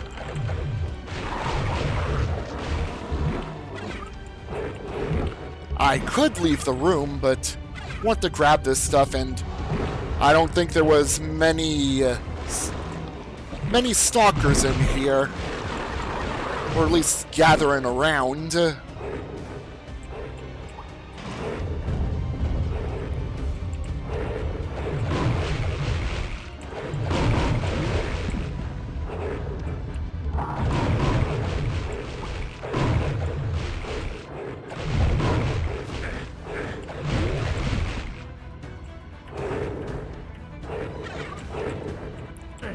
I'll have to go through another section to open up the way to secrets. I think I'm gonna go clean up the rest of the hub, more or less. Oh.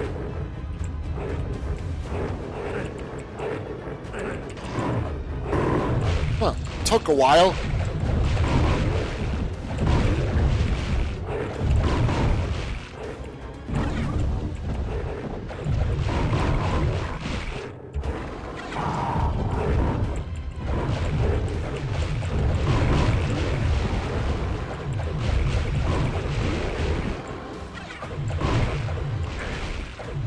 Yeah, clean up these outer areas.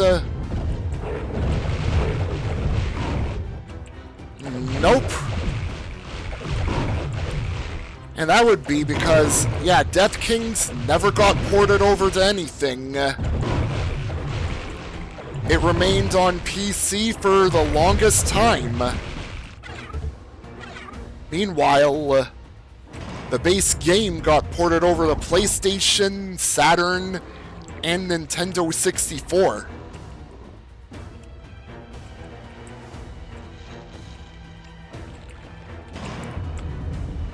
Yeah, I wanted to clean out the outer ring area of centaurs and slothors.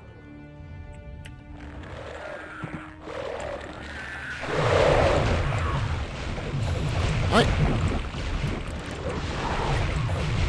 It's time to get all that footwork done here.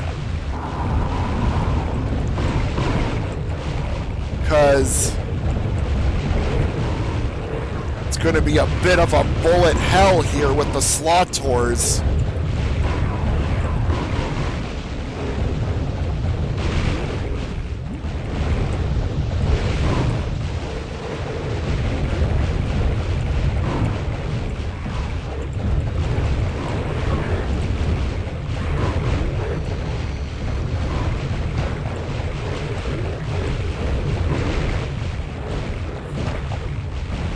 Yeah, I wonder what cutscenes would have been like if they actually did happen.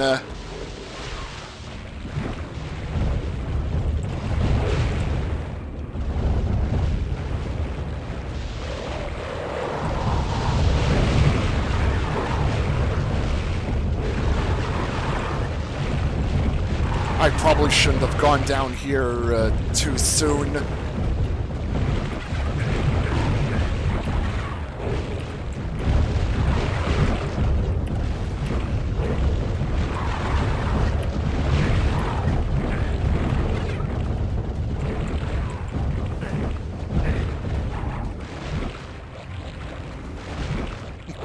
Just ask AI to make them. And they'd have to be touched up later, too, to make them how you intended them to be.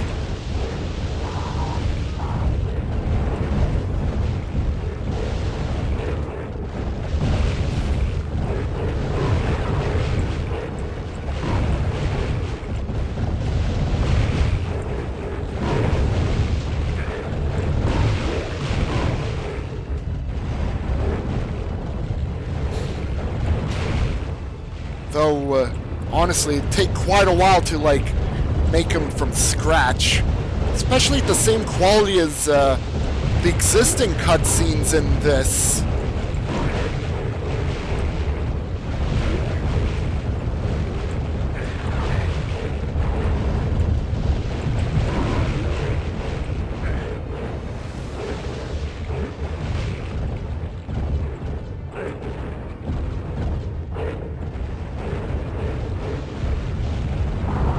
I'm going back to deal with those other Slaughters later.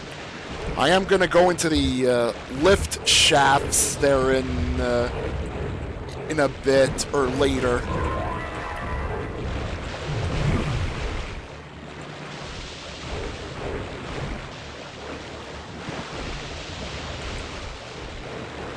Oh, this path is chosen.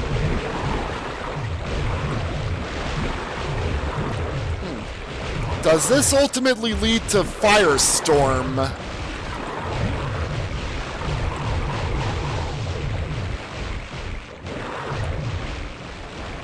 Alright, I wish you luck on Jungle Period. Jungle Pyramid. Wow! I'm stumbling on my words. Jungle Pyramid.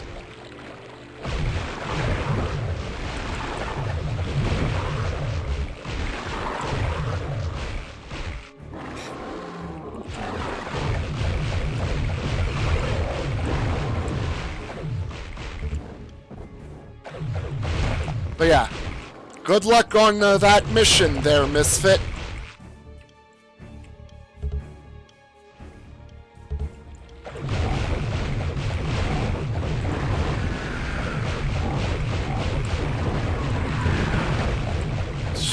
Wow. I meant to say Jungle Pyramid at first. But nope. Didn't say Jungle Pyramid, did I, the first time?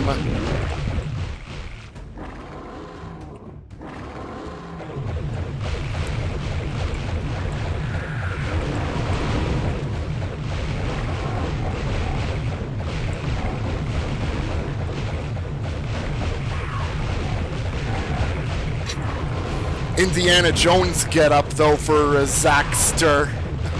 Nice.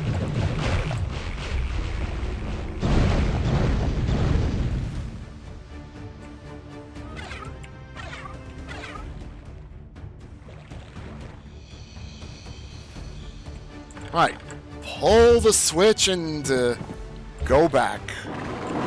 Chaos Serpents!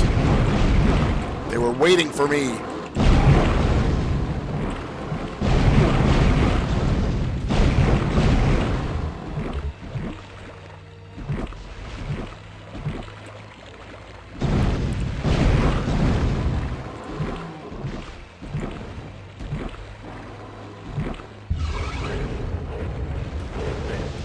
Alright, Slaughters.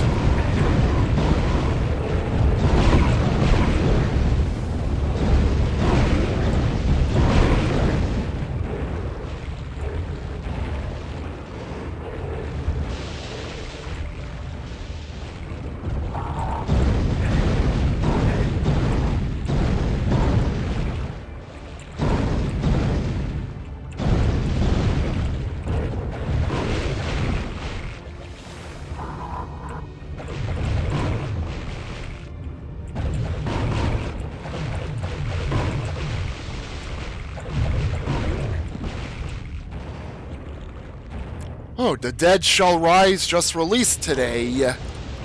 Nice.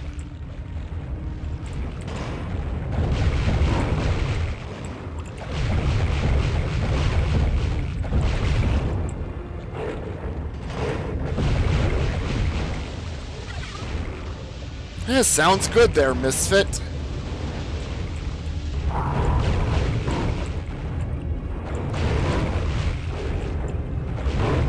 Beam Saber.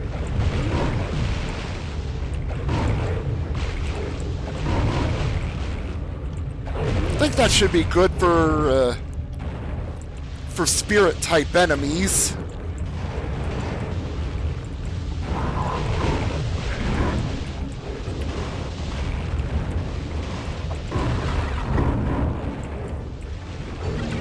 Alright, another segment of Wraithfarge.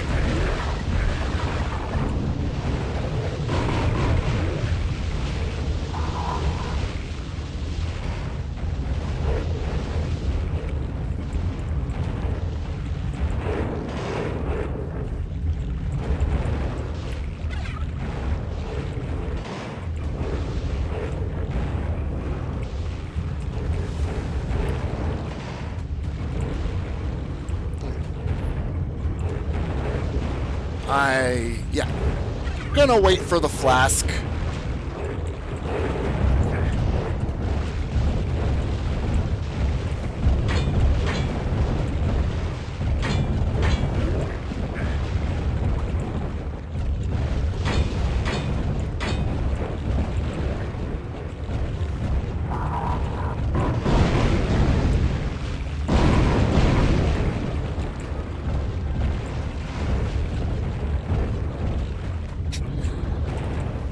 The fire fixtures are blocking the projectiles of the Slaughters. Too bad for them. Alright, that's another fetid mask.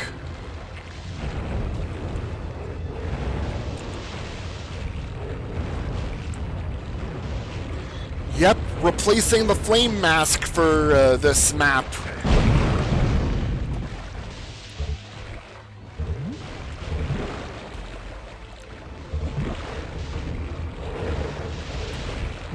Like, it serves the same function as the flame mask.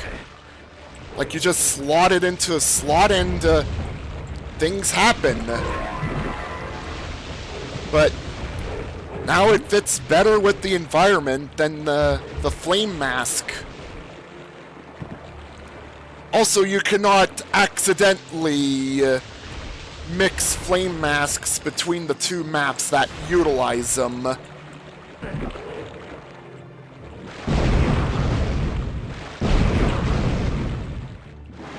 Yeah, even the cave map with ice and fire in it, it's got its own masks too. The Death Mask. I think it's called the Death Mask. And no, you cannot get invincibility off of it. Nope. It's not blood.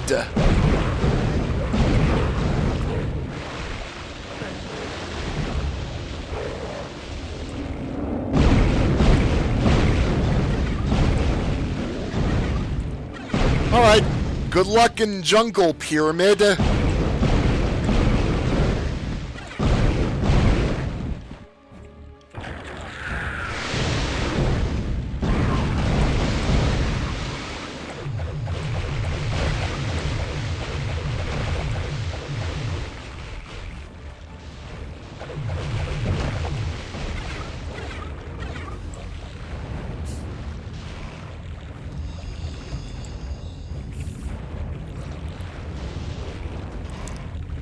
Yeah, especially without spirit armor. Unless you like to have your PDA temporarily screw up. Just visually, of course. Really doesn't cause anything else than just visual difference.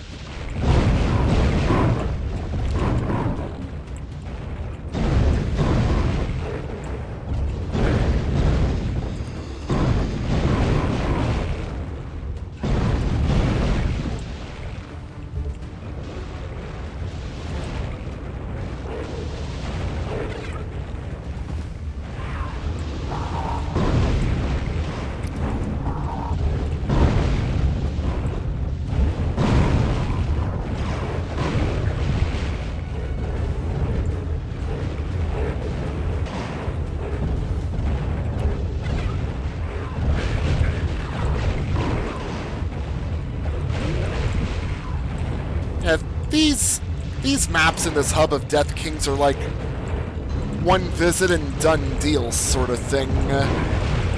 Oh, bye-bye, Slaughter! You got slaughtered by the Crusher. Whoa. There's a missing upper texture.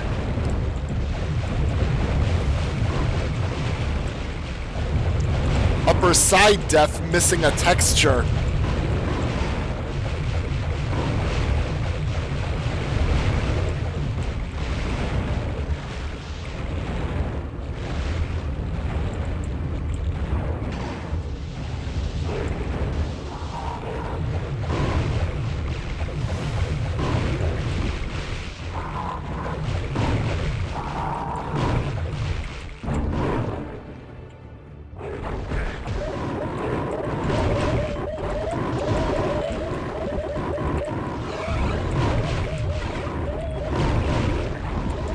Oh, already slayed him.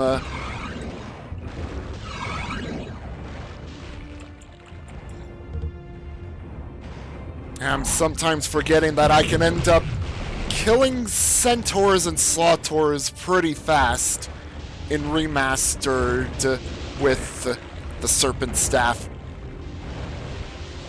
Because the window of vulnerability before blocking's been increased.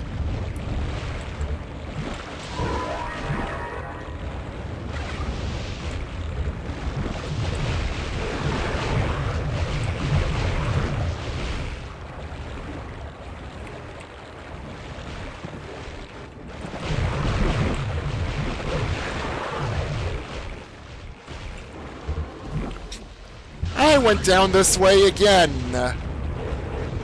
Yay me!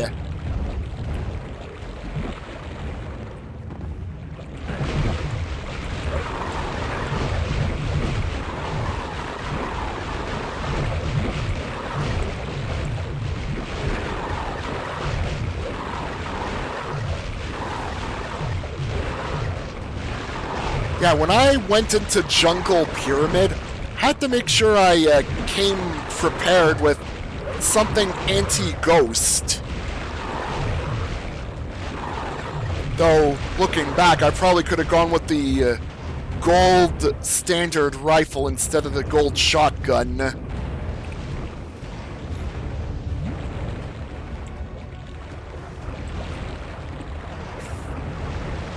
Of course, the gold weaponry's only becomes available as unlocks on Expert and higher.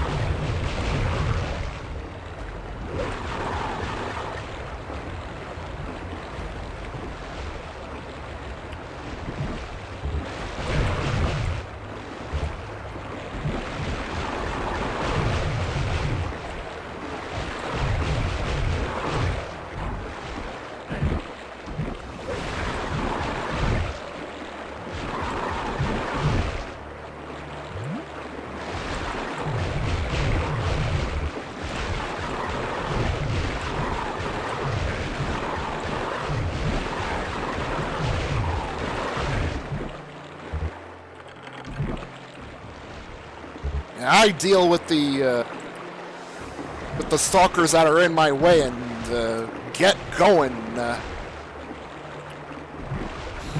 Yeah, I'm hanging around the sides of the walls because so many pitfalls in them. There's so many pitfalls in them that I really do not want to get caught in.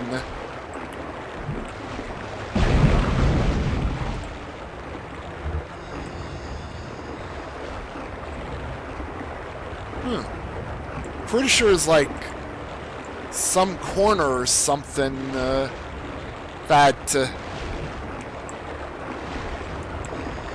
has a Mystic Urn or something in it. I I remember there being like a mystic urn or something around here somewhere.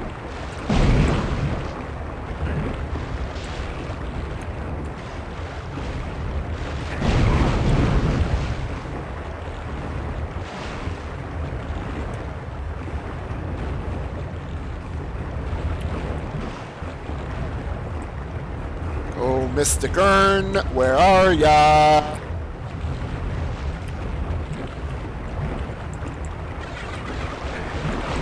Well, it's a bunch of flasks, but pretty sure there was a mystic urn around here somewhere. This must be it.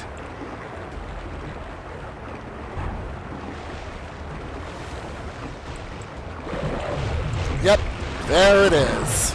Mystic urn. And I'm going to Chaos Device back here and get my reward. The Sapphire Planet.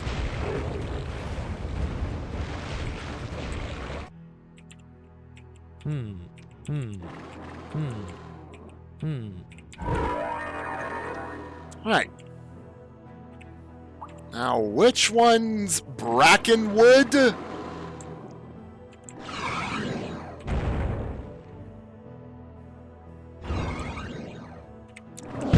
One of these has to be Brackenwood.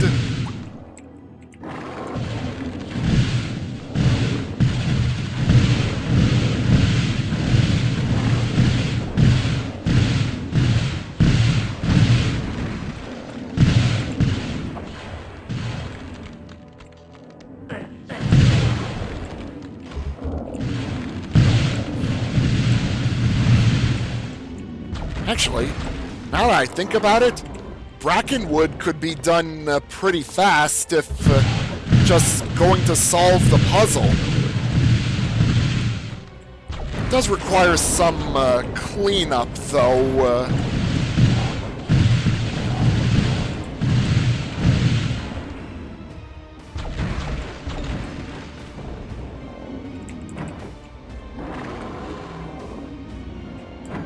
Yes, Chaos Serpent, I know you're above, wanting to fireball me. And now you're frozen. Today.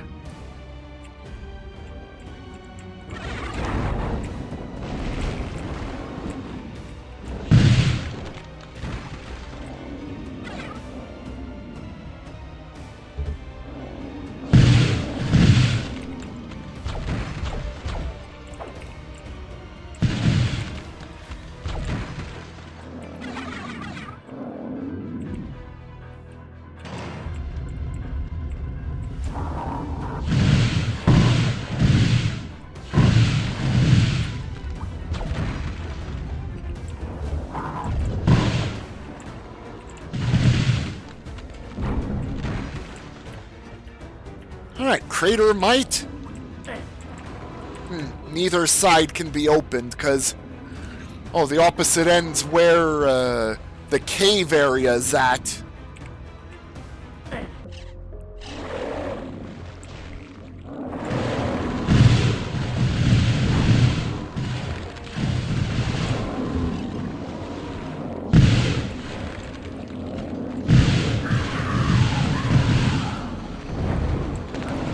The Death Wyverns have been alerted.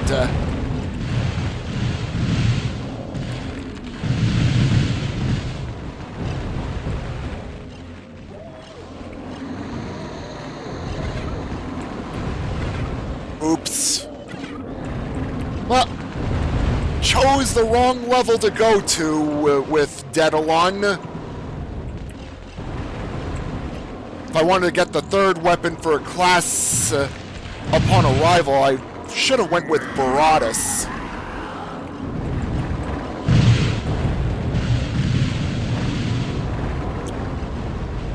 Alright, Star.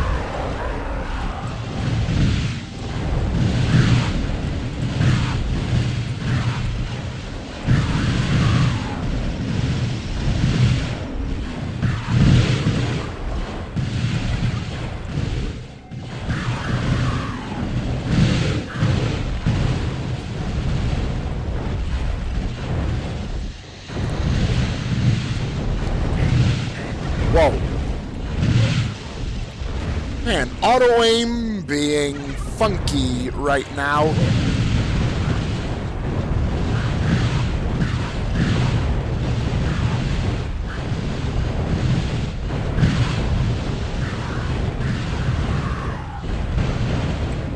Haha, got him! Frost sharded his ass.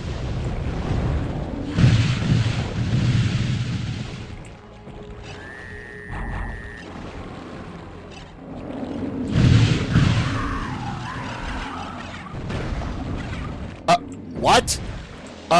What just happened? I heard a Death Wyvern just die somehow. What happened? Okay. Well, it saves me the trouble.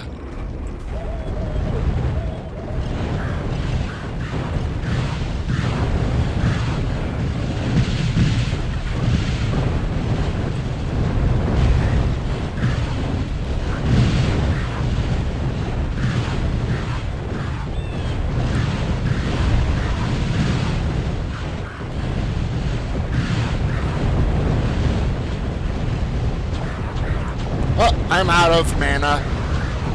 Otherwise, I would have kept using frost shards.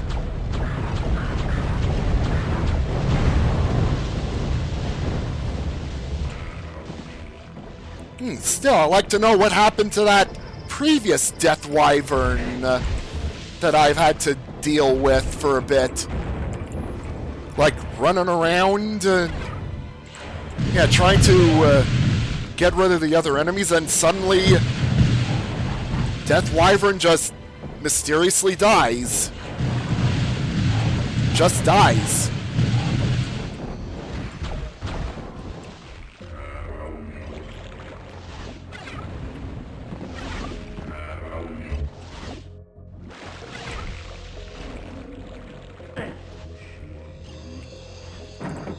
Huh.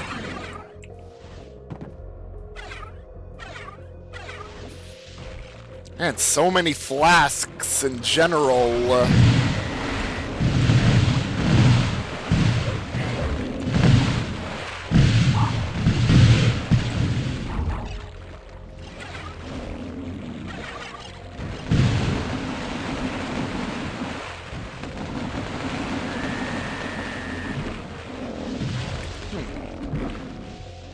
All right, I have to go this way. It's after the puzzles.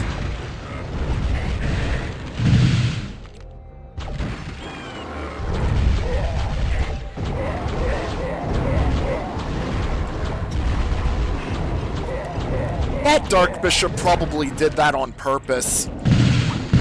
Flew right into me like that.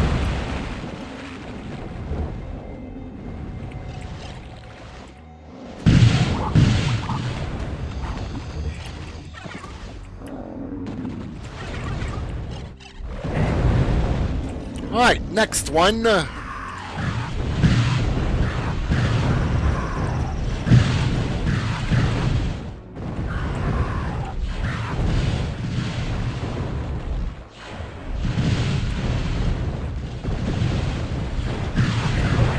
Whoa. Get run out of the space of those explosion sites. Up. I got burst into flames. Daedalon bursts into flames.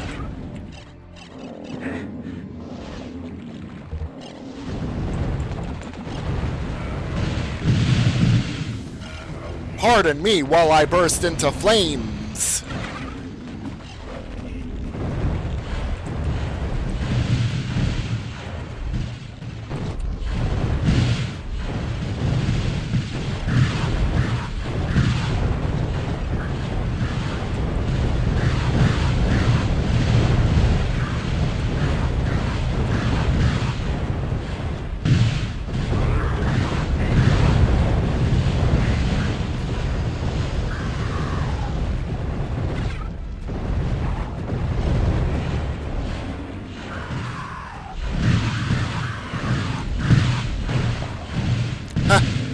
Another one frost sharded to oblivion.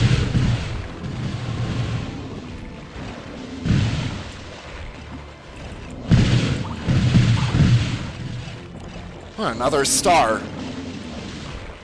Right, another star.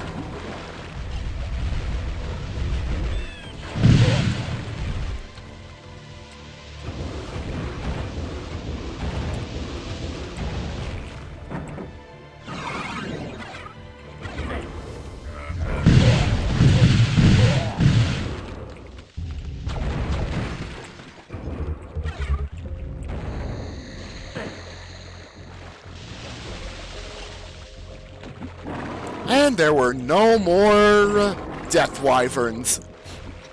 Alright, another star. Input another star here.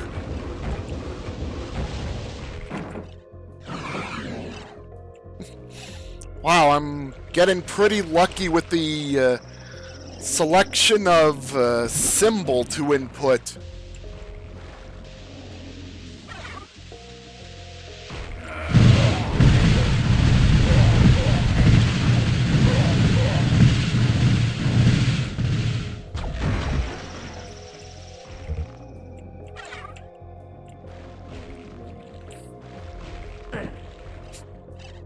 You know, I'm gonna laugh if the last combination is another star.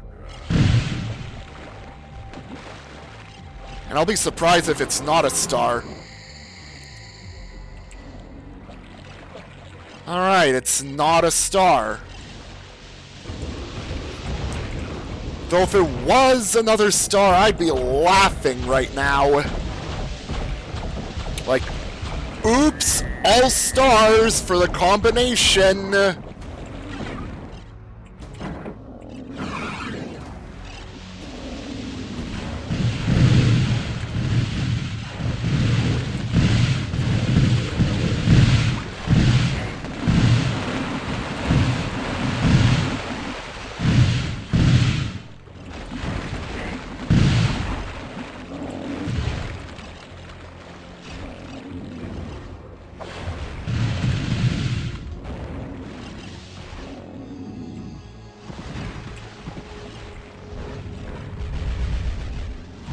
Oh, right, I have to hit the switch.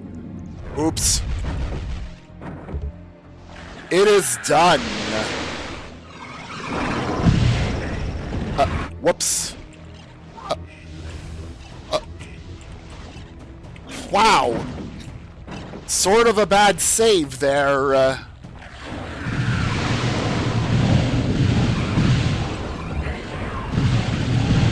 And I forgot about the Chaos Serpent rush there.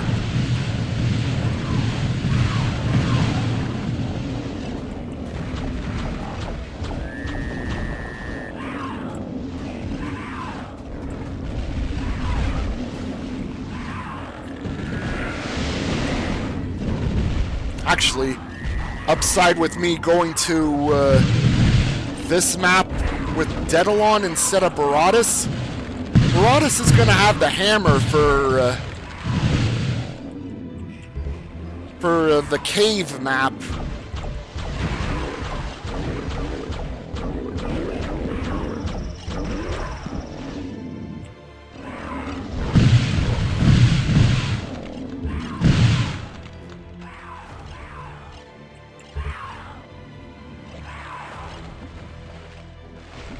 I must get going now. Goodbye, Brackenwood.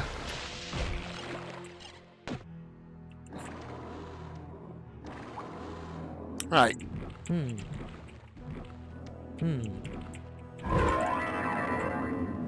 Alright, 3 more planets to place.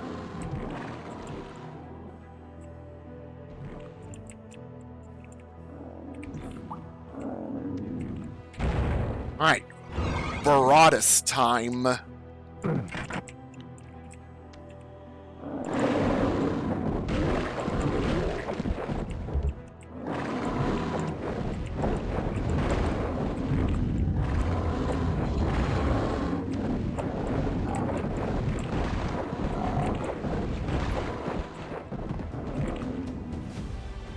should be able to get a secret item now since... Yeah, I'm pretty much going to be at the prerequisite sides for it.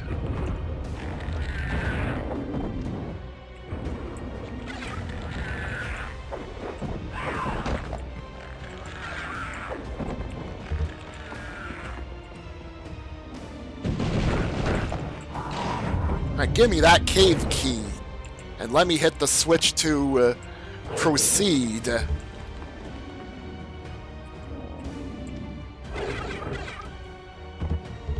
Brackenwood went by pretty fast, more or less.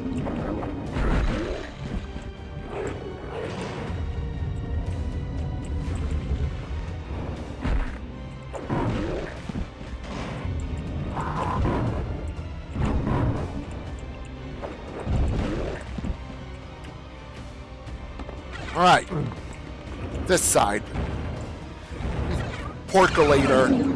It's the Porculator, not the Ruby Planet.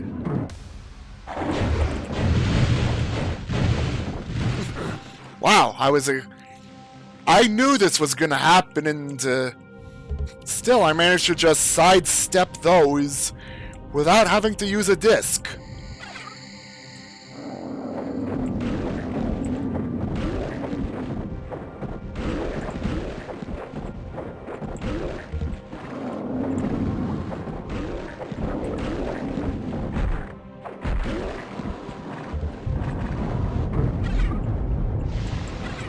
Reptiloid 87, raiding with a party of 7. Hello, Reptiloid and Raiders. Welcome. Hope you're all doing well this evening.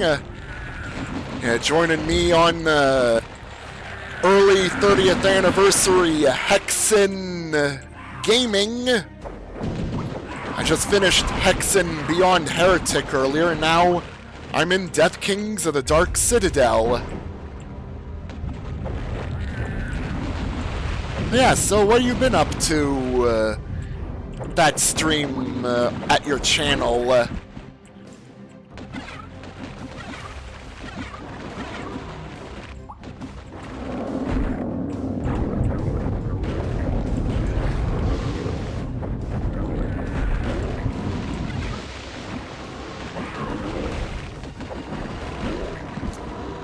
Playing an anomaly hunt game. Hope you've been having fun in it.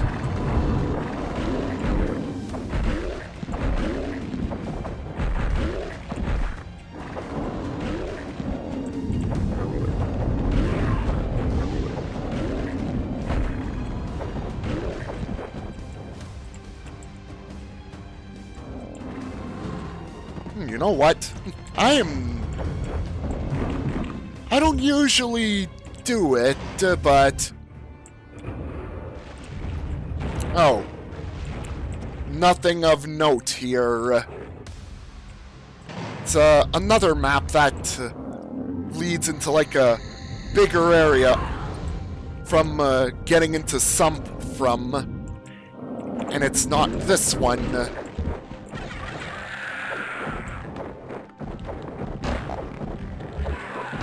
But yeah, Hexen's 30th anniversary is this week. And on the actual day of it, I am playing Vestiges of Grandeur,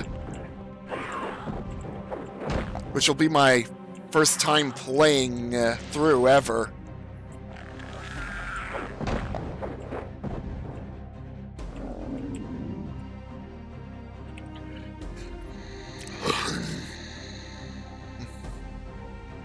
Well, in Remastered, the switches are less difficult to find in general.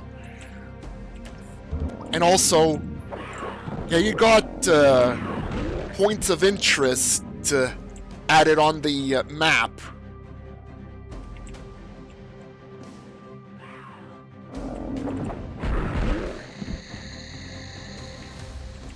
Wait, I was going the right way after all to get one of the death masks. Though the maps in Shadowwood Hub are a bit weird with, like, the X's there. Some reason, like, pointing towards the exits. Though the keys are indicated on the map.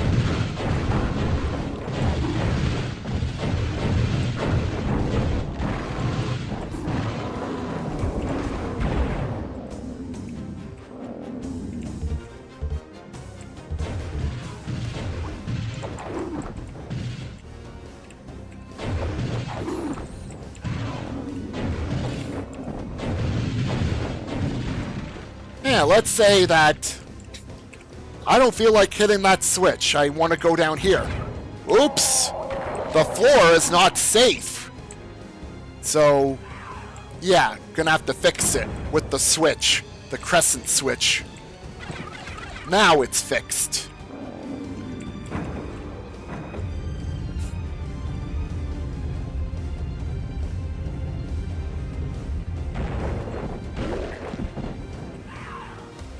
Hey, the first of several death masks.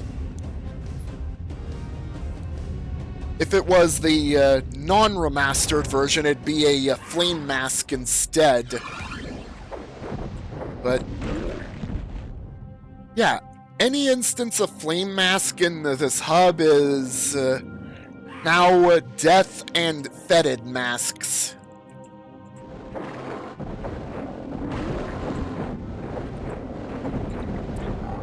Actually better fitting for the levels in question.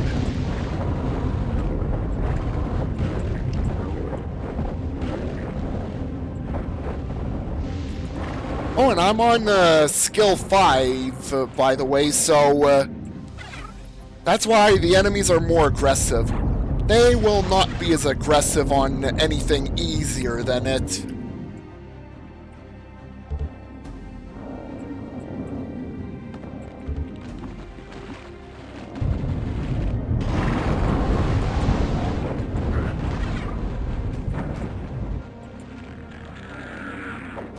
Woo! Aphrits from below!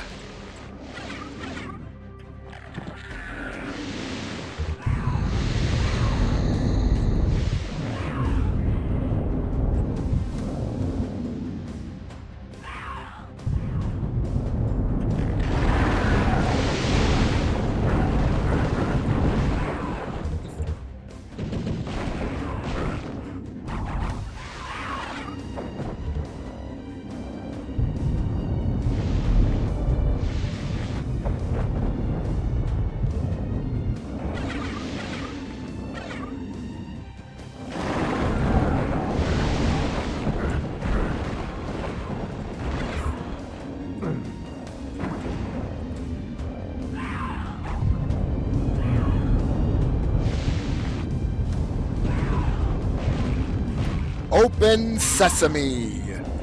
Death mask obtained.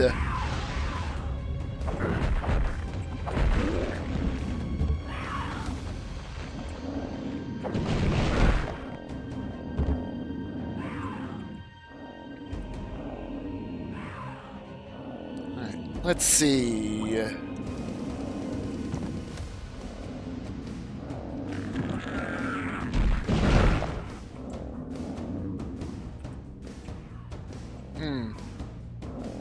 Lift doesn't work. At least not right now.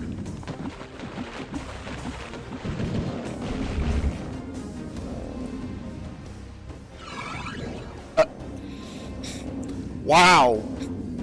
I accidentally run close to where the planet was. Whoops. Alright, let's not run around there.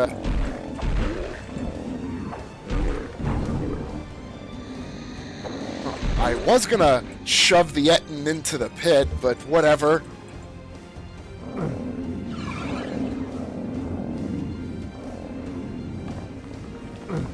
Oh.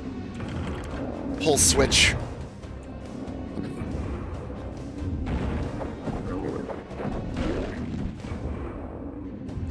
All the way up.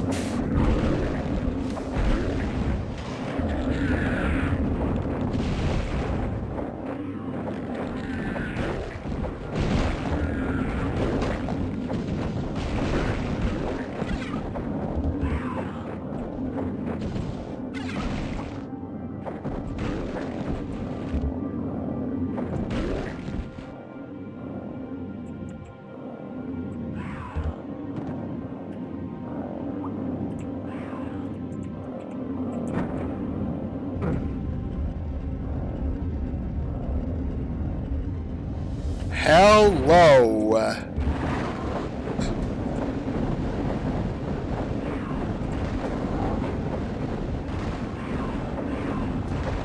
Oh, they didn't want me to leave with that death mask so easily.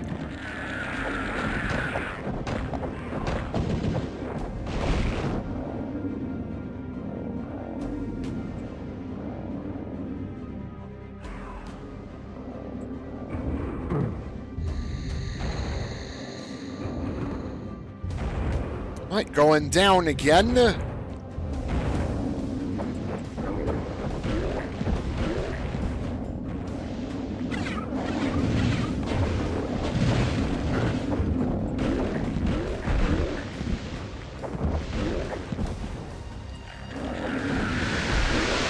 Lava. Lots and lots of lava.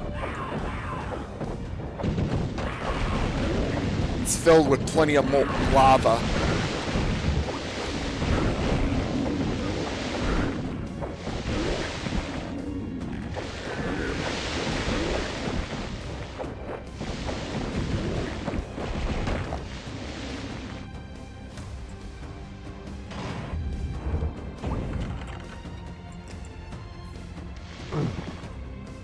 Somehow I was expecting an enemy around there.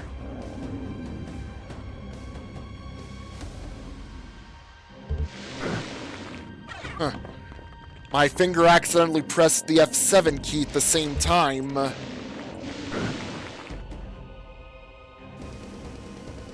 Huh. Apparently it does nothing.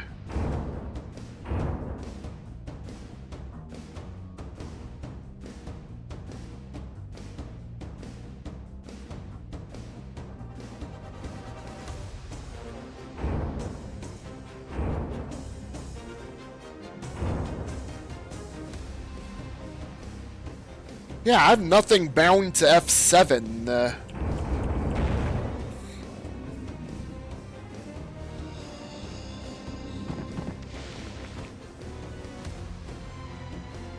Hey, now I got every mask.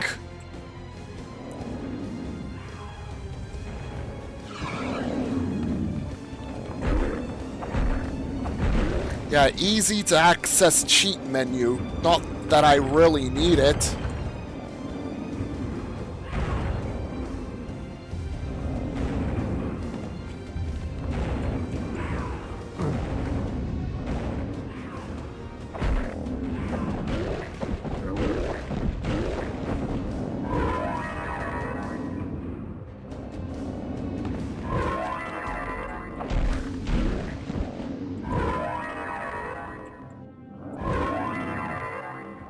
Alright, the puzzle is complete, and the planet is mine.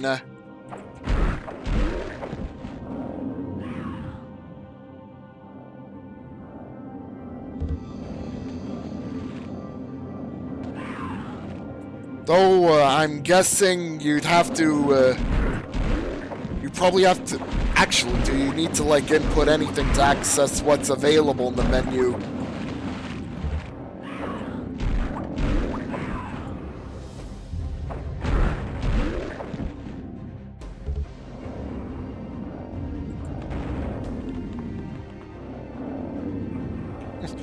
I practically walked away from the shortcut back to this portal.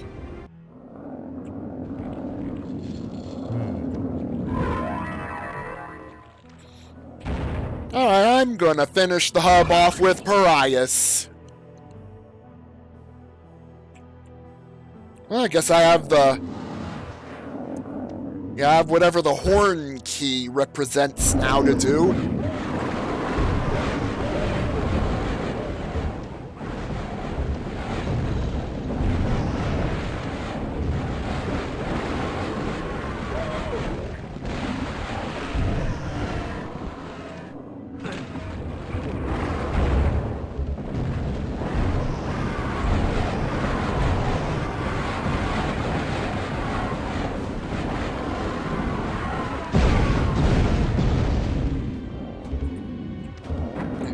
Wraitherge is slightly mana greedier after the update. But I can still make do with it.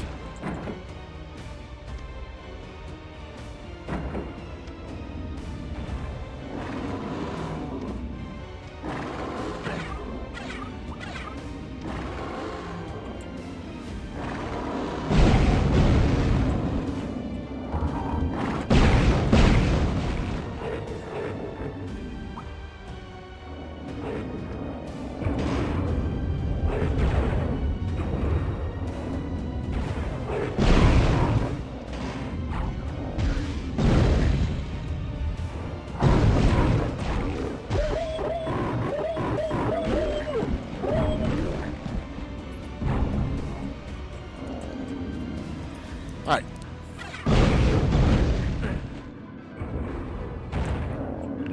Ruby Planet acquired.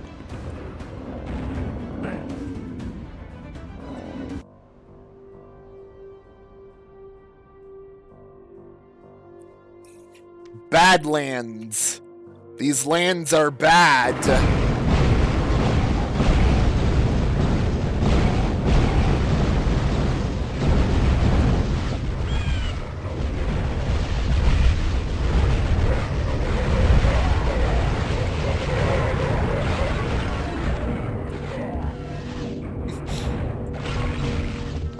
There must have been a failsafe in there, cause yeah, there's a bell in there, but nothing happens.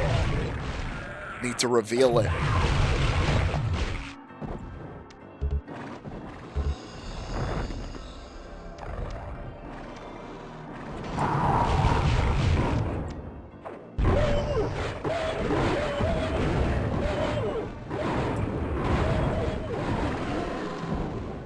Released for backers only. Oh, digitally.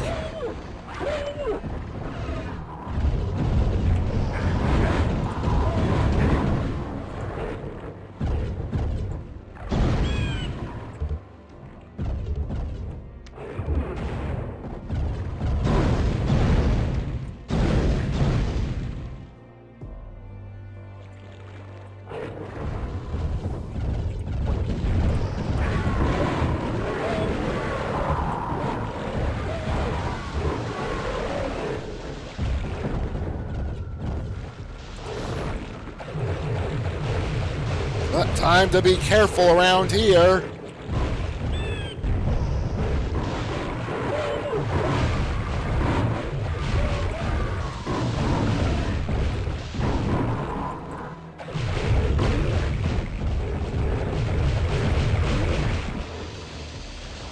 Molitor Brazier, why you no light?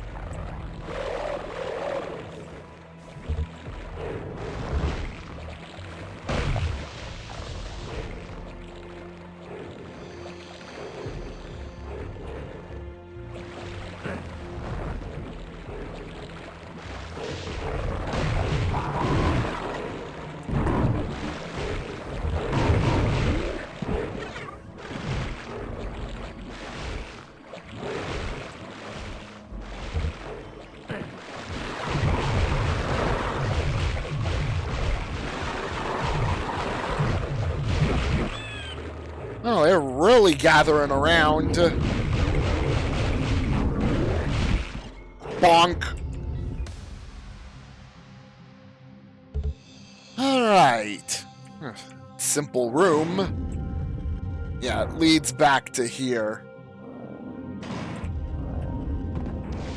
Hopefully I can go back, but I want to go to the shortcut that I couldn't go to before.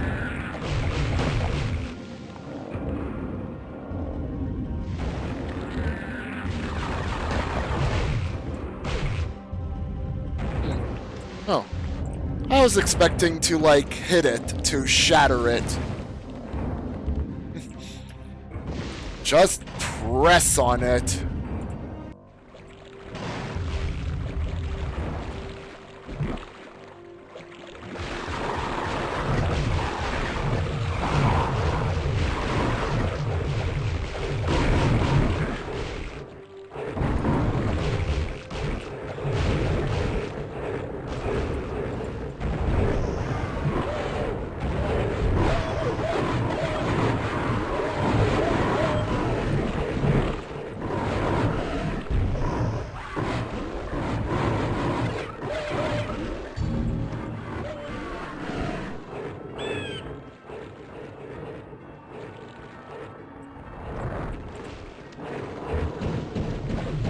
Ring, ring, ring.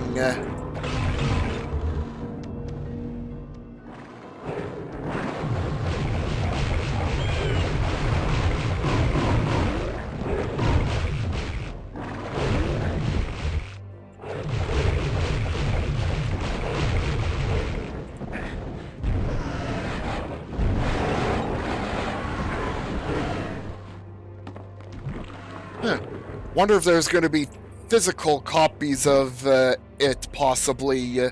Dead Shall Rise.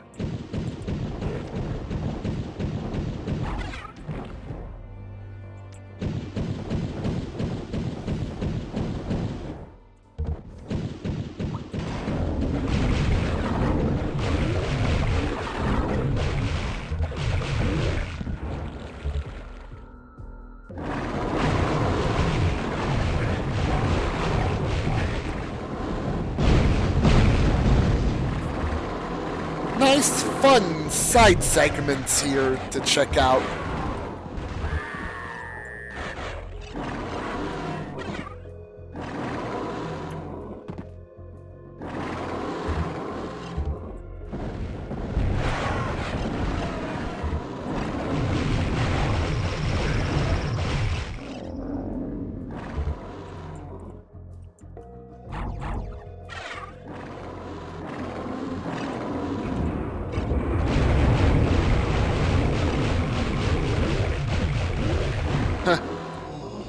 Uneven door.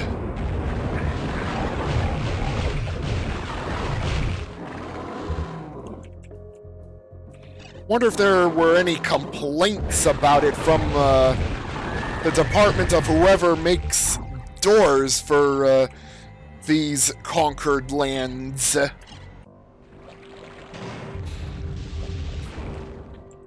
Deathkings must have gotten a lot of complaints about the state of that door.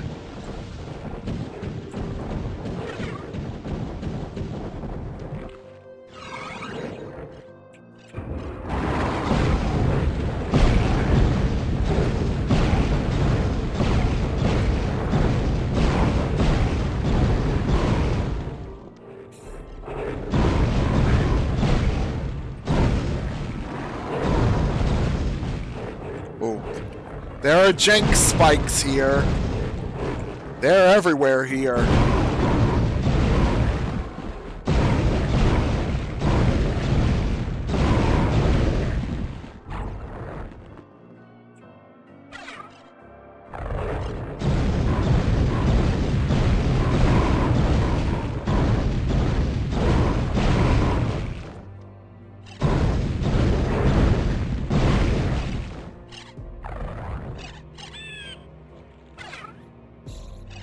Don't mess with the mushrooms. You hear a platform moving in the distance.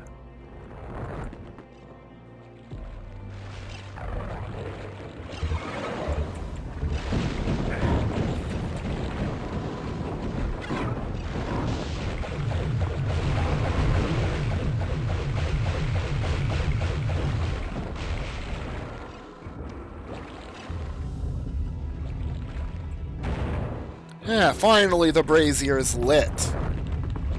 So lit.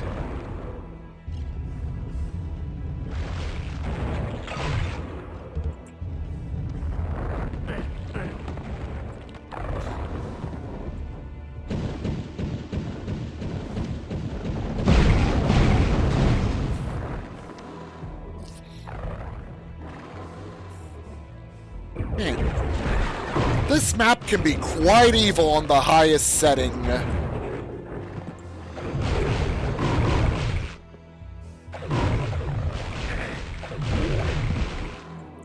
course, it's like already evil enough with the enemy placement. Now that's odd when the ruby planet was placed. We're somehow back at Ruined Village. Open sesame! The secret exit is here!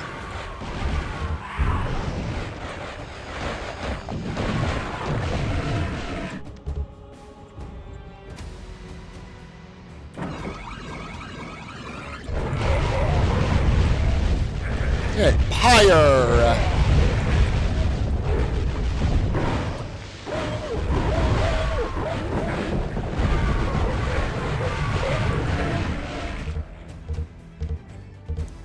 And the tunnels with switches are all mean. For different reasons.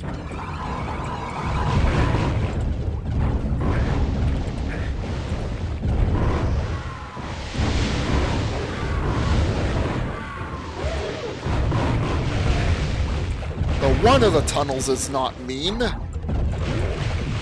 The others are. They're super mean.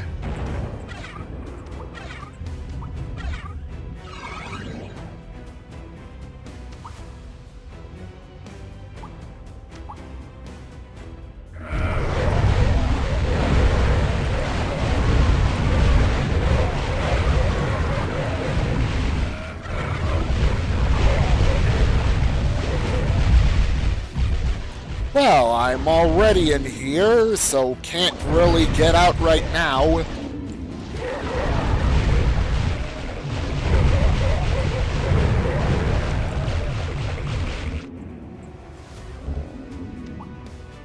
This is a pretty interesting secret level. And of course, it's for more rewards, as usual. But it's got some interesting areas. And a bit of puzzle solving too.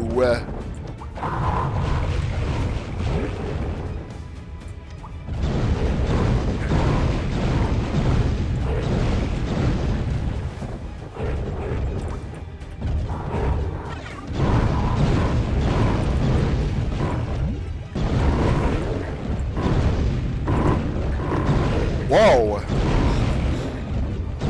A couple of those discs just wrecked a couple Slaughters.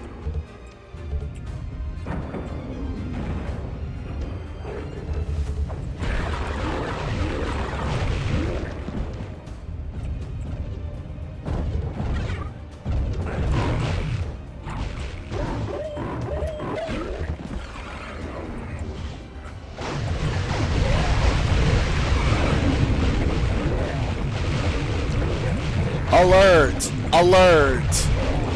Mystic Urn stolen! All monsters on alert!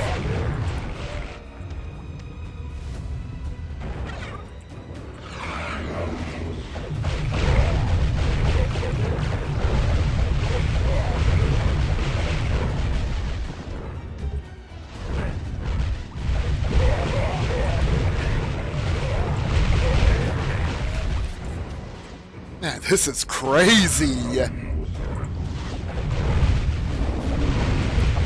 Lots of crushers.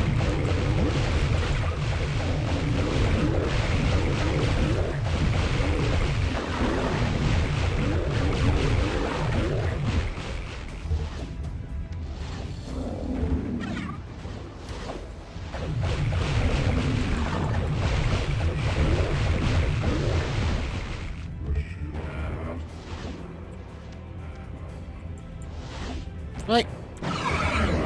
Hit this to start the sequence.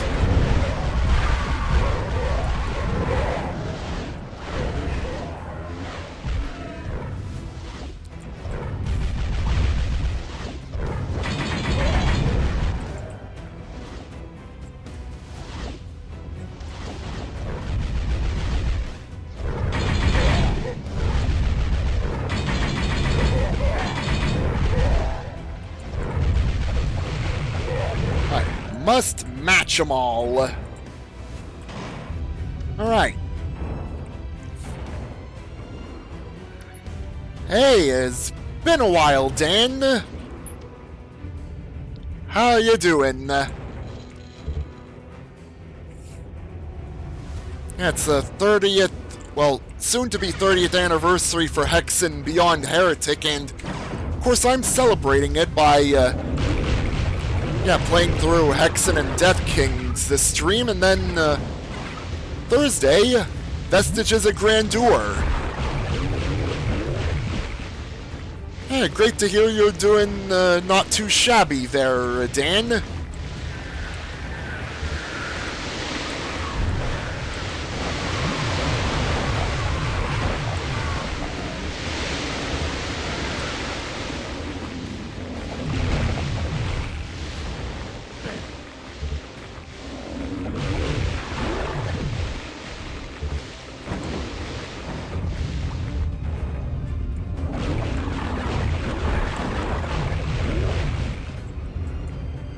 Knew that switch would bring about those pillars and the doors, the side doors.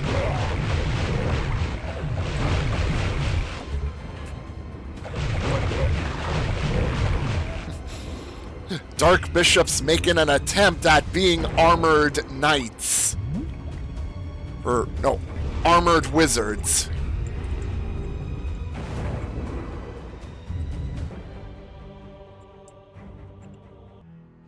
Alright, time to insert the last planet.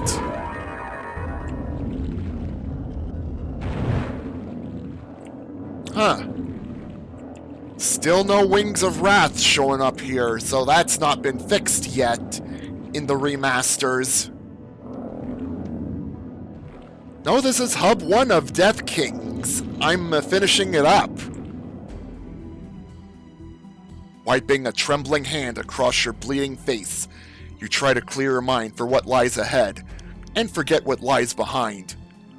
In the distance, the stark ramparts of a great castle complex seem to rend the sky above, and the stench of decay wafts from the violated graves of uncounted dead.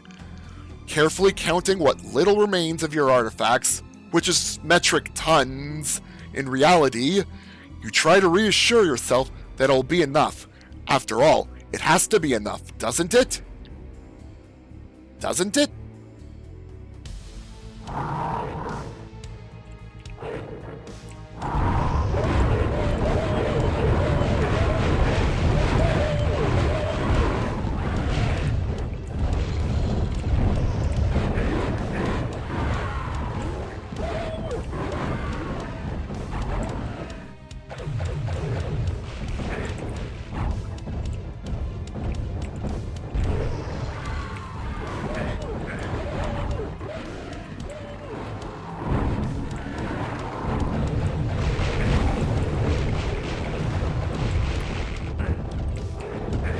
Well, rip going through the shortcut type thing, or alternate entrance in.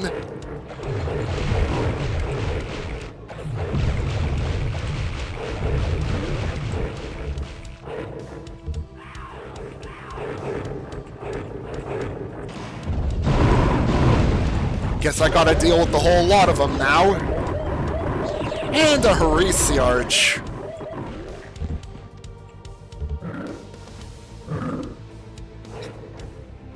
I think the Heresiarch walked up to the door and it's like going through the gas cloud, trying to open the door somehow.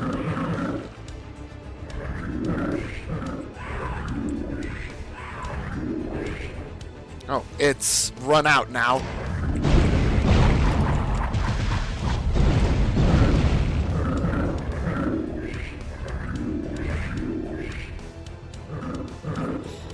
Well, I alerted the Heresiarch sooner.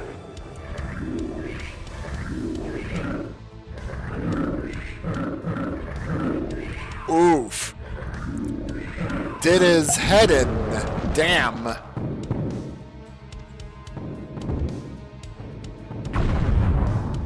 Yeah. There's people that will get done in by this map set's deviousness.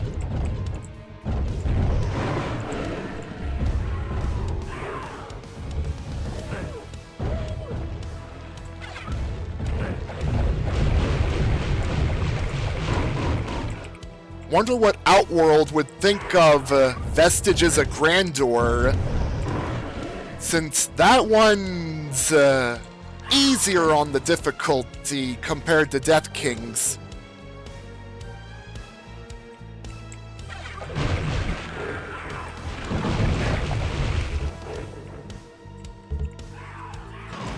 And now time to piss off Yorick again when the time comes.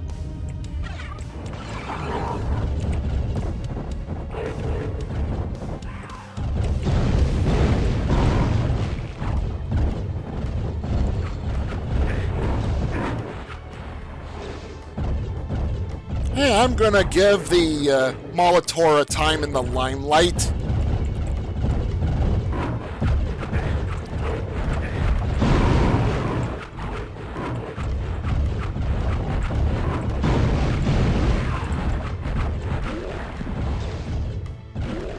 Yeah!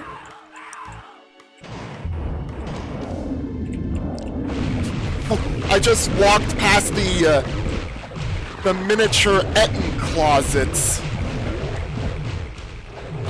Oh, that's my own.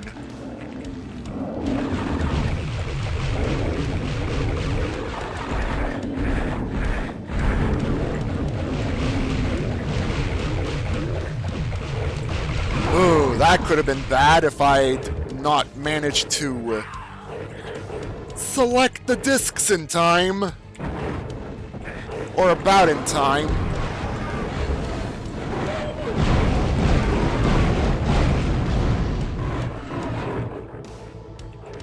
Oh, he doesn't stream at all nowadays? Well, I hope he's doing well in real life. Like, I'm hoping he's doing well in general.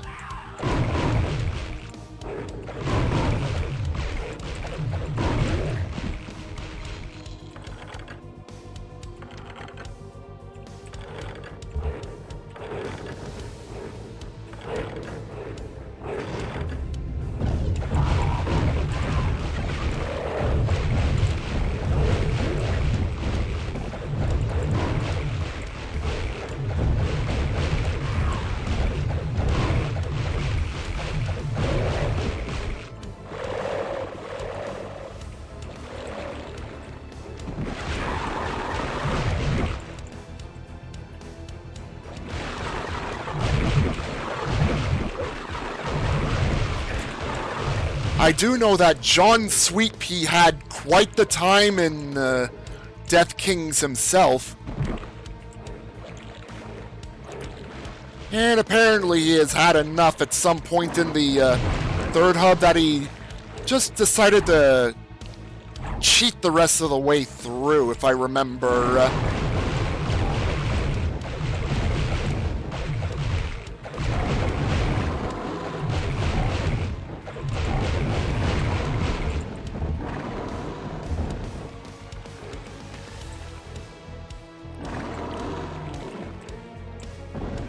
Well, with how Deathking's difficulty is, yeah, I really can't blame him if he's finding it that particularly hard there.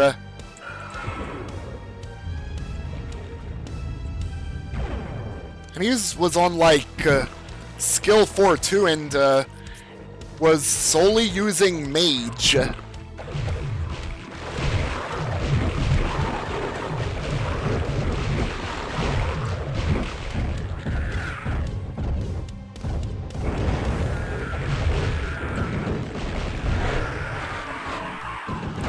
here, yeah, I'm pretty much using each class at least once, though.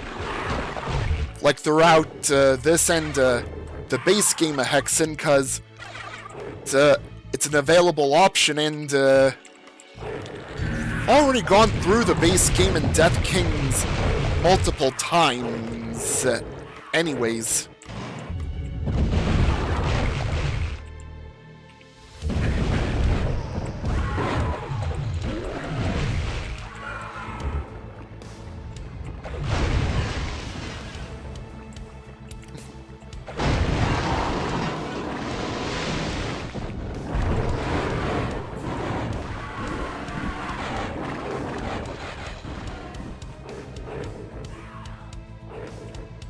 This is where I would have ended up entering from if I didn't botch that jump in.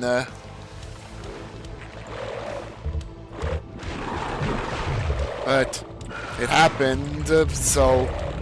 Well, what are you gonna do?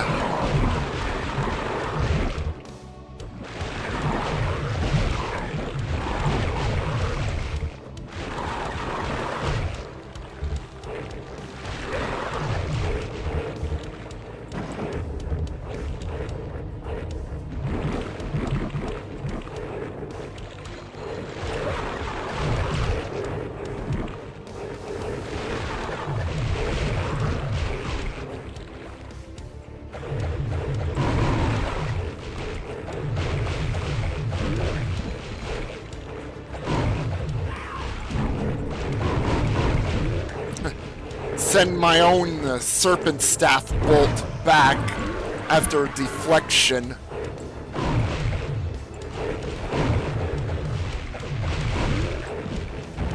Alright.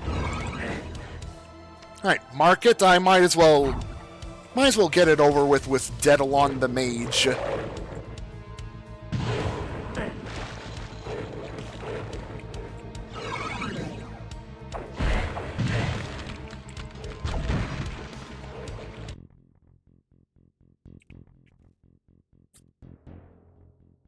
So, seems like this is the only track without a Andrew Hulshult remaster. Like one of the unused in the base game tracks.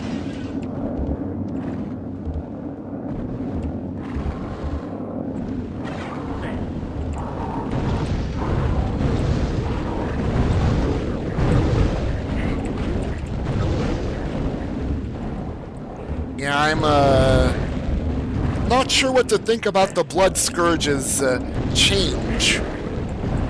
On one hand, it's good for groups of enemies close together. On the other hand, like, sort of wish the homing was still around.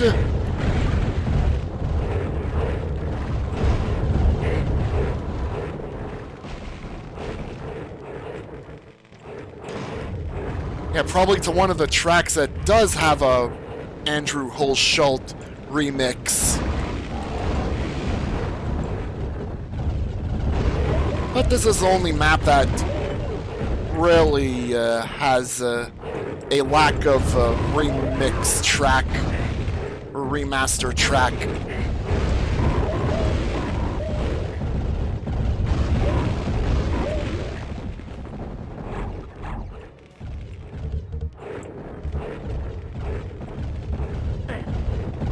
Yeah, Menelkir's Blood Scourge still homes. Yeah, I'm not bothered by the lack of a remaster track. Like, it was an oversight, but I'll live.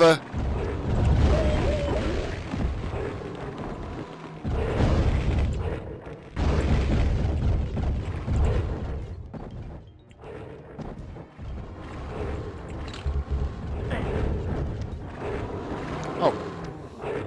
Is there a switch near that... No switch on that podium with the steel key.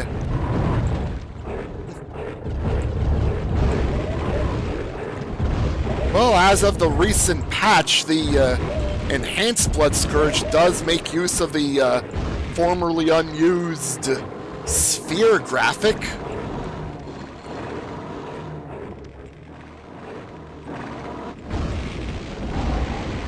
Yeah, Deathkings actually made use of a track that was formerly unused in the base game, but was in the lumps.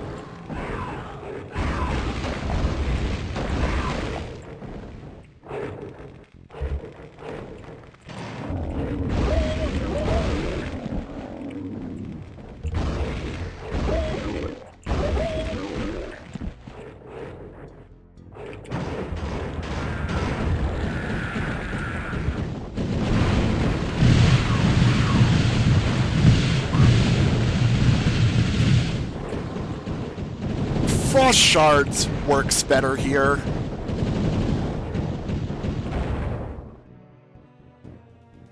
Well, the thing is, this is actually general MIDI right now. Like it's the fallback when there's no remix track.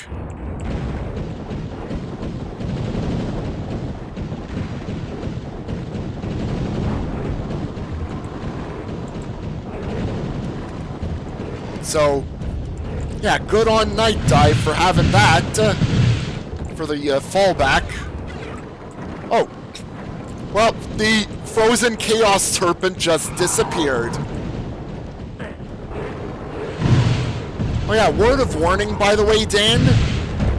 When you do play this, and probably applies to the old version, don't percolate any of the Chaos Serpents in the cave cells of the dungeon, or you'll softlock yourself. Actually had it happen, and ended up speedrunning through the map to get back to where I was. If you ever played.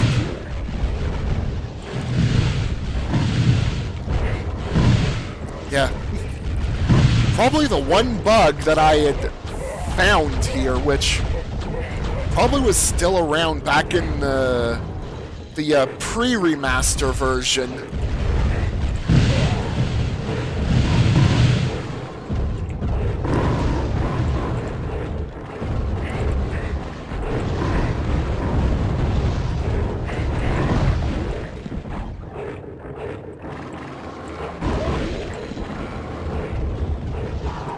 Hey, I found another Skull of Yorick.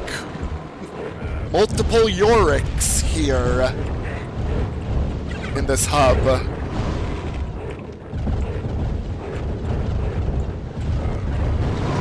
The brothers Yorick.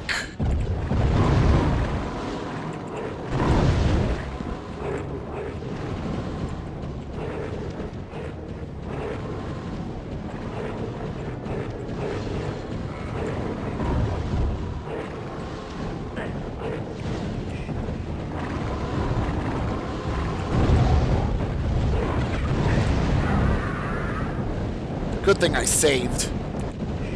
And now the brown Chaos Serpents were pointlessly infighting.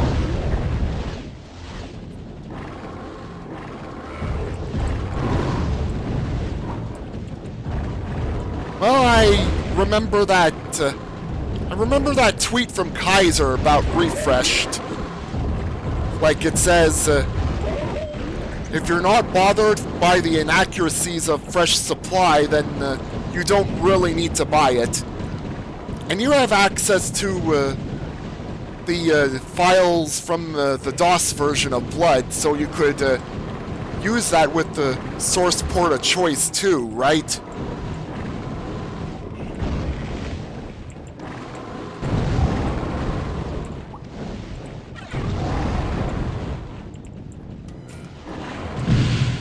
Well, I am going to be checking it out myself anyways. It's going to have the usual vault fare that recent Night Dive releases have, which also include playable beta maps.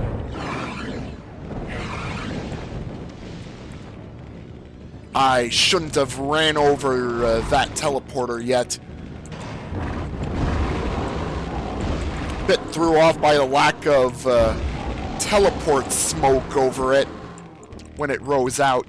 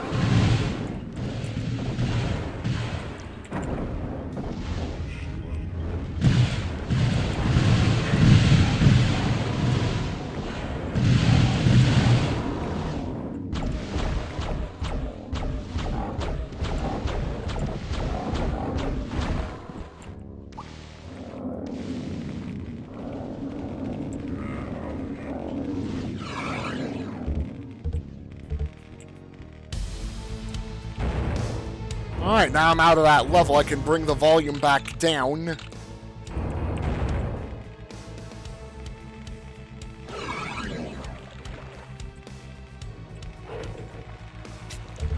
I was thinking of, like, going to another map that isn't that grave area yet, but forgot the axe key is actually there, so yeah. Guess I'm going. But yeah, when I get around to fully doing it, yeah, I'm using Parias the whole way there. I'm just going over the Parias right now so I can get enough of it done so I can have the axe key. Yeah, this is the level with the Easter egg gravestones. Can you do all the scripting for my level? Says Brian. I'm assuming Brian Pelletier or something. Actually, I don't know if it's like Brian Pelletier. Like, I know there was a Brian Pelletier in Raven Software back then. But I think that Brian Pelletier did graphic work.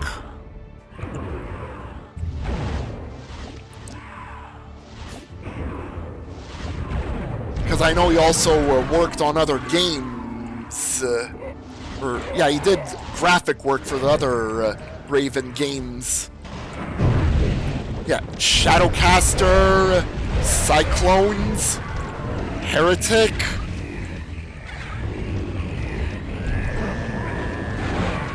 I think also Hexen 2 and Heretic 2.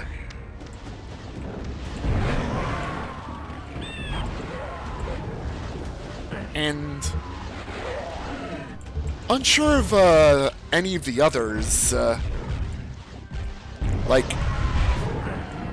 they also did Mage Slayer. Raven Software did Mage Slayer and Take No Prisoners.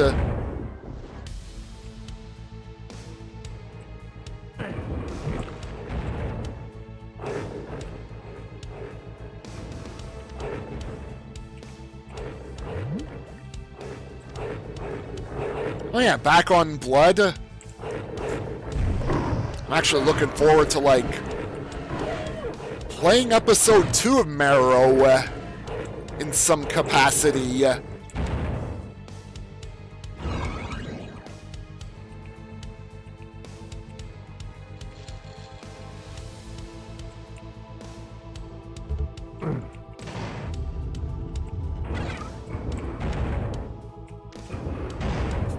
Oh, convenient. When I now unlock each of these, yeah, the crescent switches are automatically pressed. Nice.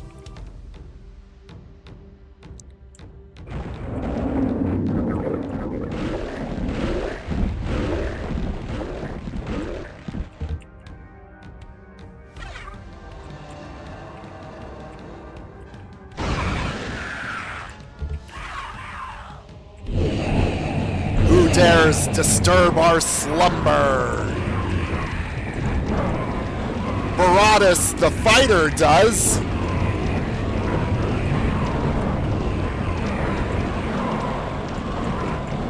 And those Reavers are going to be deader than dead.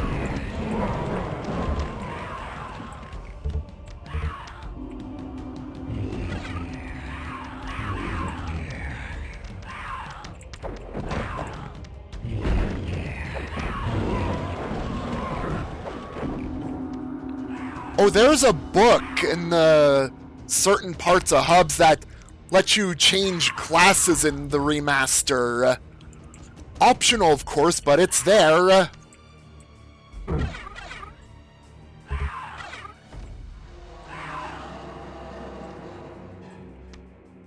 Yeah, there's these podiums with a book on them. Just flipping pages on its own.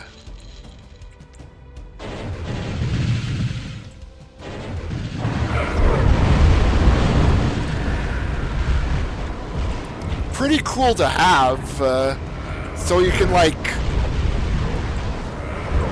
check out every class in, like, one playthrough. And stick with whatever class you're comfortable with.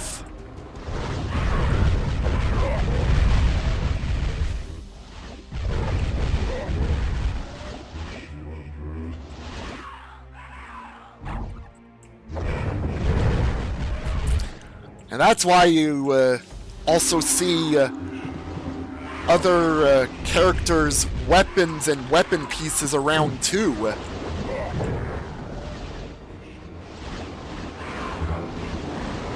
Well, John wanted to stick with Mage for the whole playthrough.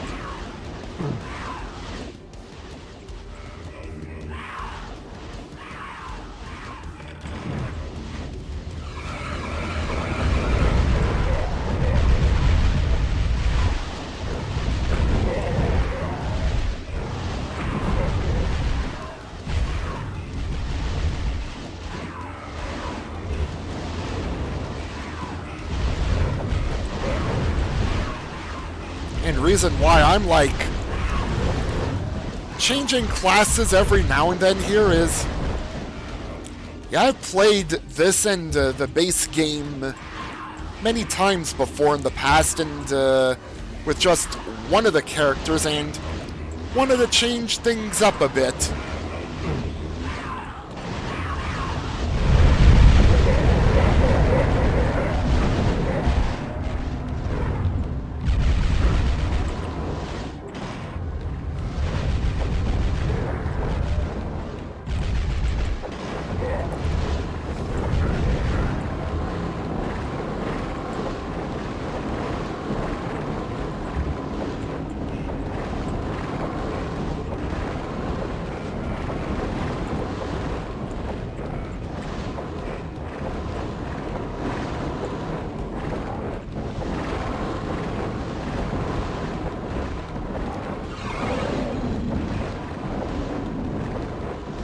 So many Chaos Serpents behind there.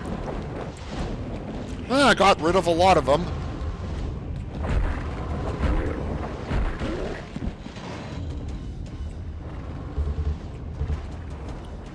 Alright. Now it's time to do that graveyard area fully. Yeah, there's this book. Actually, I can make out the icons of the different relics on the left page. Like Glaive Seal, Holy Relic, and Sigil the Magus.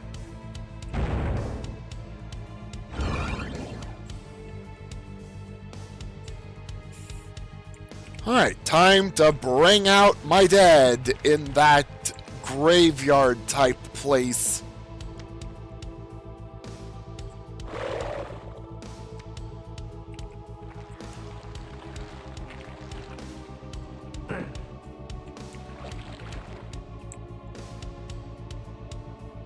Now I just need to get back in the direction of that place.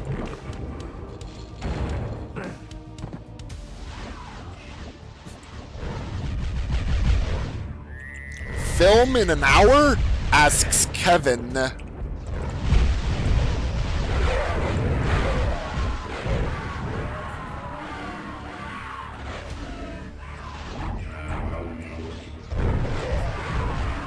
Developers were having fun, like, sticking fun stuff like that in.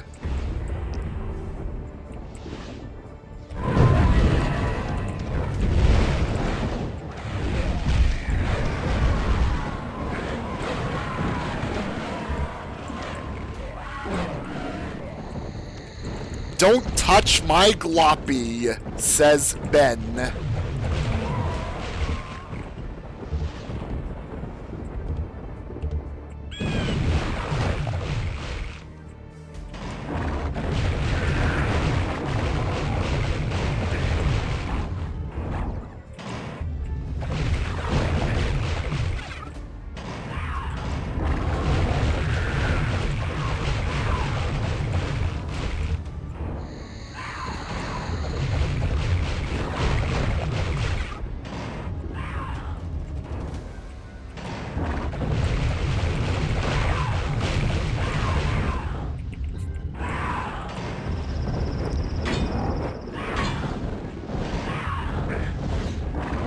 Yeah, I do like the deflect on the, well, the parrying there. Makes the mace more worthwhile.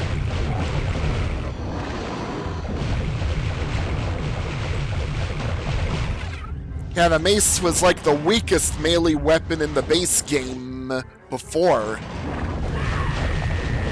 But now it's been brought up to par with the other starters.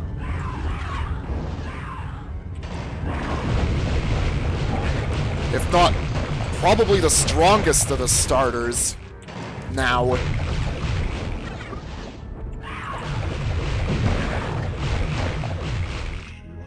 Beware the spider's tomb.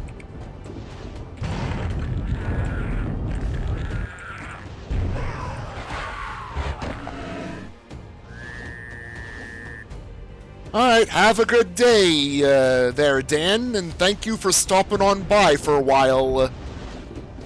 Hope to see you again in the future.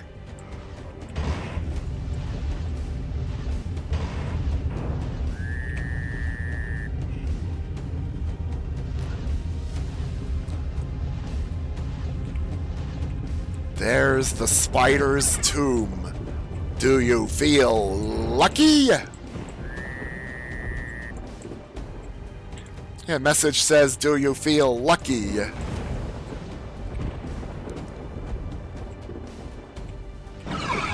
You guessed wrong!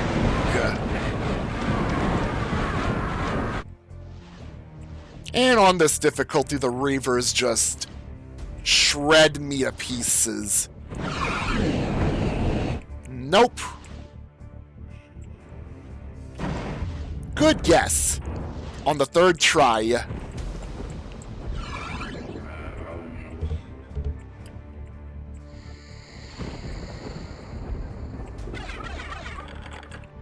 One-third of the puzzle is solved.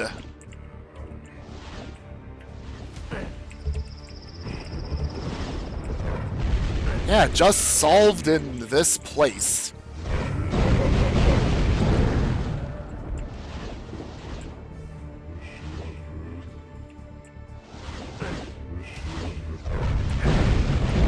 Huh. Well, it got brighter here. Alright, next skull. Piss off that Yorick. Alas, poor Yorick and his brothers. Give me some sugar, baby. Ash Williams quote.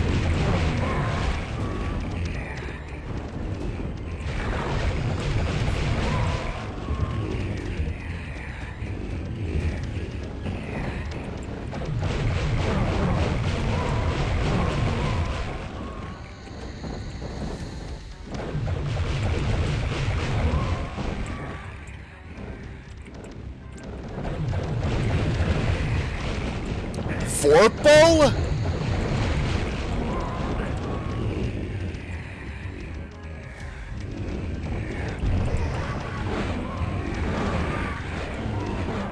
Huh. Did I think I might have just saved game during a thunderclap in game. Whoops. So now the outdoors is Fulbright by accident, I think.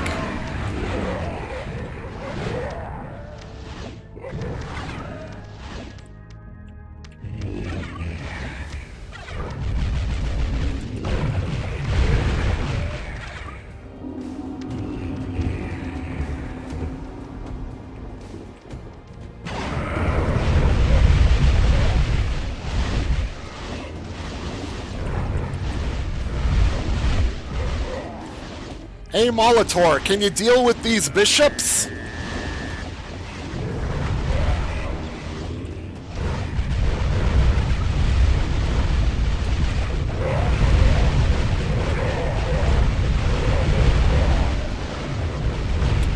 Whoops.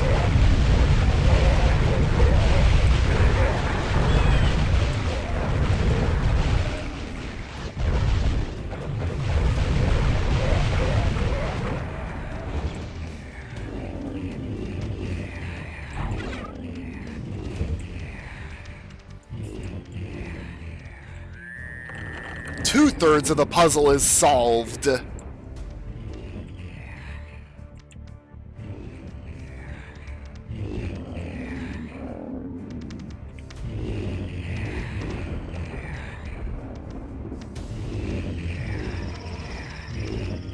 Bye-bye, Molitor. Thanks for the help.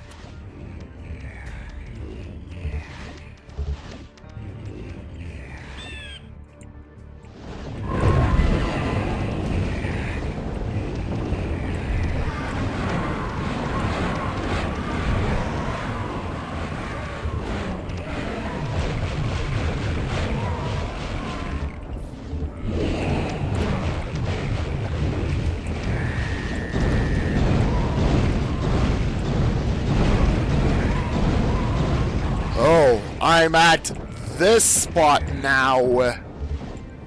This spot. Let no blood be spilt. Let no hand be raised in anger. Hey.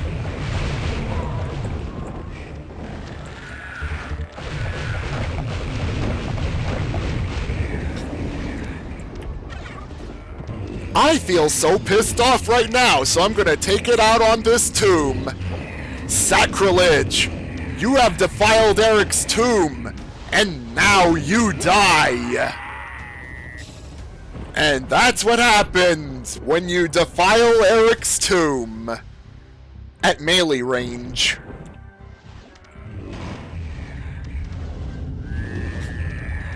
Still got the oversight where if you use a projectile, it won't insta-kill you.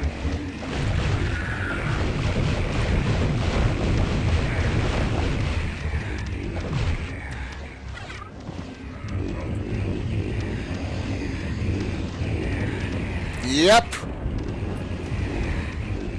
Because the script thought the projectile itself was the one that did the damage.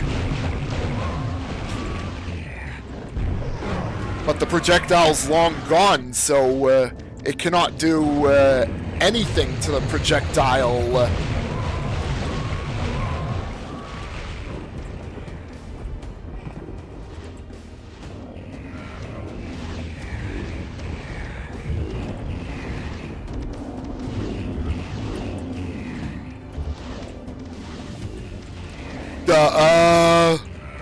Says Shane's tombstone.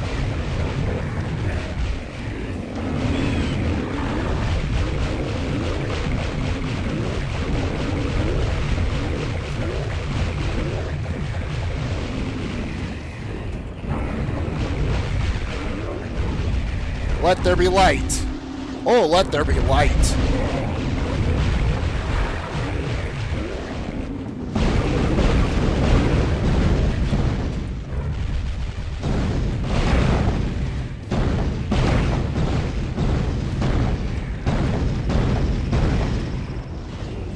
Nothing happened when I destroyed the tree and the sitting skeletons.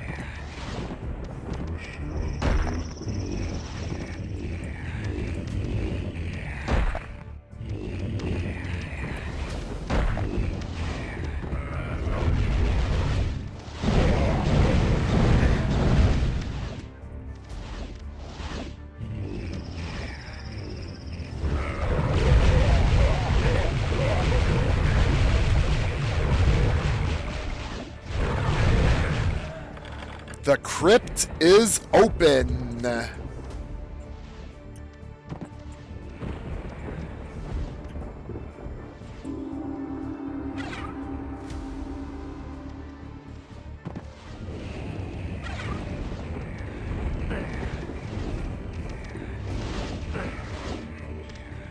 I wonder if the lighting's gonna be corrected with the use of the torch.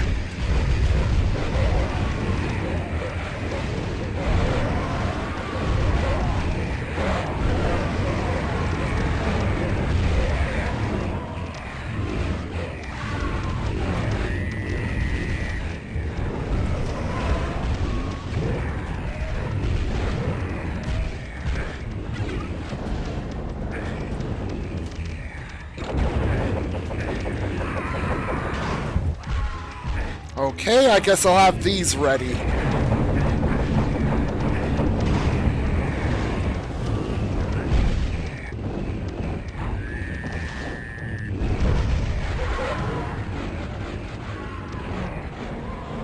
Nope.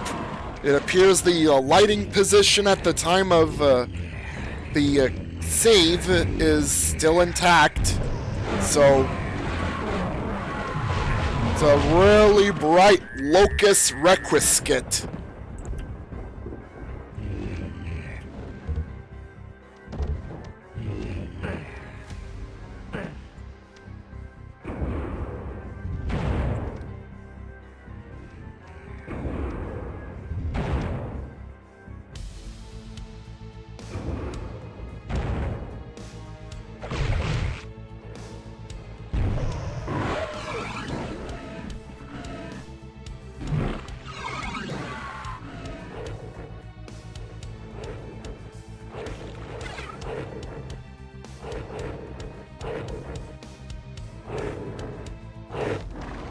Right. Got castle key, so I want to have these ready.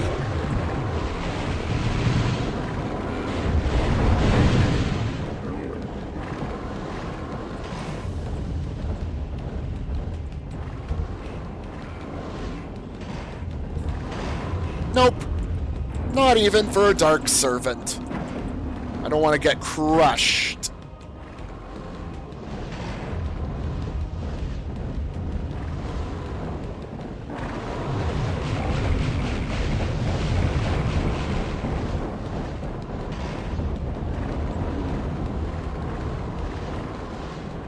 Though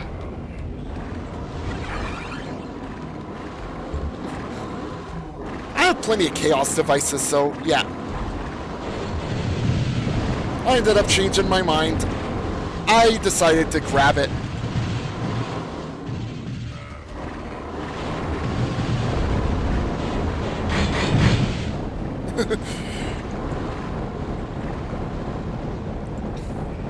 And since I was running, shield out.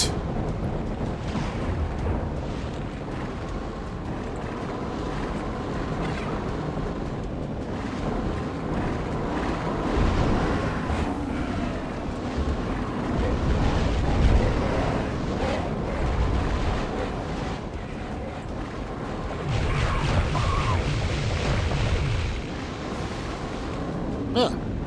Never realized this before. Some of these open to reveal items, which I don't really exactly need because I already have a lot of them.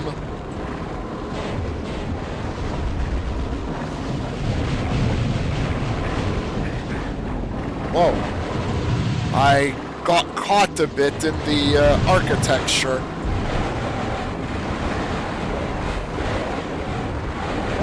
Okay, maybe I will need to grab them later, seeing as I had to use some.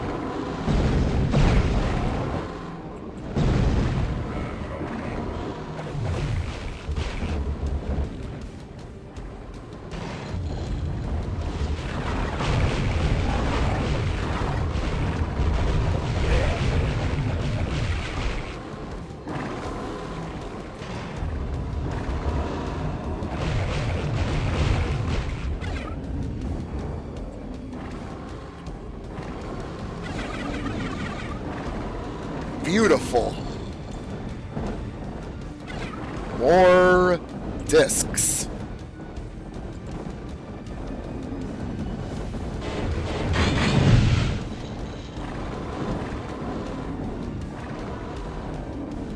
Oh.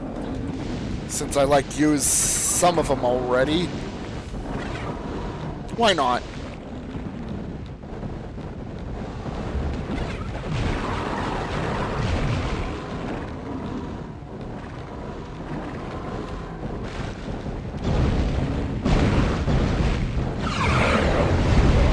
Way is open.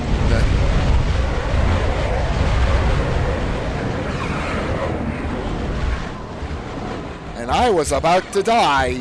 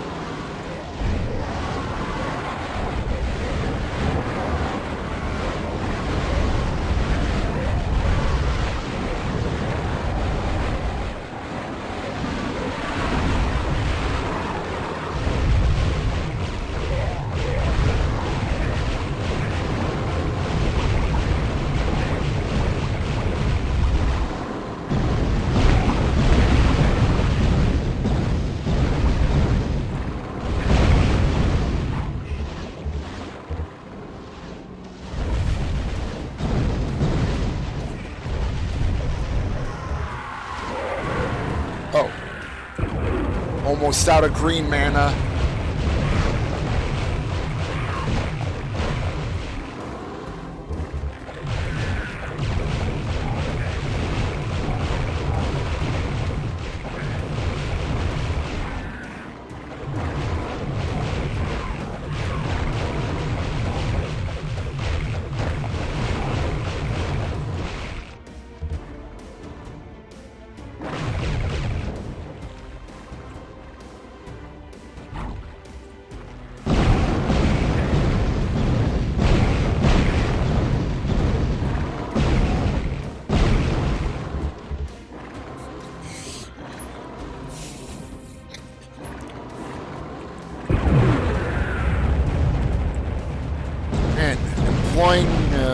Getting higher ground. It's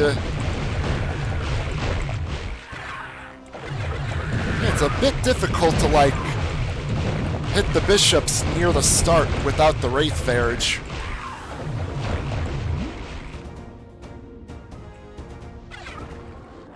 The lower part of the window is a bit too high for me to be able to shoot into there. Or it could be auto-aim being a bit weird again.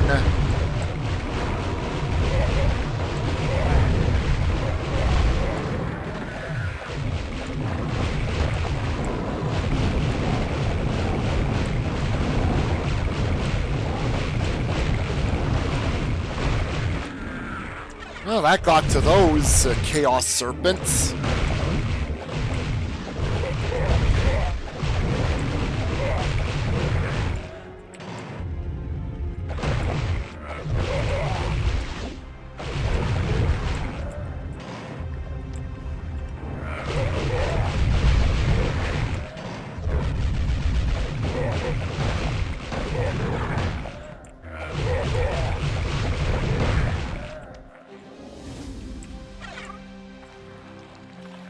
Hey, mini mazes of items.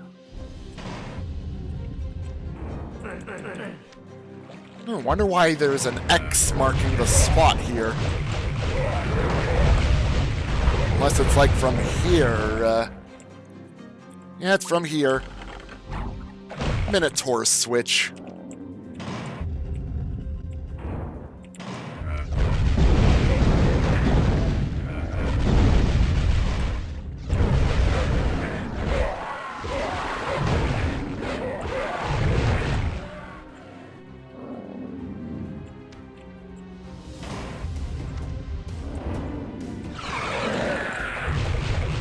Reinforcements have arrived. Whoa. Sitting skeleton.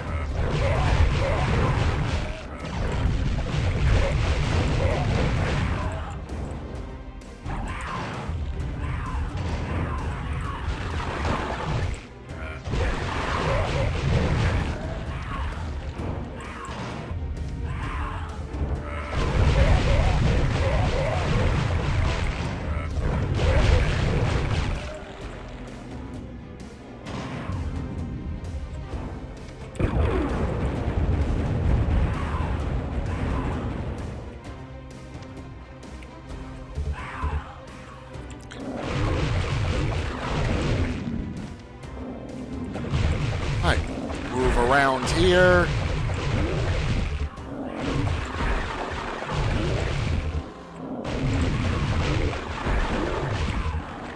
Gonna need to get ready, because it's gonna be a point where walls lower and reveal a lot of potential death.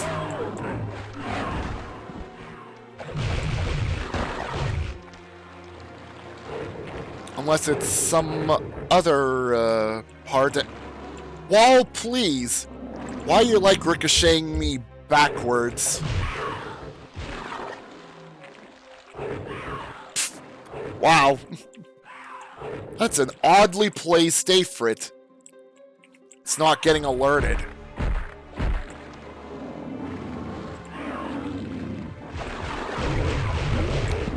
Like, partially embedded in the wall and not reacting.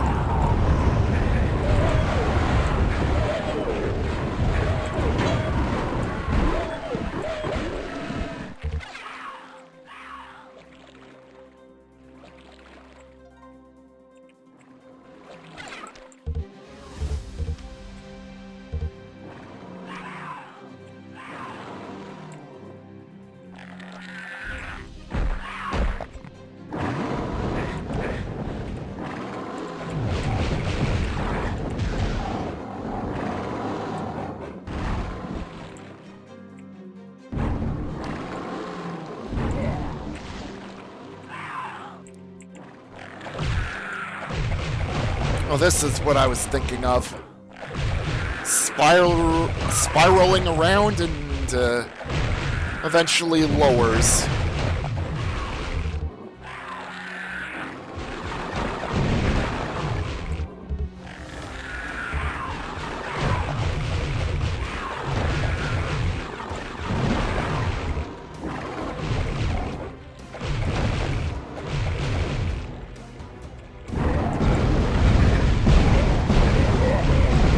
Or just a set of walls.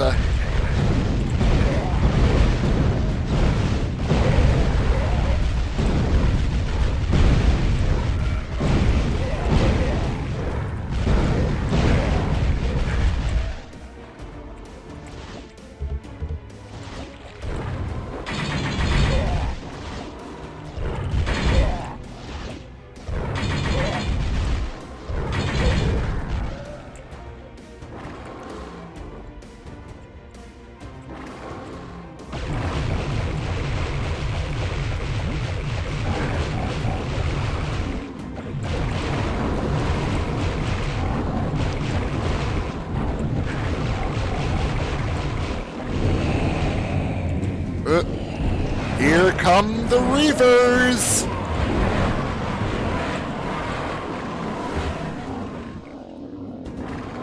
rising out of the stone ground. Reavers find a way to dig themselves out of stone.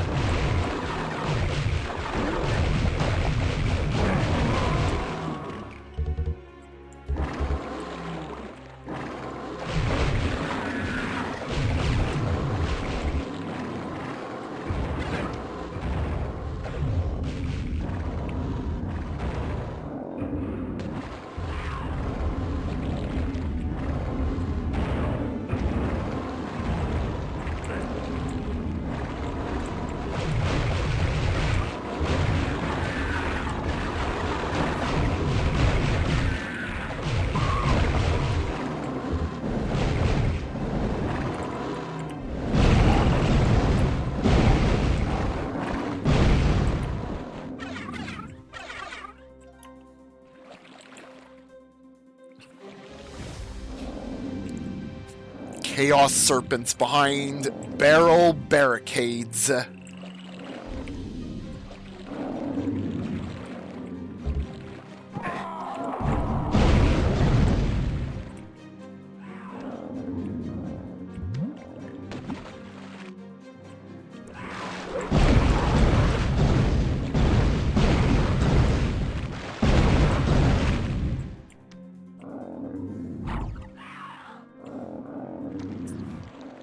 Secret level hunting time.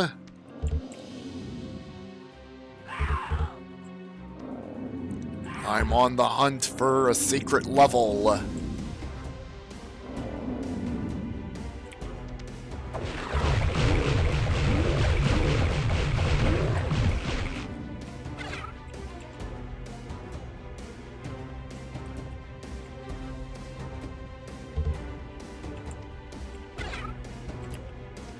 How did I miss that icon?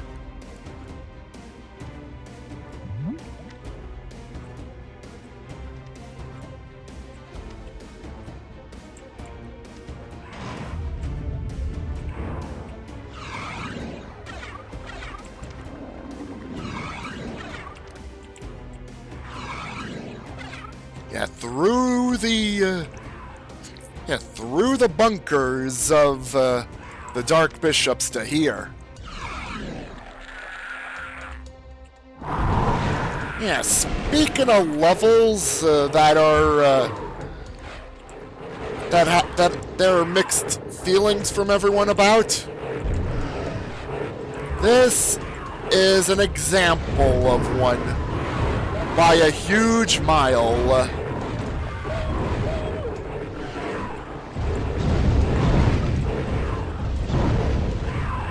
Because of how the level is.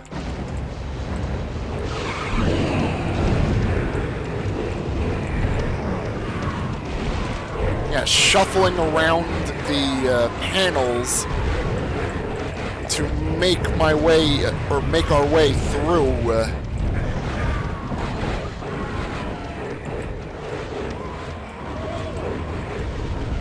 Yeah, everything's gonna be attacking through those bars.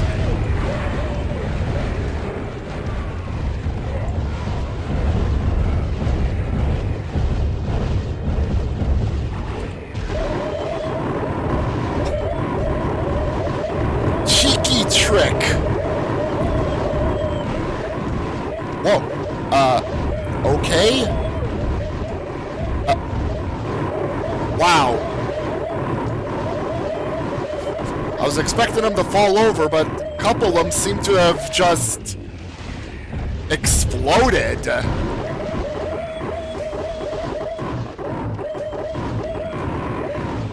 Normally the exploding state with that from, yeah, a disc-pushed cloud.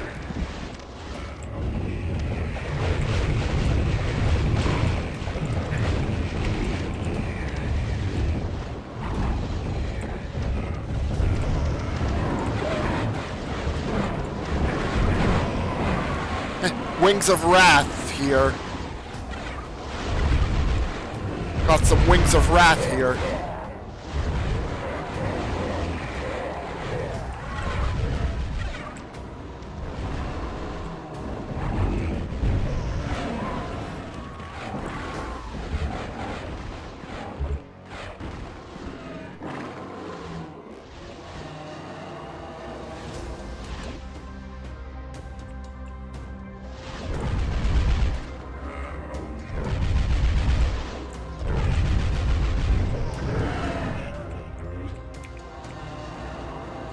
Alright. Continuing to find the one place that I can get to from here.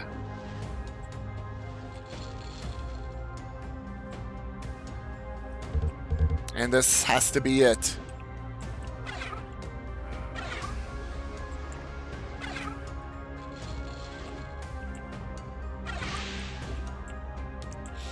This is one of the toughest secret levels. If not one of the toughest levels Deathkings has to offer.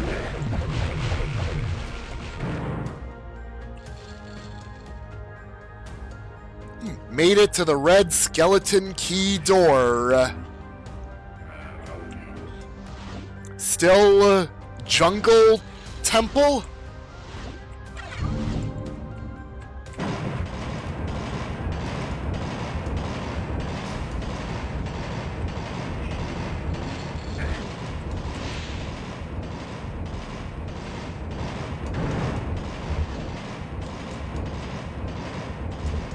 Yeah, I forgot what that entails behind the red skeleton key door.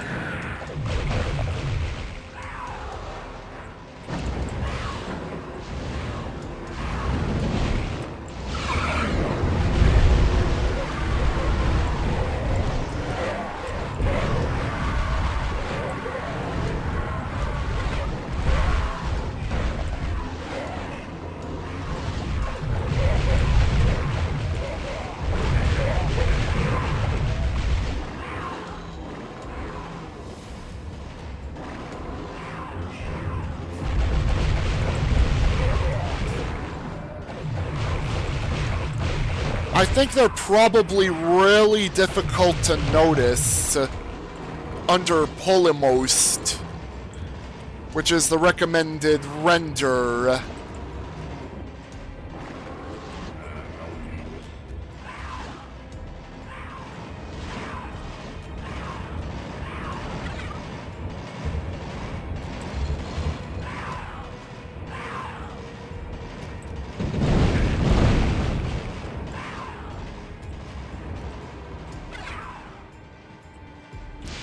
I think they're probably like subtly, they're subtly like different shade or something. I don't know.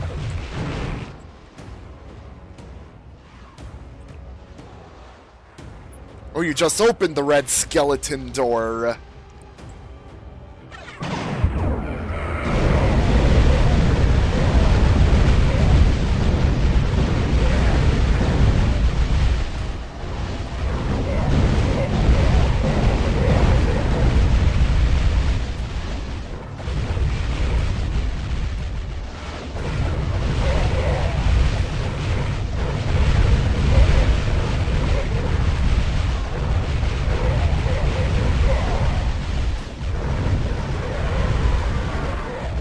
Damn, how can Zaxter manage to, like, get through all that without saving?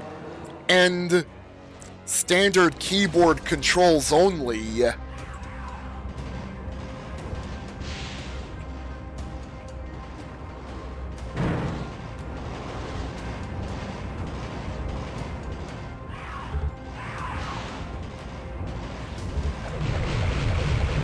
$30 shadow drones. Holy shit.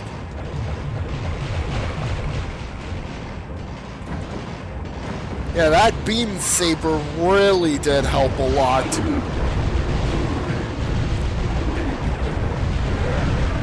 Like 30 shadow beings.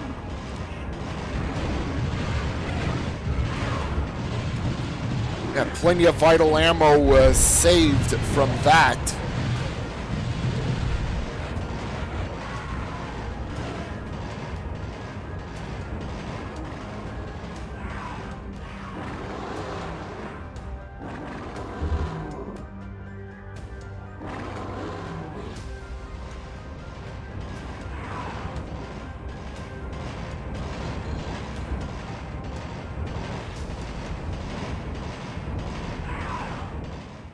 Already been up here, I think. Yep.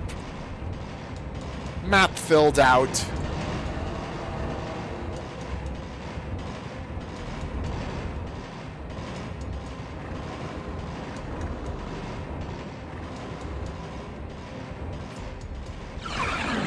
That's been the puzzle and the platforming elements.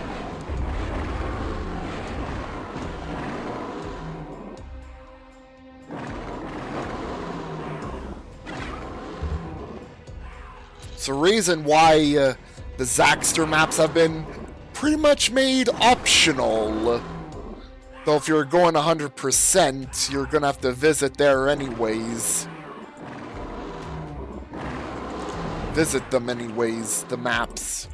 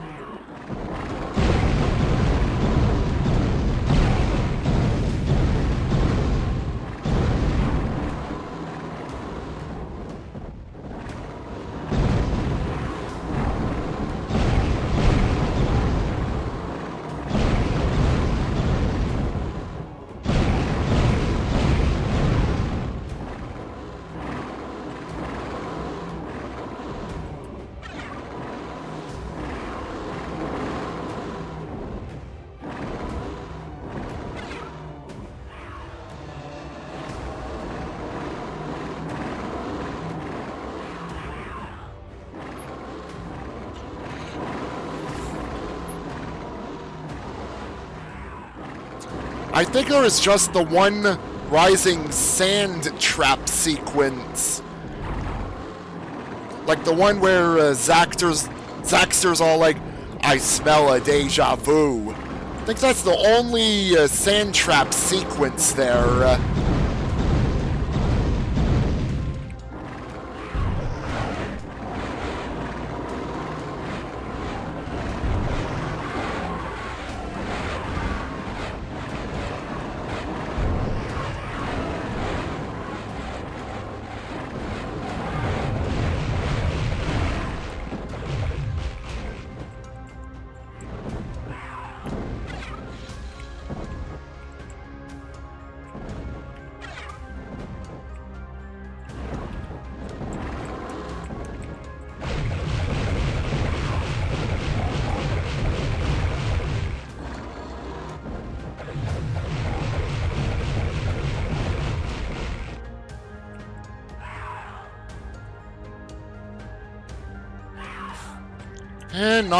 Not that I can remember.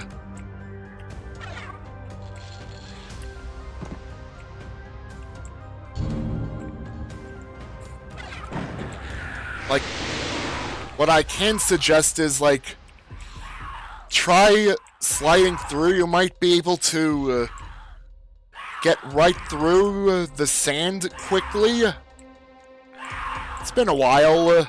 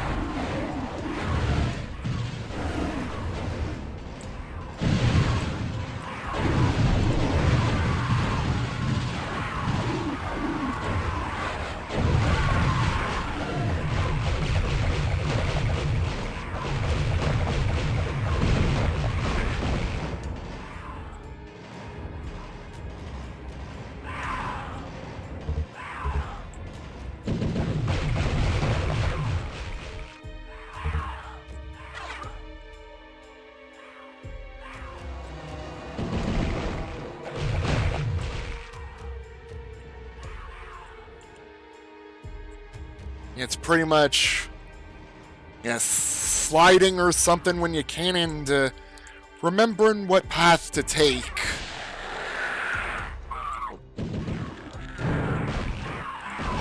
Oh, this is a fun room. And it looks like I'm not the only one that's gonna get caught by Ripper spiky balls. Looks like the Aphrids got caught by him too.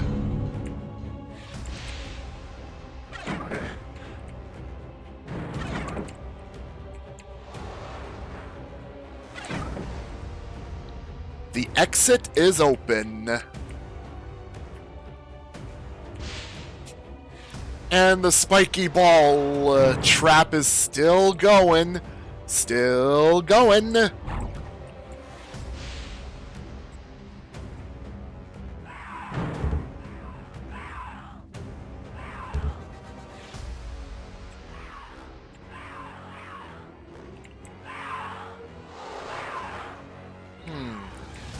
Guess I'll hit this again and shift these around again.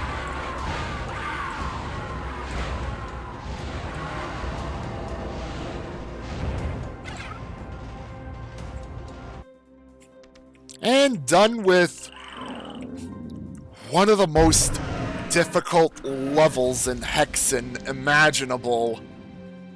Like out of the official stuff.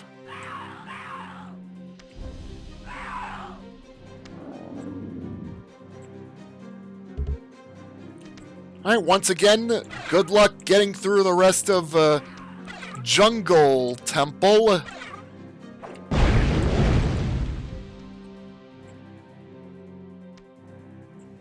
I'm heading to Hub 3 of Deathkings in a bit myself.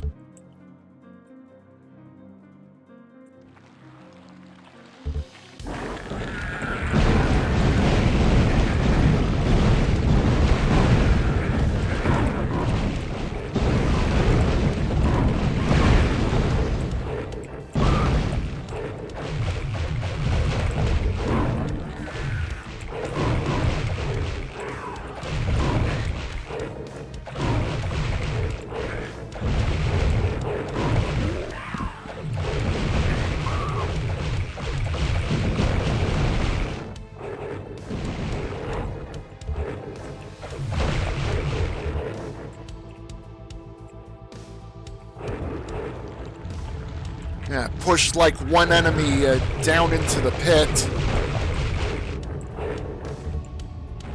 And there's the final item needed to finish the hub.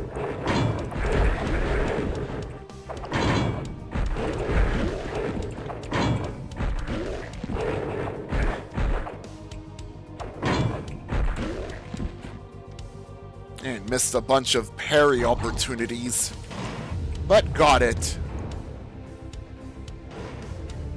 Right. Constable's gate is over.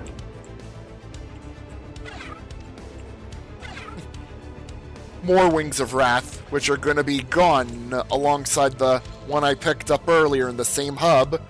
Well, bye-bye, Constable's gate. Surely the souls of the damned inhabit this world, for nothing fair or good could survive here for long. But what has passed before can only be pale shadow of what bars your passage now, the dark Citadel itself. The grim bulk of the cathedral blocks all but fragmentary glimpses of the Citadel proper, but what can be seen speaks in sibilant whispers a cold, lingering death. For the fortunate.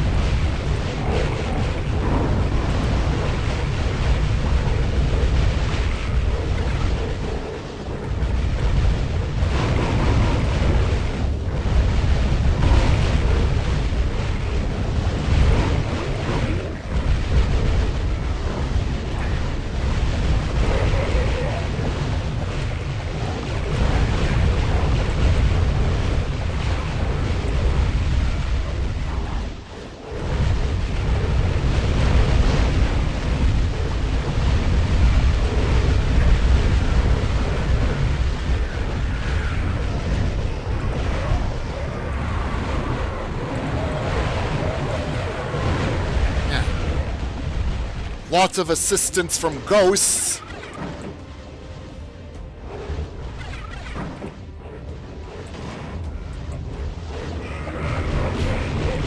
The secret library. One of secret libraries.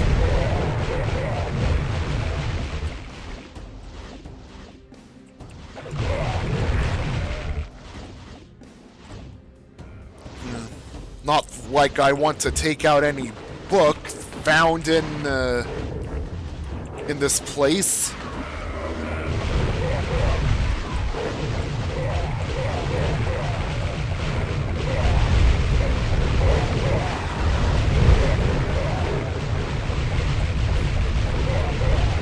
Sure pissed off a lot of dark bishops in there.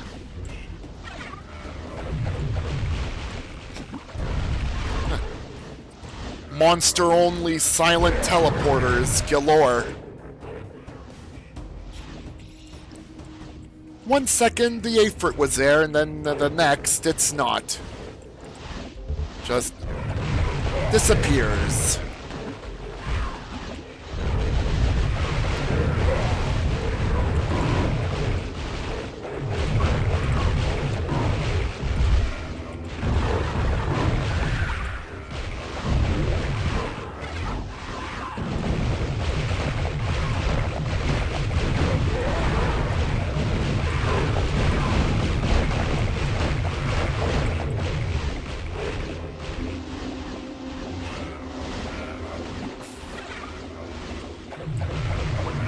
Pretty chaotic place this is.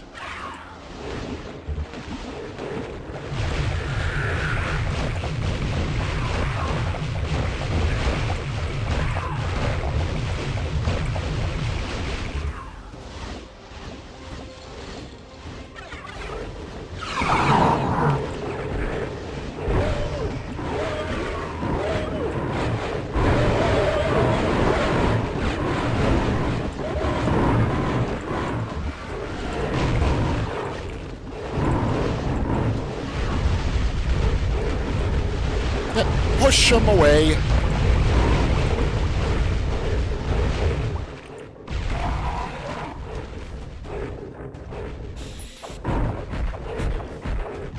Silent telefrag. Well, I got silent telefragged.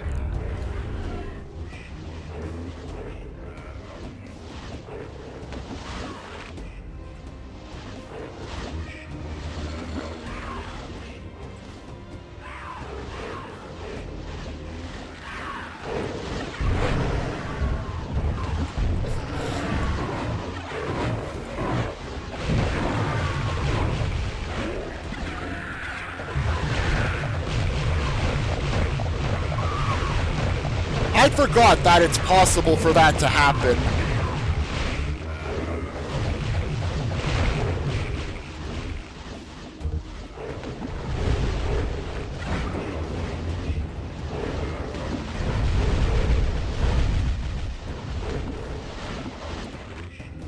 Still one more button. Smash some windows. All right. I guess I'll break some more windows in here.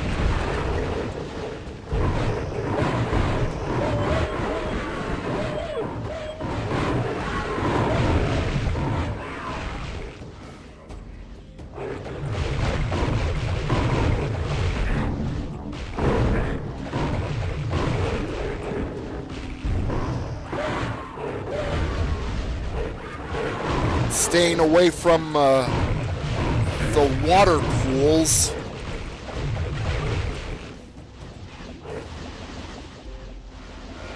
And nope.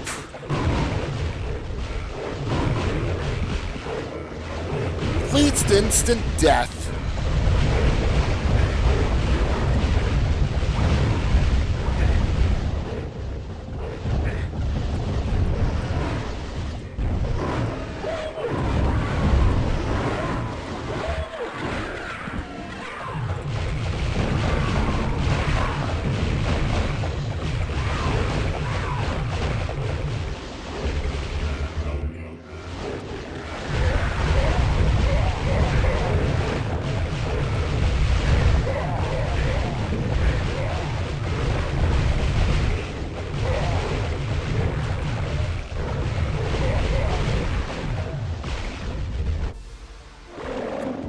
Alright, first stop, Cloaca.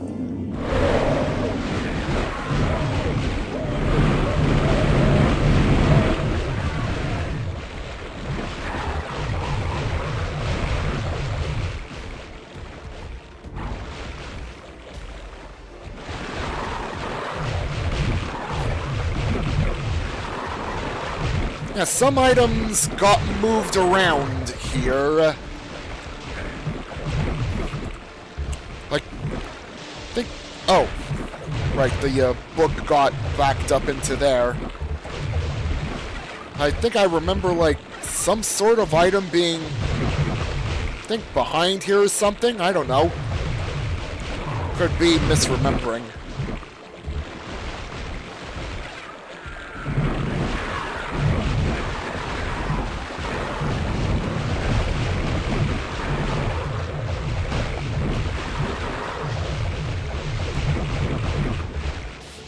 They were all gathering around.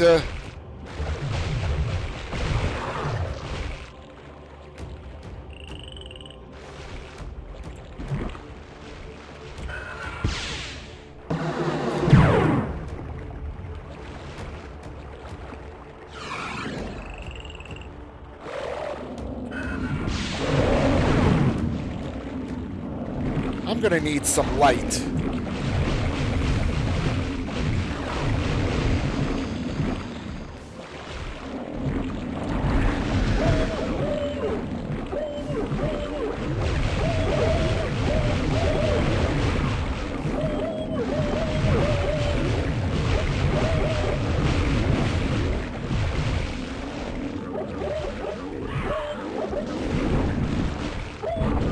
Well, these gas clouds are going nowhere for the duration.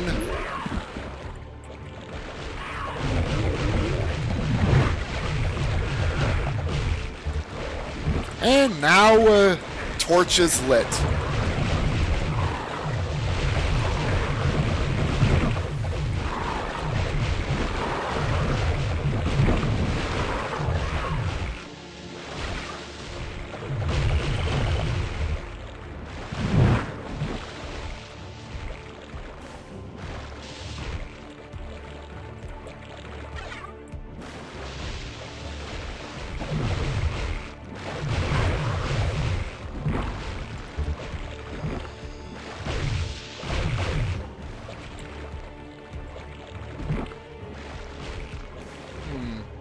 Nothing hittable there to activate something.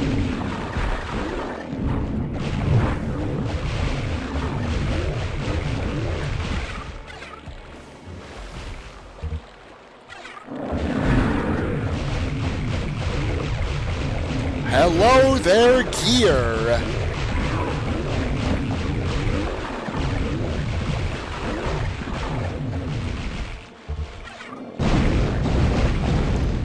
Fix a clockwork mechanism in Nave.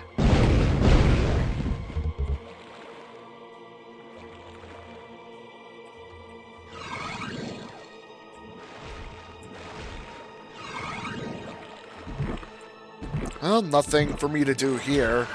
Time to leave. Need to come back later.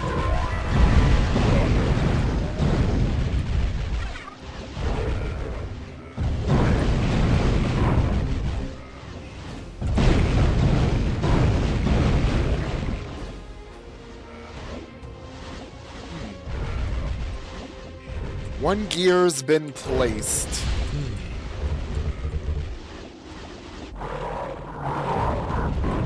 Dark Watch. It's pretty cramped around here at the start.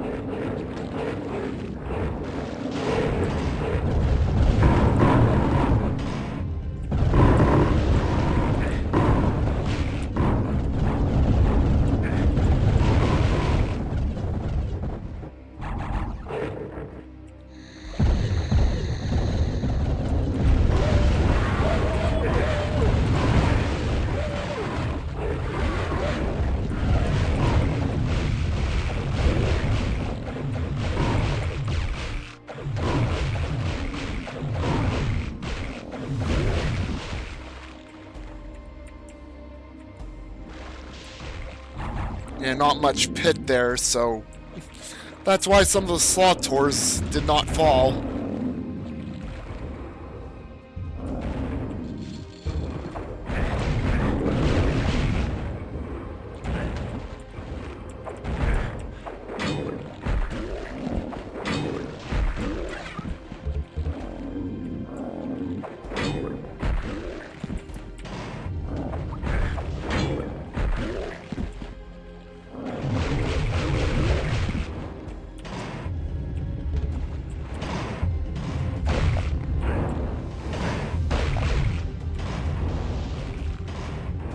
Yeah, side doors were just there.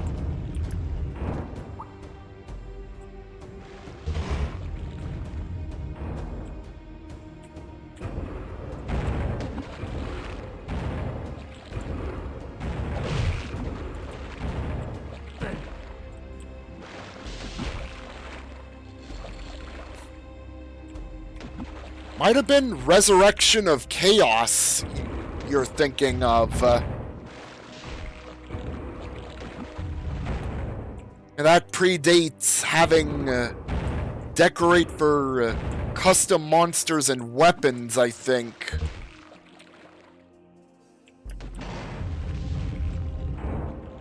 Though there was a custom giant Korax that said, "Kick his ass."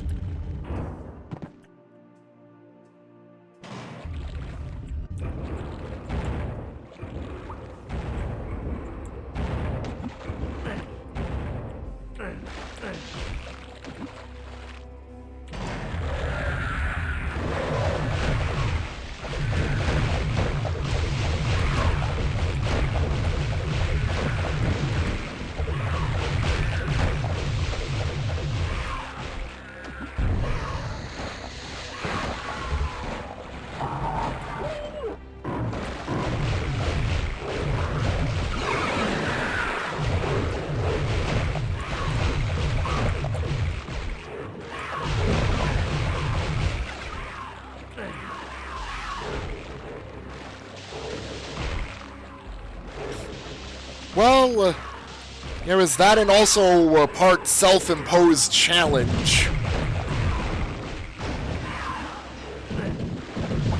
And I think it was Argo that said that anyways, or something. Something along the lines of that. I don't know.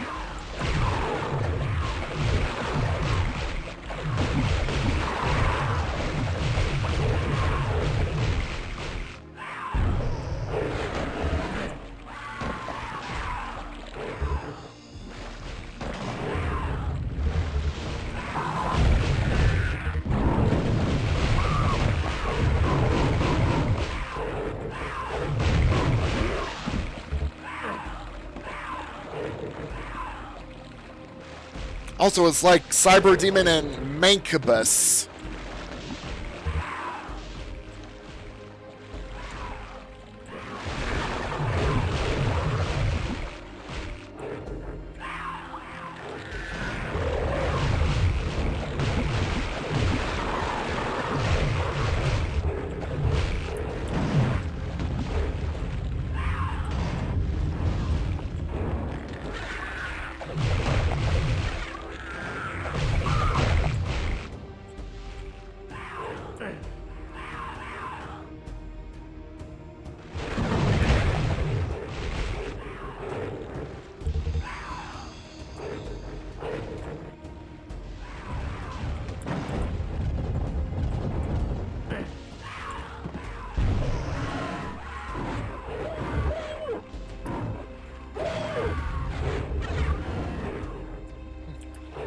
An abandoned forge. Yeah,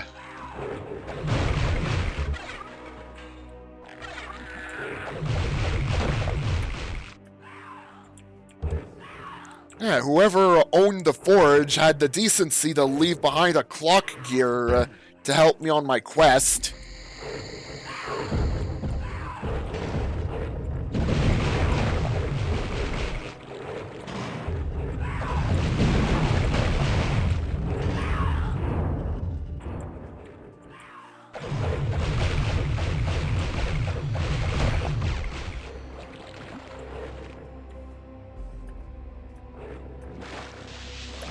Yeah, like super demons and whatever those mancubi with the more hellish-looking arm cannons are. But I don't think those existed yet when the Resurrection of Chaos was made. A stair has been built on the Dark Watch.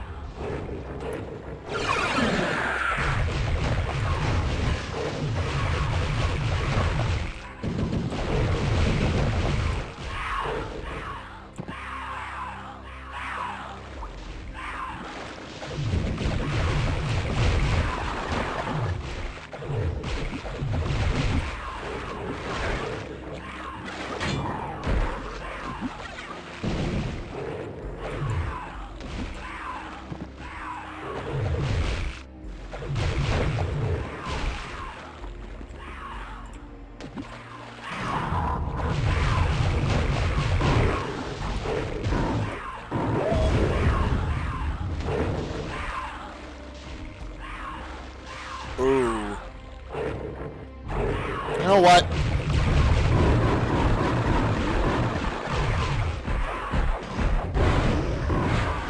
I have plenty of these icons. Not like I'm gonna use them a lot.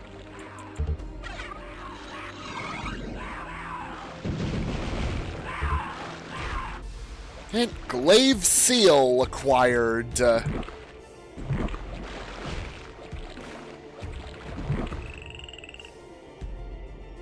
And I guess this is the only way I can go. Right back here.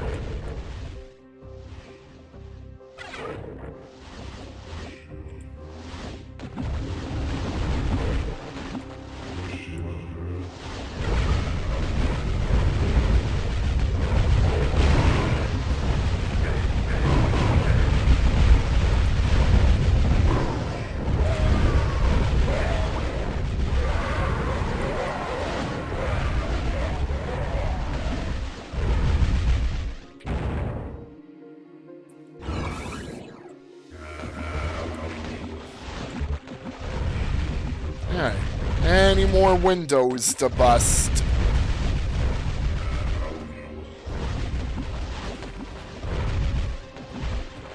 No, not really. I think I pretty much busted them all.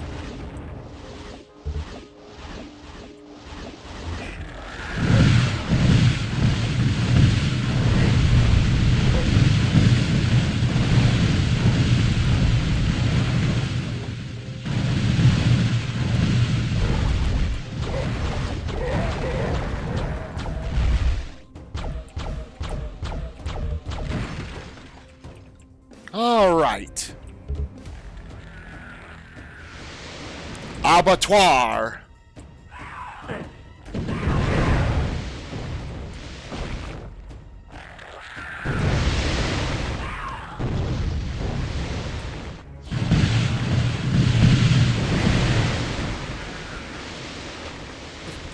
Used to be hidden walls, now they are just simply doors.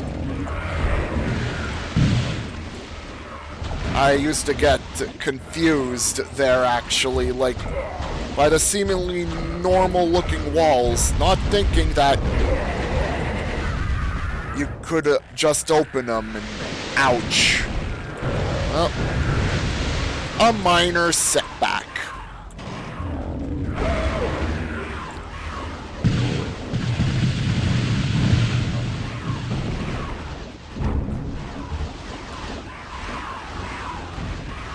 Alright, run out of here quickly, because that thing's gonna crush.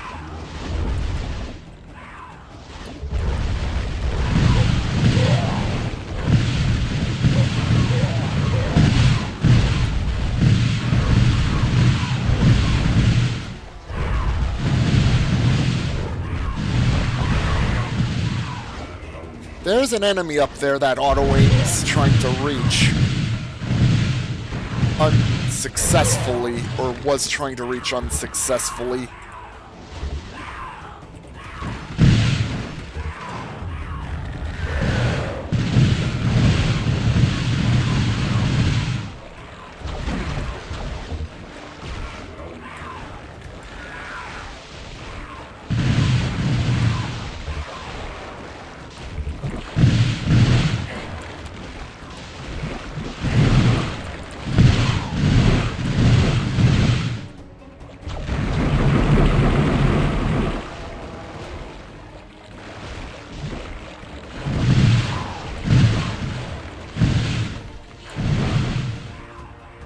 Nope. Not going to let the sewage flow send me down the pit.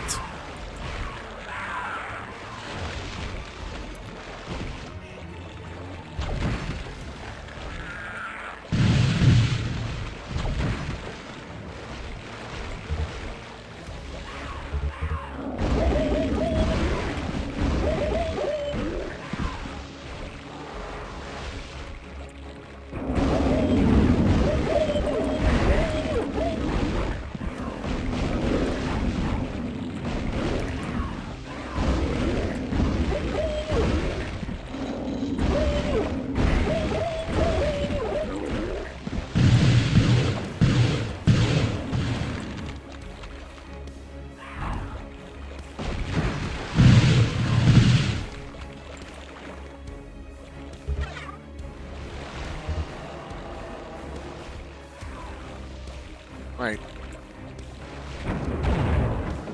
Well, that crushes the Ettins that would have tried to run this way. And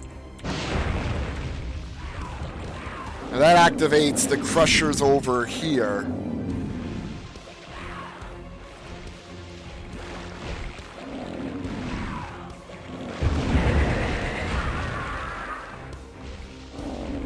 Mean trick.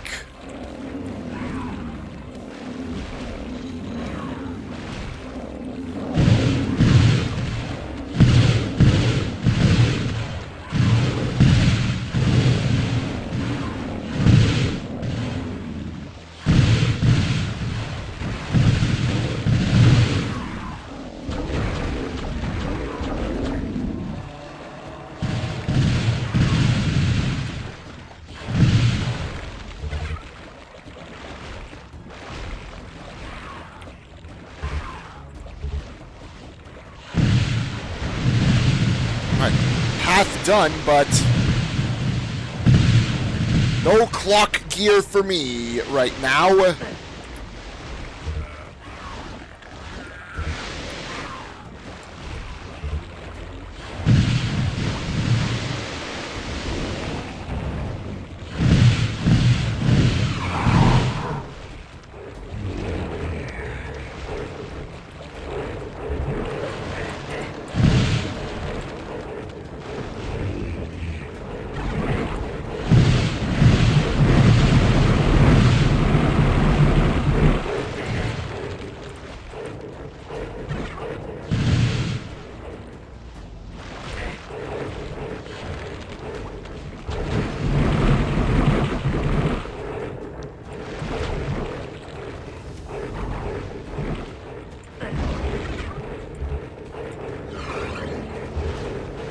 Oh, I got the clock gear from that way.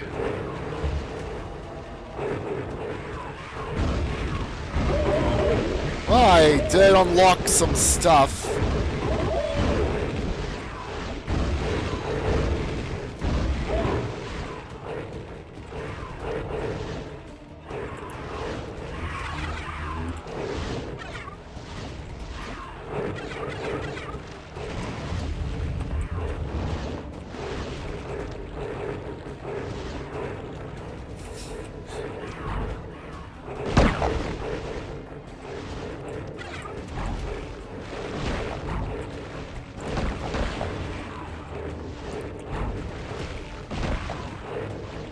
You dare plunder the tomb of the executioner?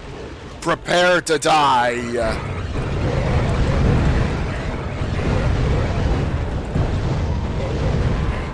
And now the executioner is deader than dead.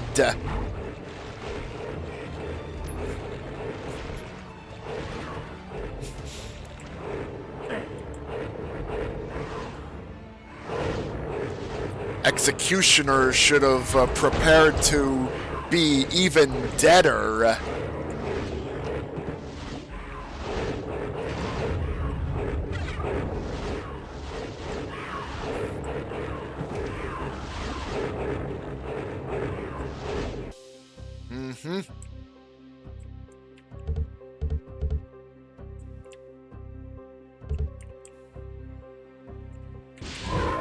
A bridge has been built on the abattoir.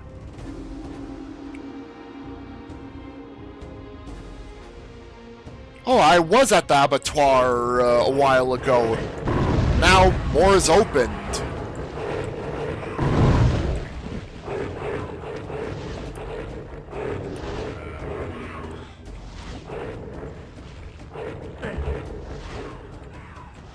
Yeah, here we go.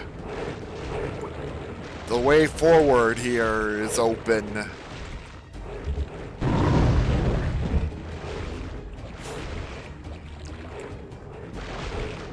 I've actually been thinking of, like, attempting Ice Hold with Baratus, since I don't think I've gone through there with him yet. Parias and Daedalon I did, in some way.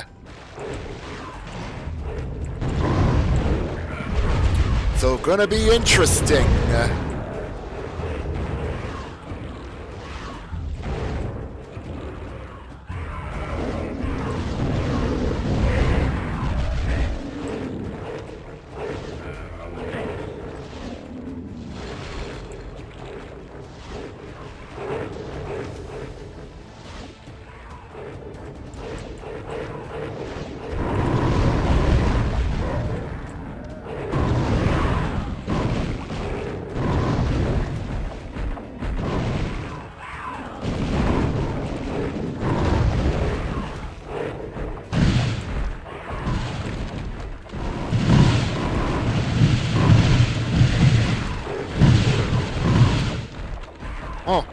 Oh yeah, the shards can go right after me somehow, if deflected.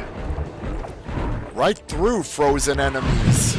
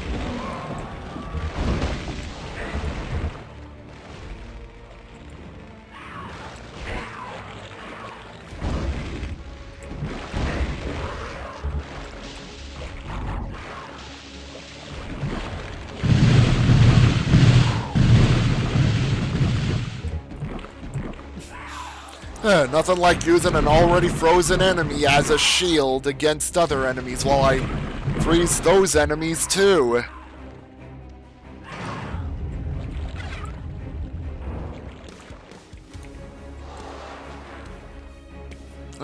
Down the hatch!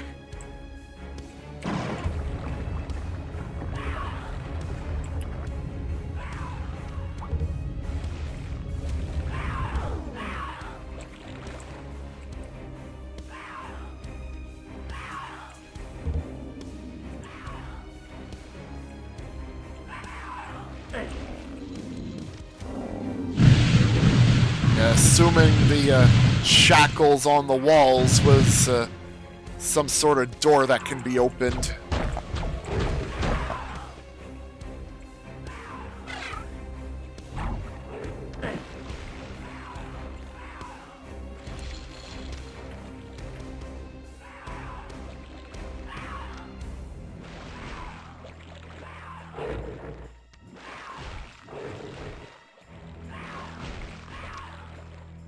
Really, is this all I can really do for now? Though there's still the Sigil of the Magus to get. Though... Oh, right, I think it's gonna probably warp me out of the area anyways.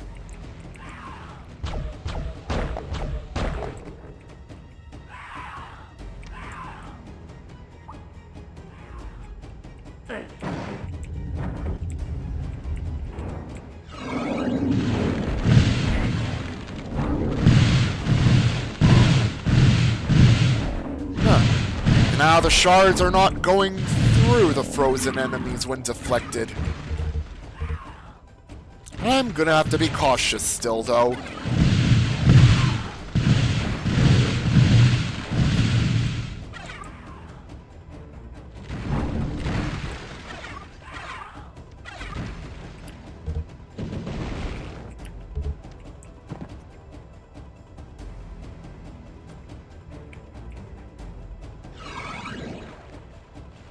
And I'm...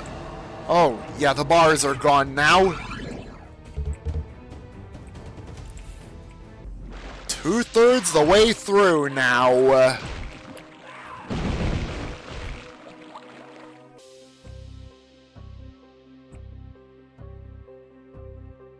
There's still one more place to go.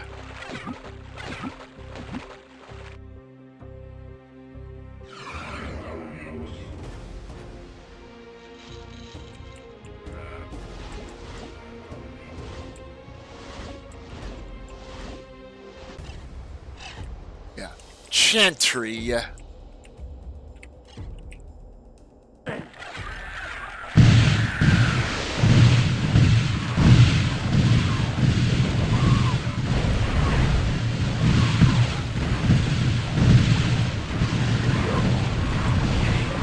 Uh-oh.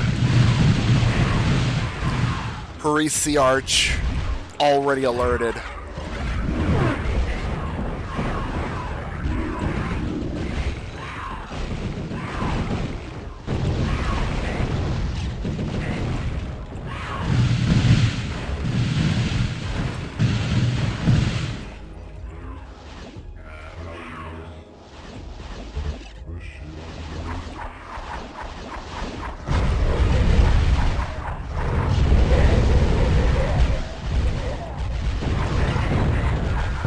Whoops.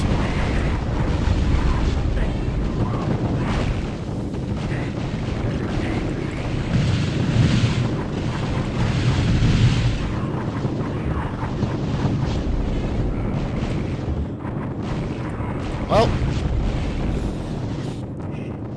time for multiple Blood Scourge blasts and Time Bomb flechettes.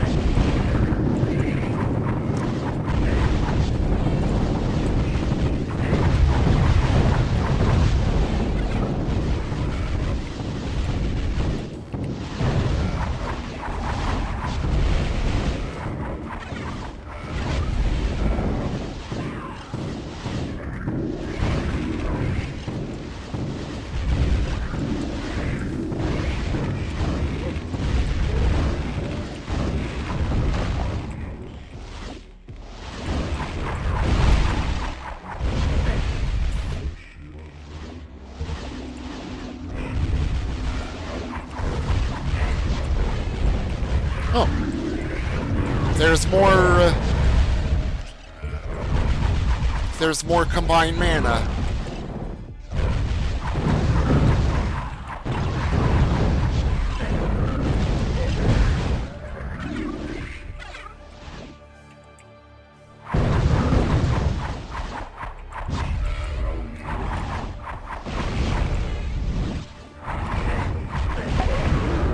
Got him!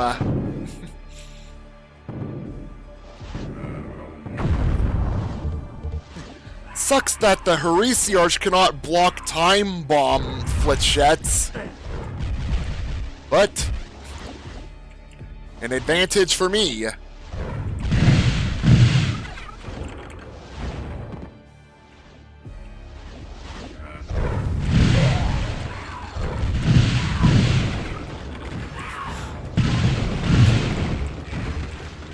Amazing how the achievement for killing a Heresiarch is, I hate that guy. Yeah, Heresiarch is pretty infamous in the FPS scene.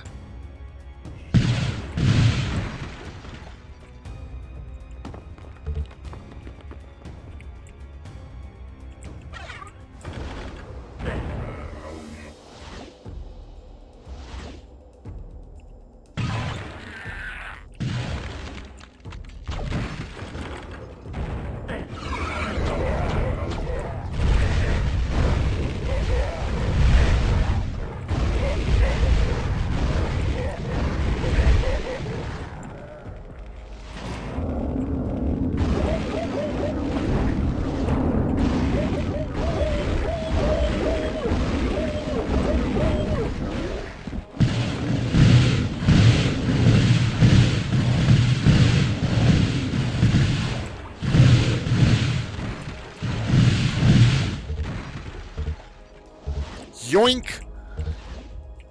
The last clock gear.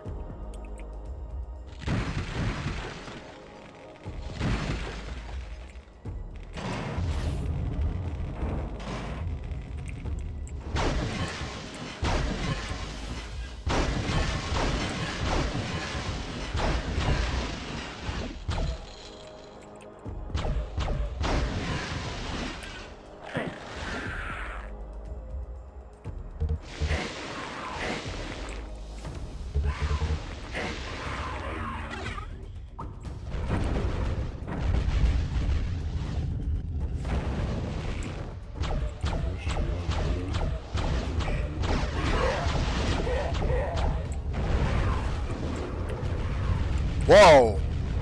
Almost missed it. Alright, last gear.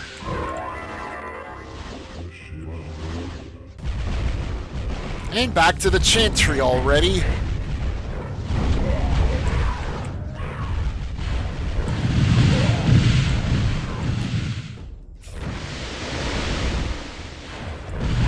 That Dark Bishop that got frozen fell deep down.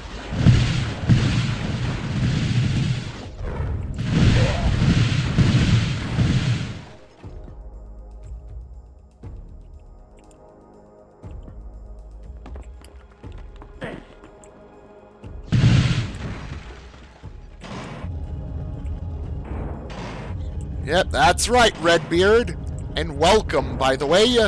Hope you're doing well this evening. Welcome to the first of two parts of celebrating 30th anniversary of Hexen Beyond Heretic.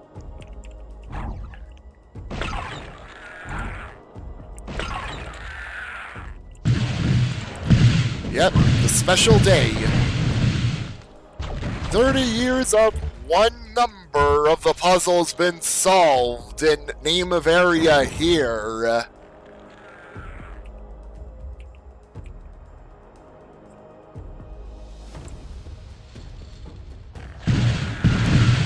Well, I'm getting by fine with the enemy placement here.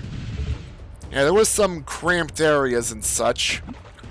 Also, I'm on skill 5, so there's also that.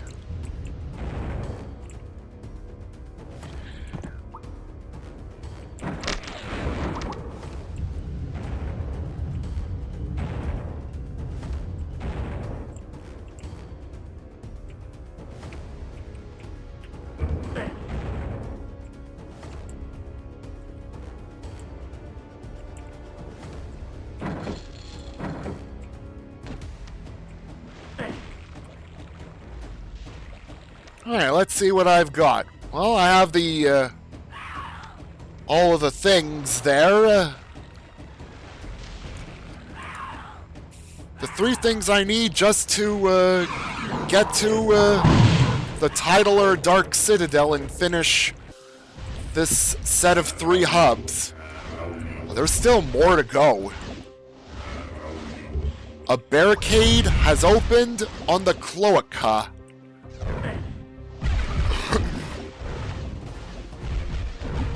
I still have the books to get.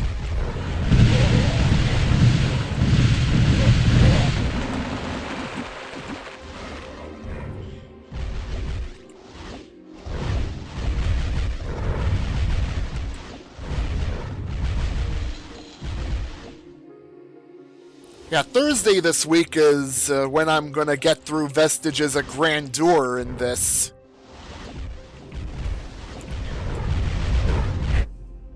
Which should be more easy to get through compared to this.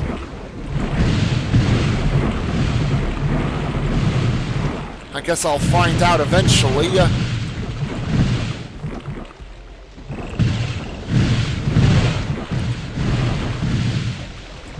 Also, this and the playthrough, the base game, the stream, I've been given each player class their time.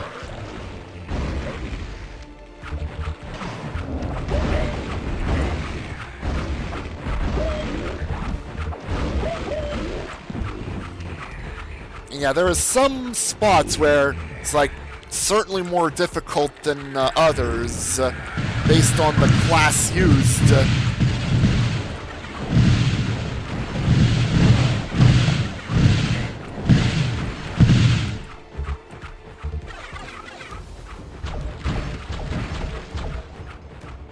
I figured I might as well use all 3 of the character classes this playthrough, the playthroughs of the 2. Yeah, base game and Deathkings.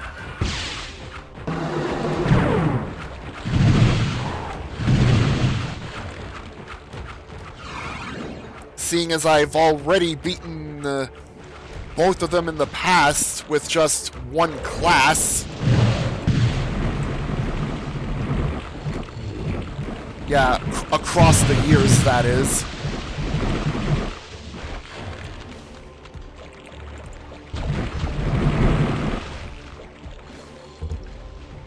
Alright.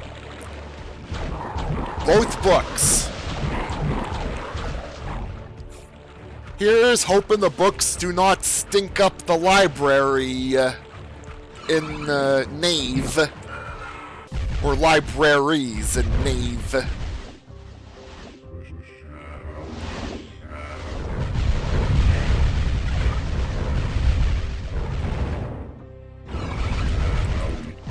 Alright. Varatus.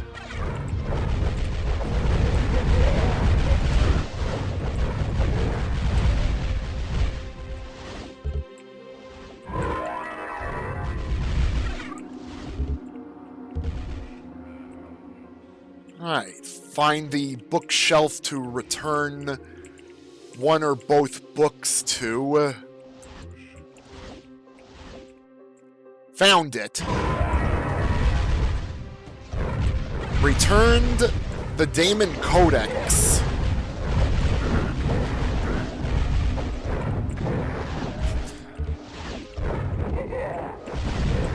Alright. Time to brace myself for a lot of potential death getting through with Varatus. I've already done it with Daedalon in the past with a mod.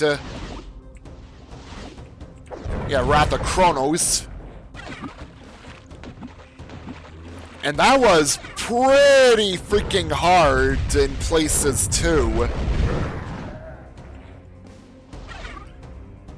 I've already gone through before with Parias. And, yeah, lots of Wraith Verge usage was to be had.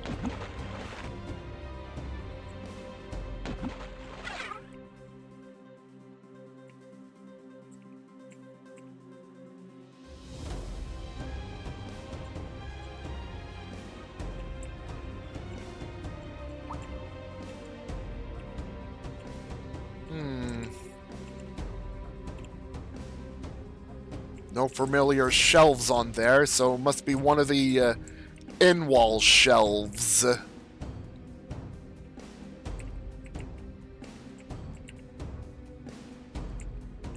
Or not.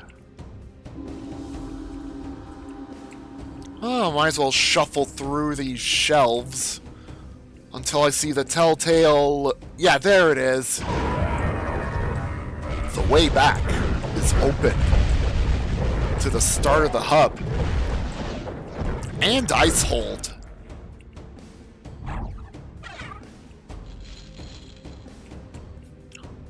Well, I'm really gonna need to warm things up there.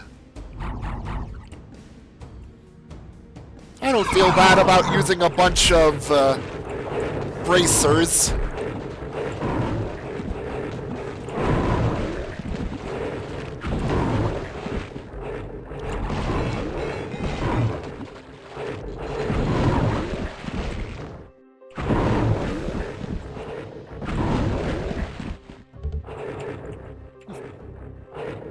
Yeah, a while earlier, like, I don't know if I forgot to, like, mention, but yeah, Quietus mana usage went down to 10 per mana type now, as of the most recent patch. Alright, Ice Hold time.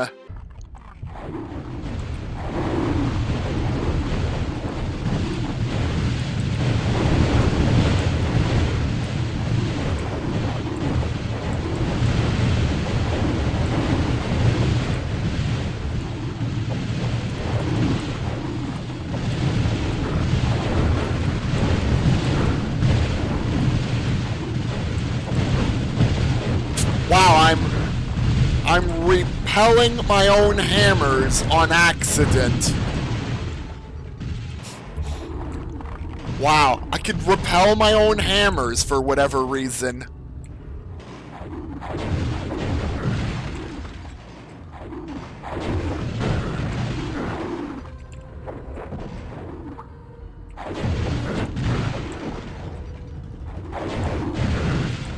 Perfectly good reason why I decided to use a bunch of bracers here. Because I knew I was going to go get slugged by millions of ice shards. And many balls of ice. You have 3 more switches to find.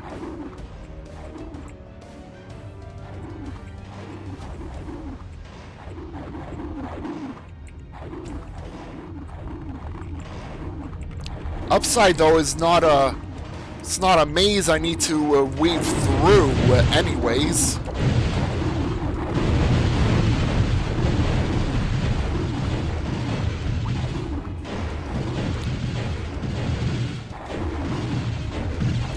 Wow, Wendigo was blocking that moving, yeah, that moving cylinder of ice.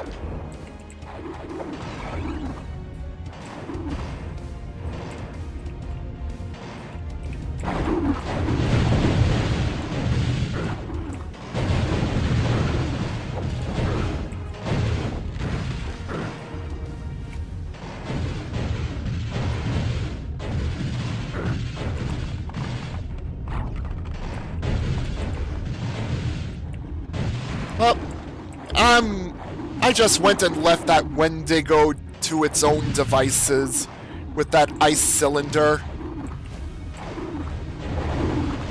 Like, later!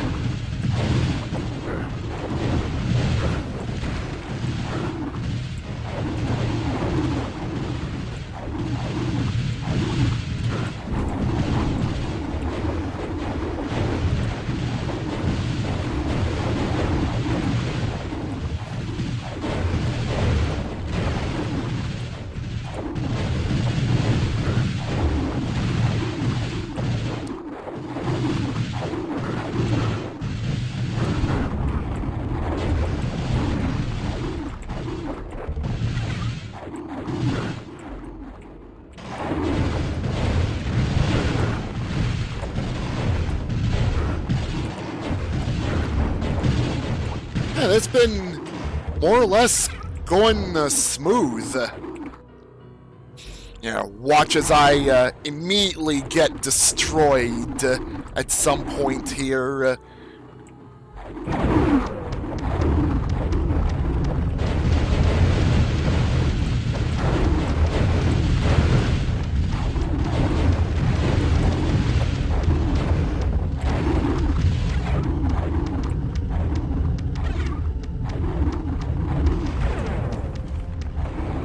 Alright, final switch.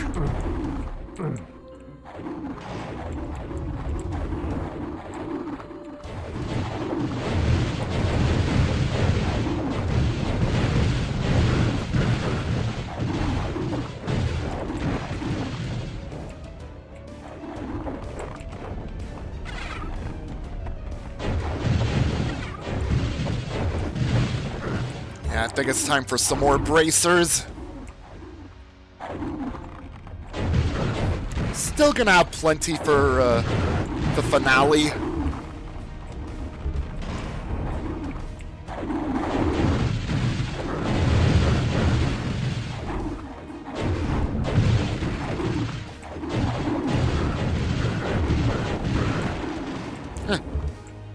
Sequel room to that one room in Guardian of Ice.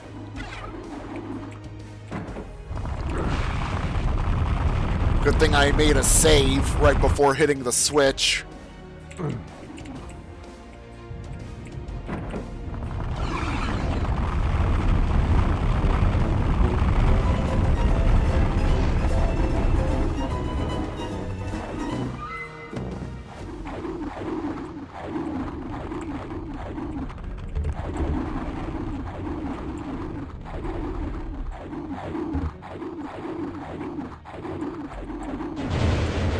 Oh yeah, the glitter bridge is also going to be slippery because it's over ice too.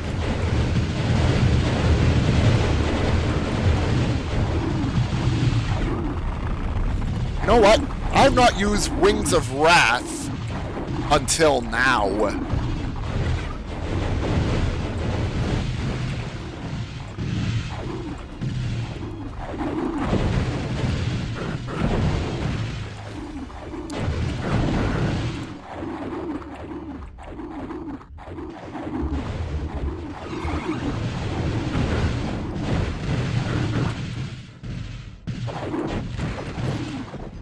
I'm saving the armor until I leave the level. That's going to be a bunch of armor class for the Deathkings.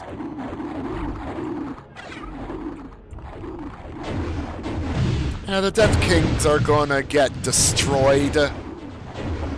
I'll see to that.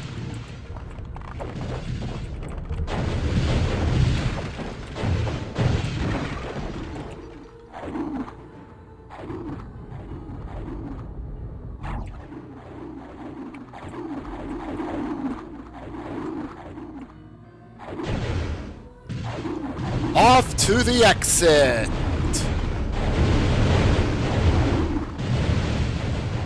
Zoom!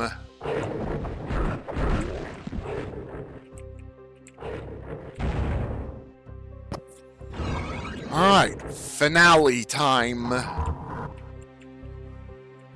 Dark Citadel time. Just need to find the other panels to use these relics in.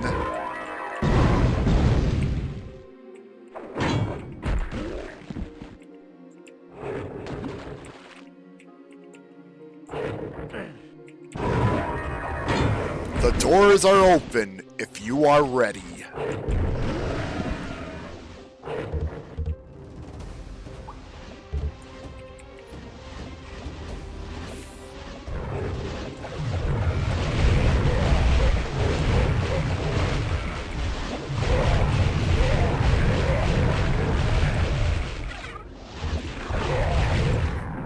After all the trials and such we've been through, the finale is at hand.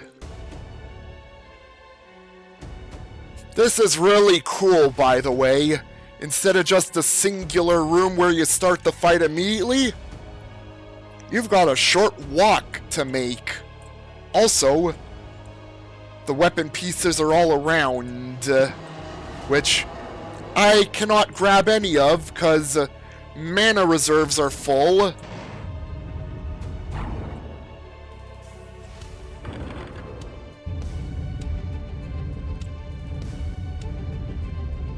But yeah, I like this new intro to the map, leading up to the bit of map that was there already, which it's now more nice looking too.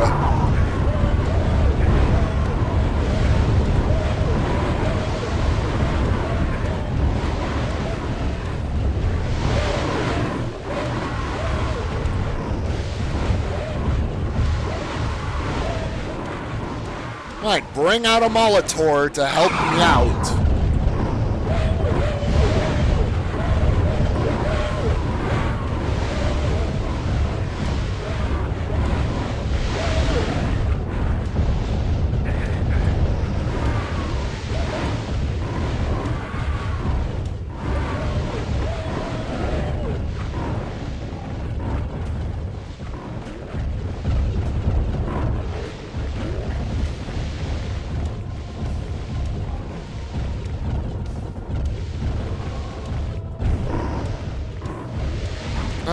Bring out another one.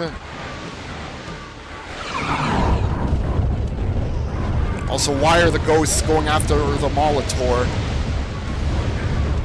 Want to ask the ghosts why. Like, I've heard of, like, the accidental, friendly fire stuff from the Molotors, and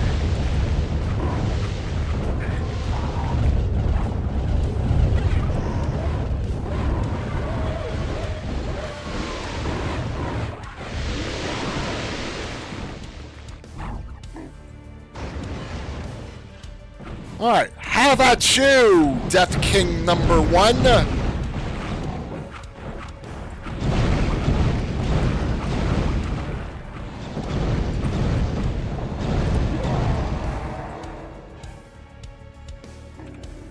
Stage 1 done.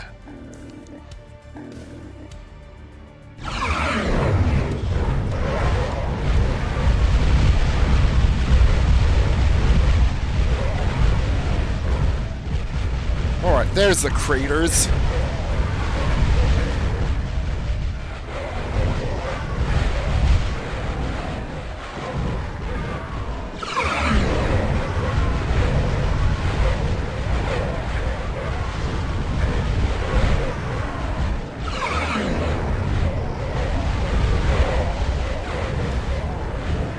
Alright, discs ready for Death King number 2.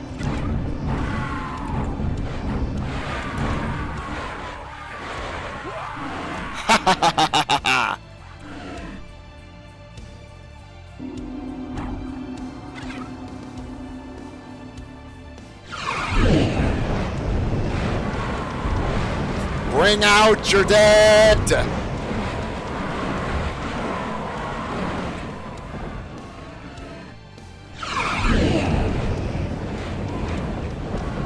There's plenty of healing to go around here.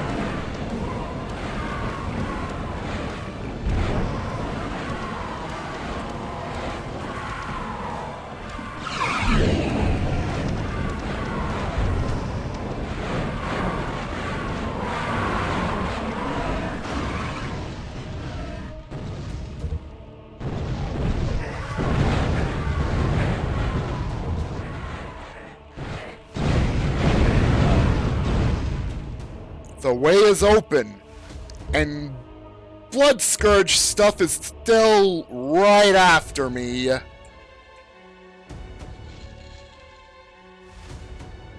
You know, it's over. Icon of Defender to just let that thing hit.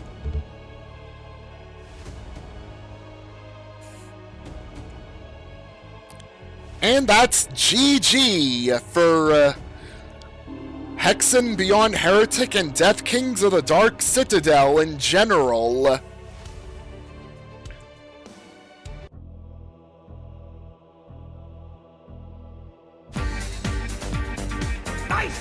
model!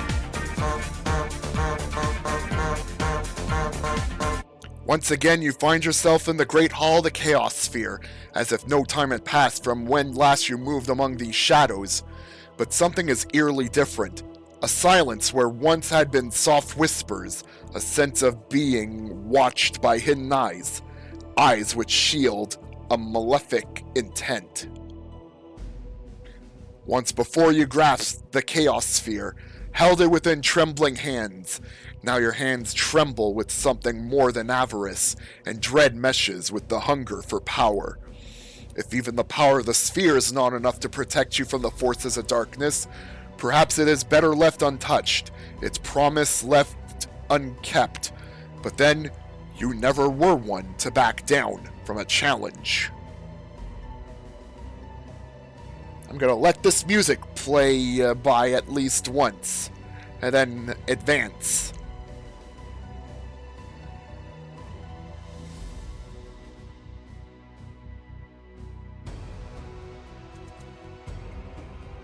And other players await.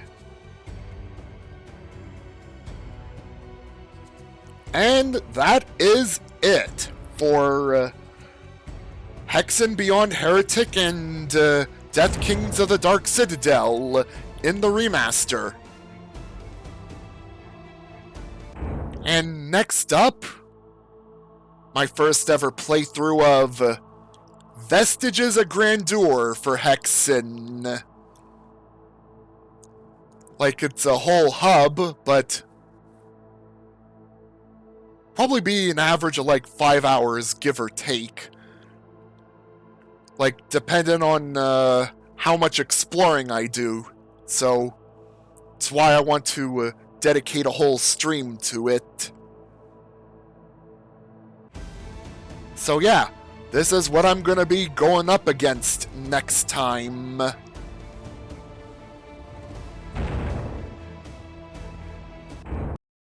So yeah. Thank you all for coming by and watching this Wednesday stream. And now, let's see who I can send you all off to.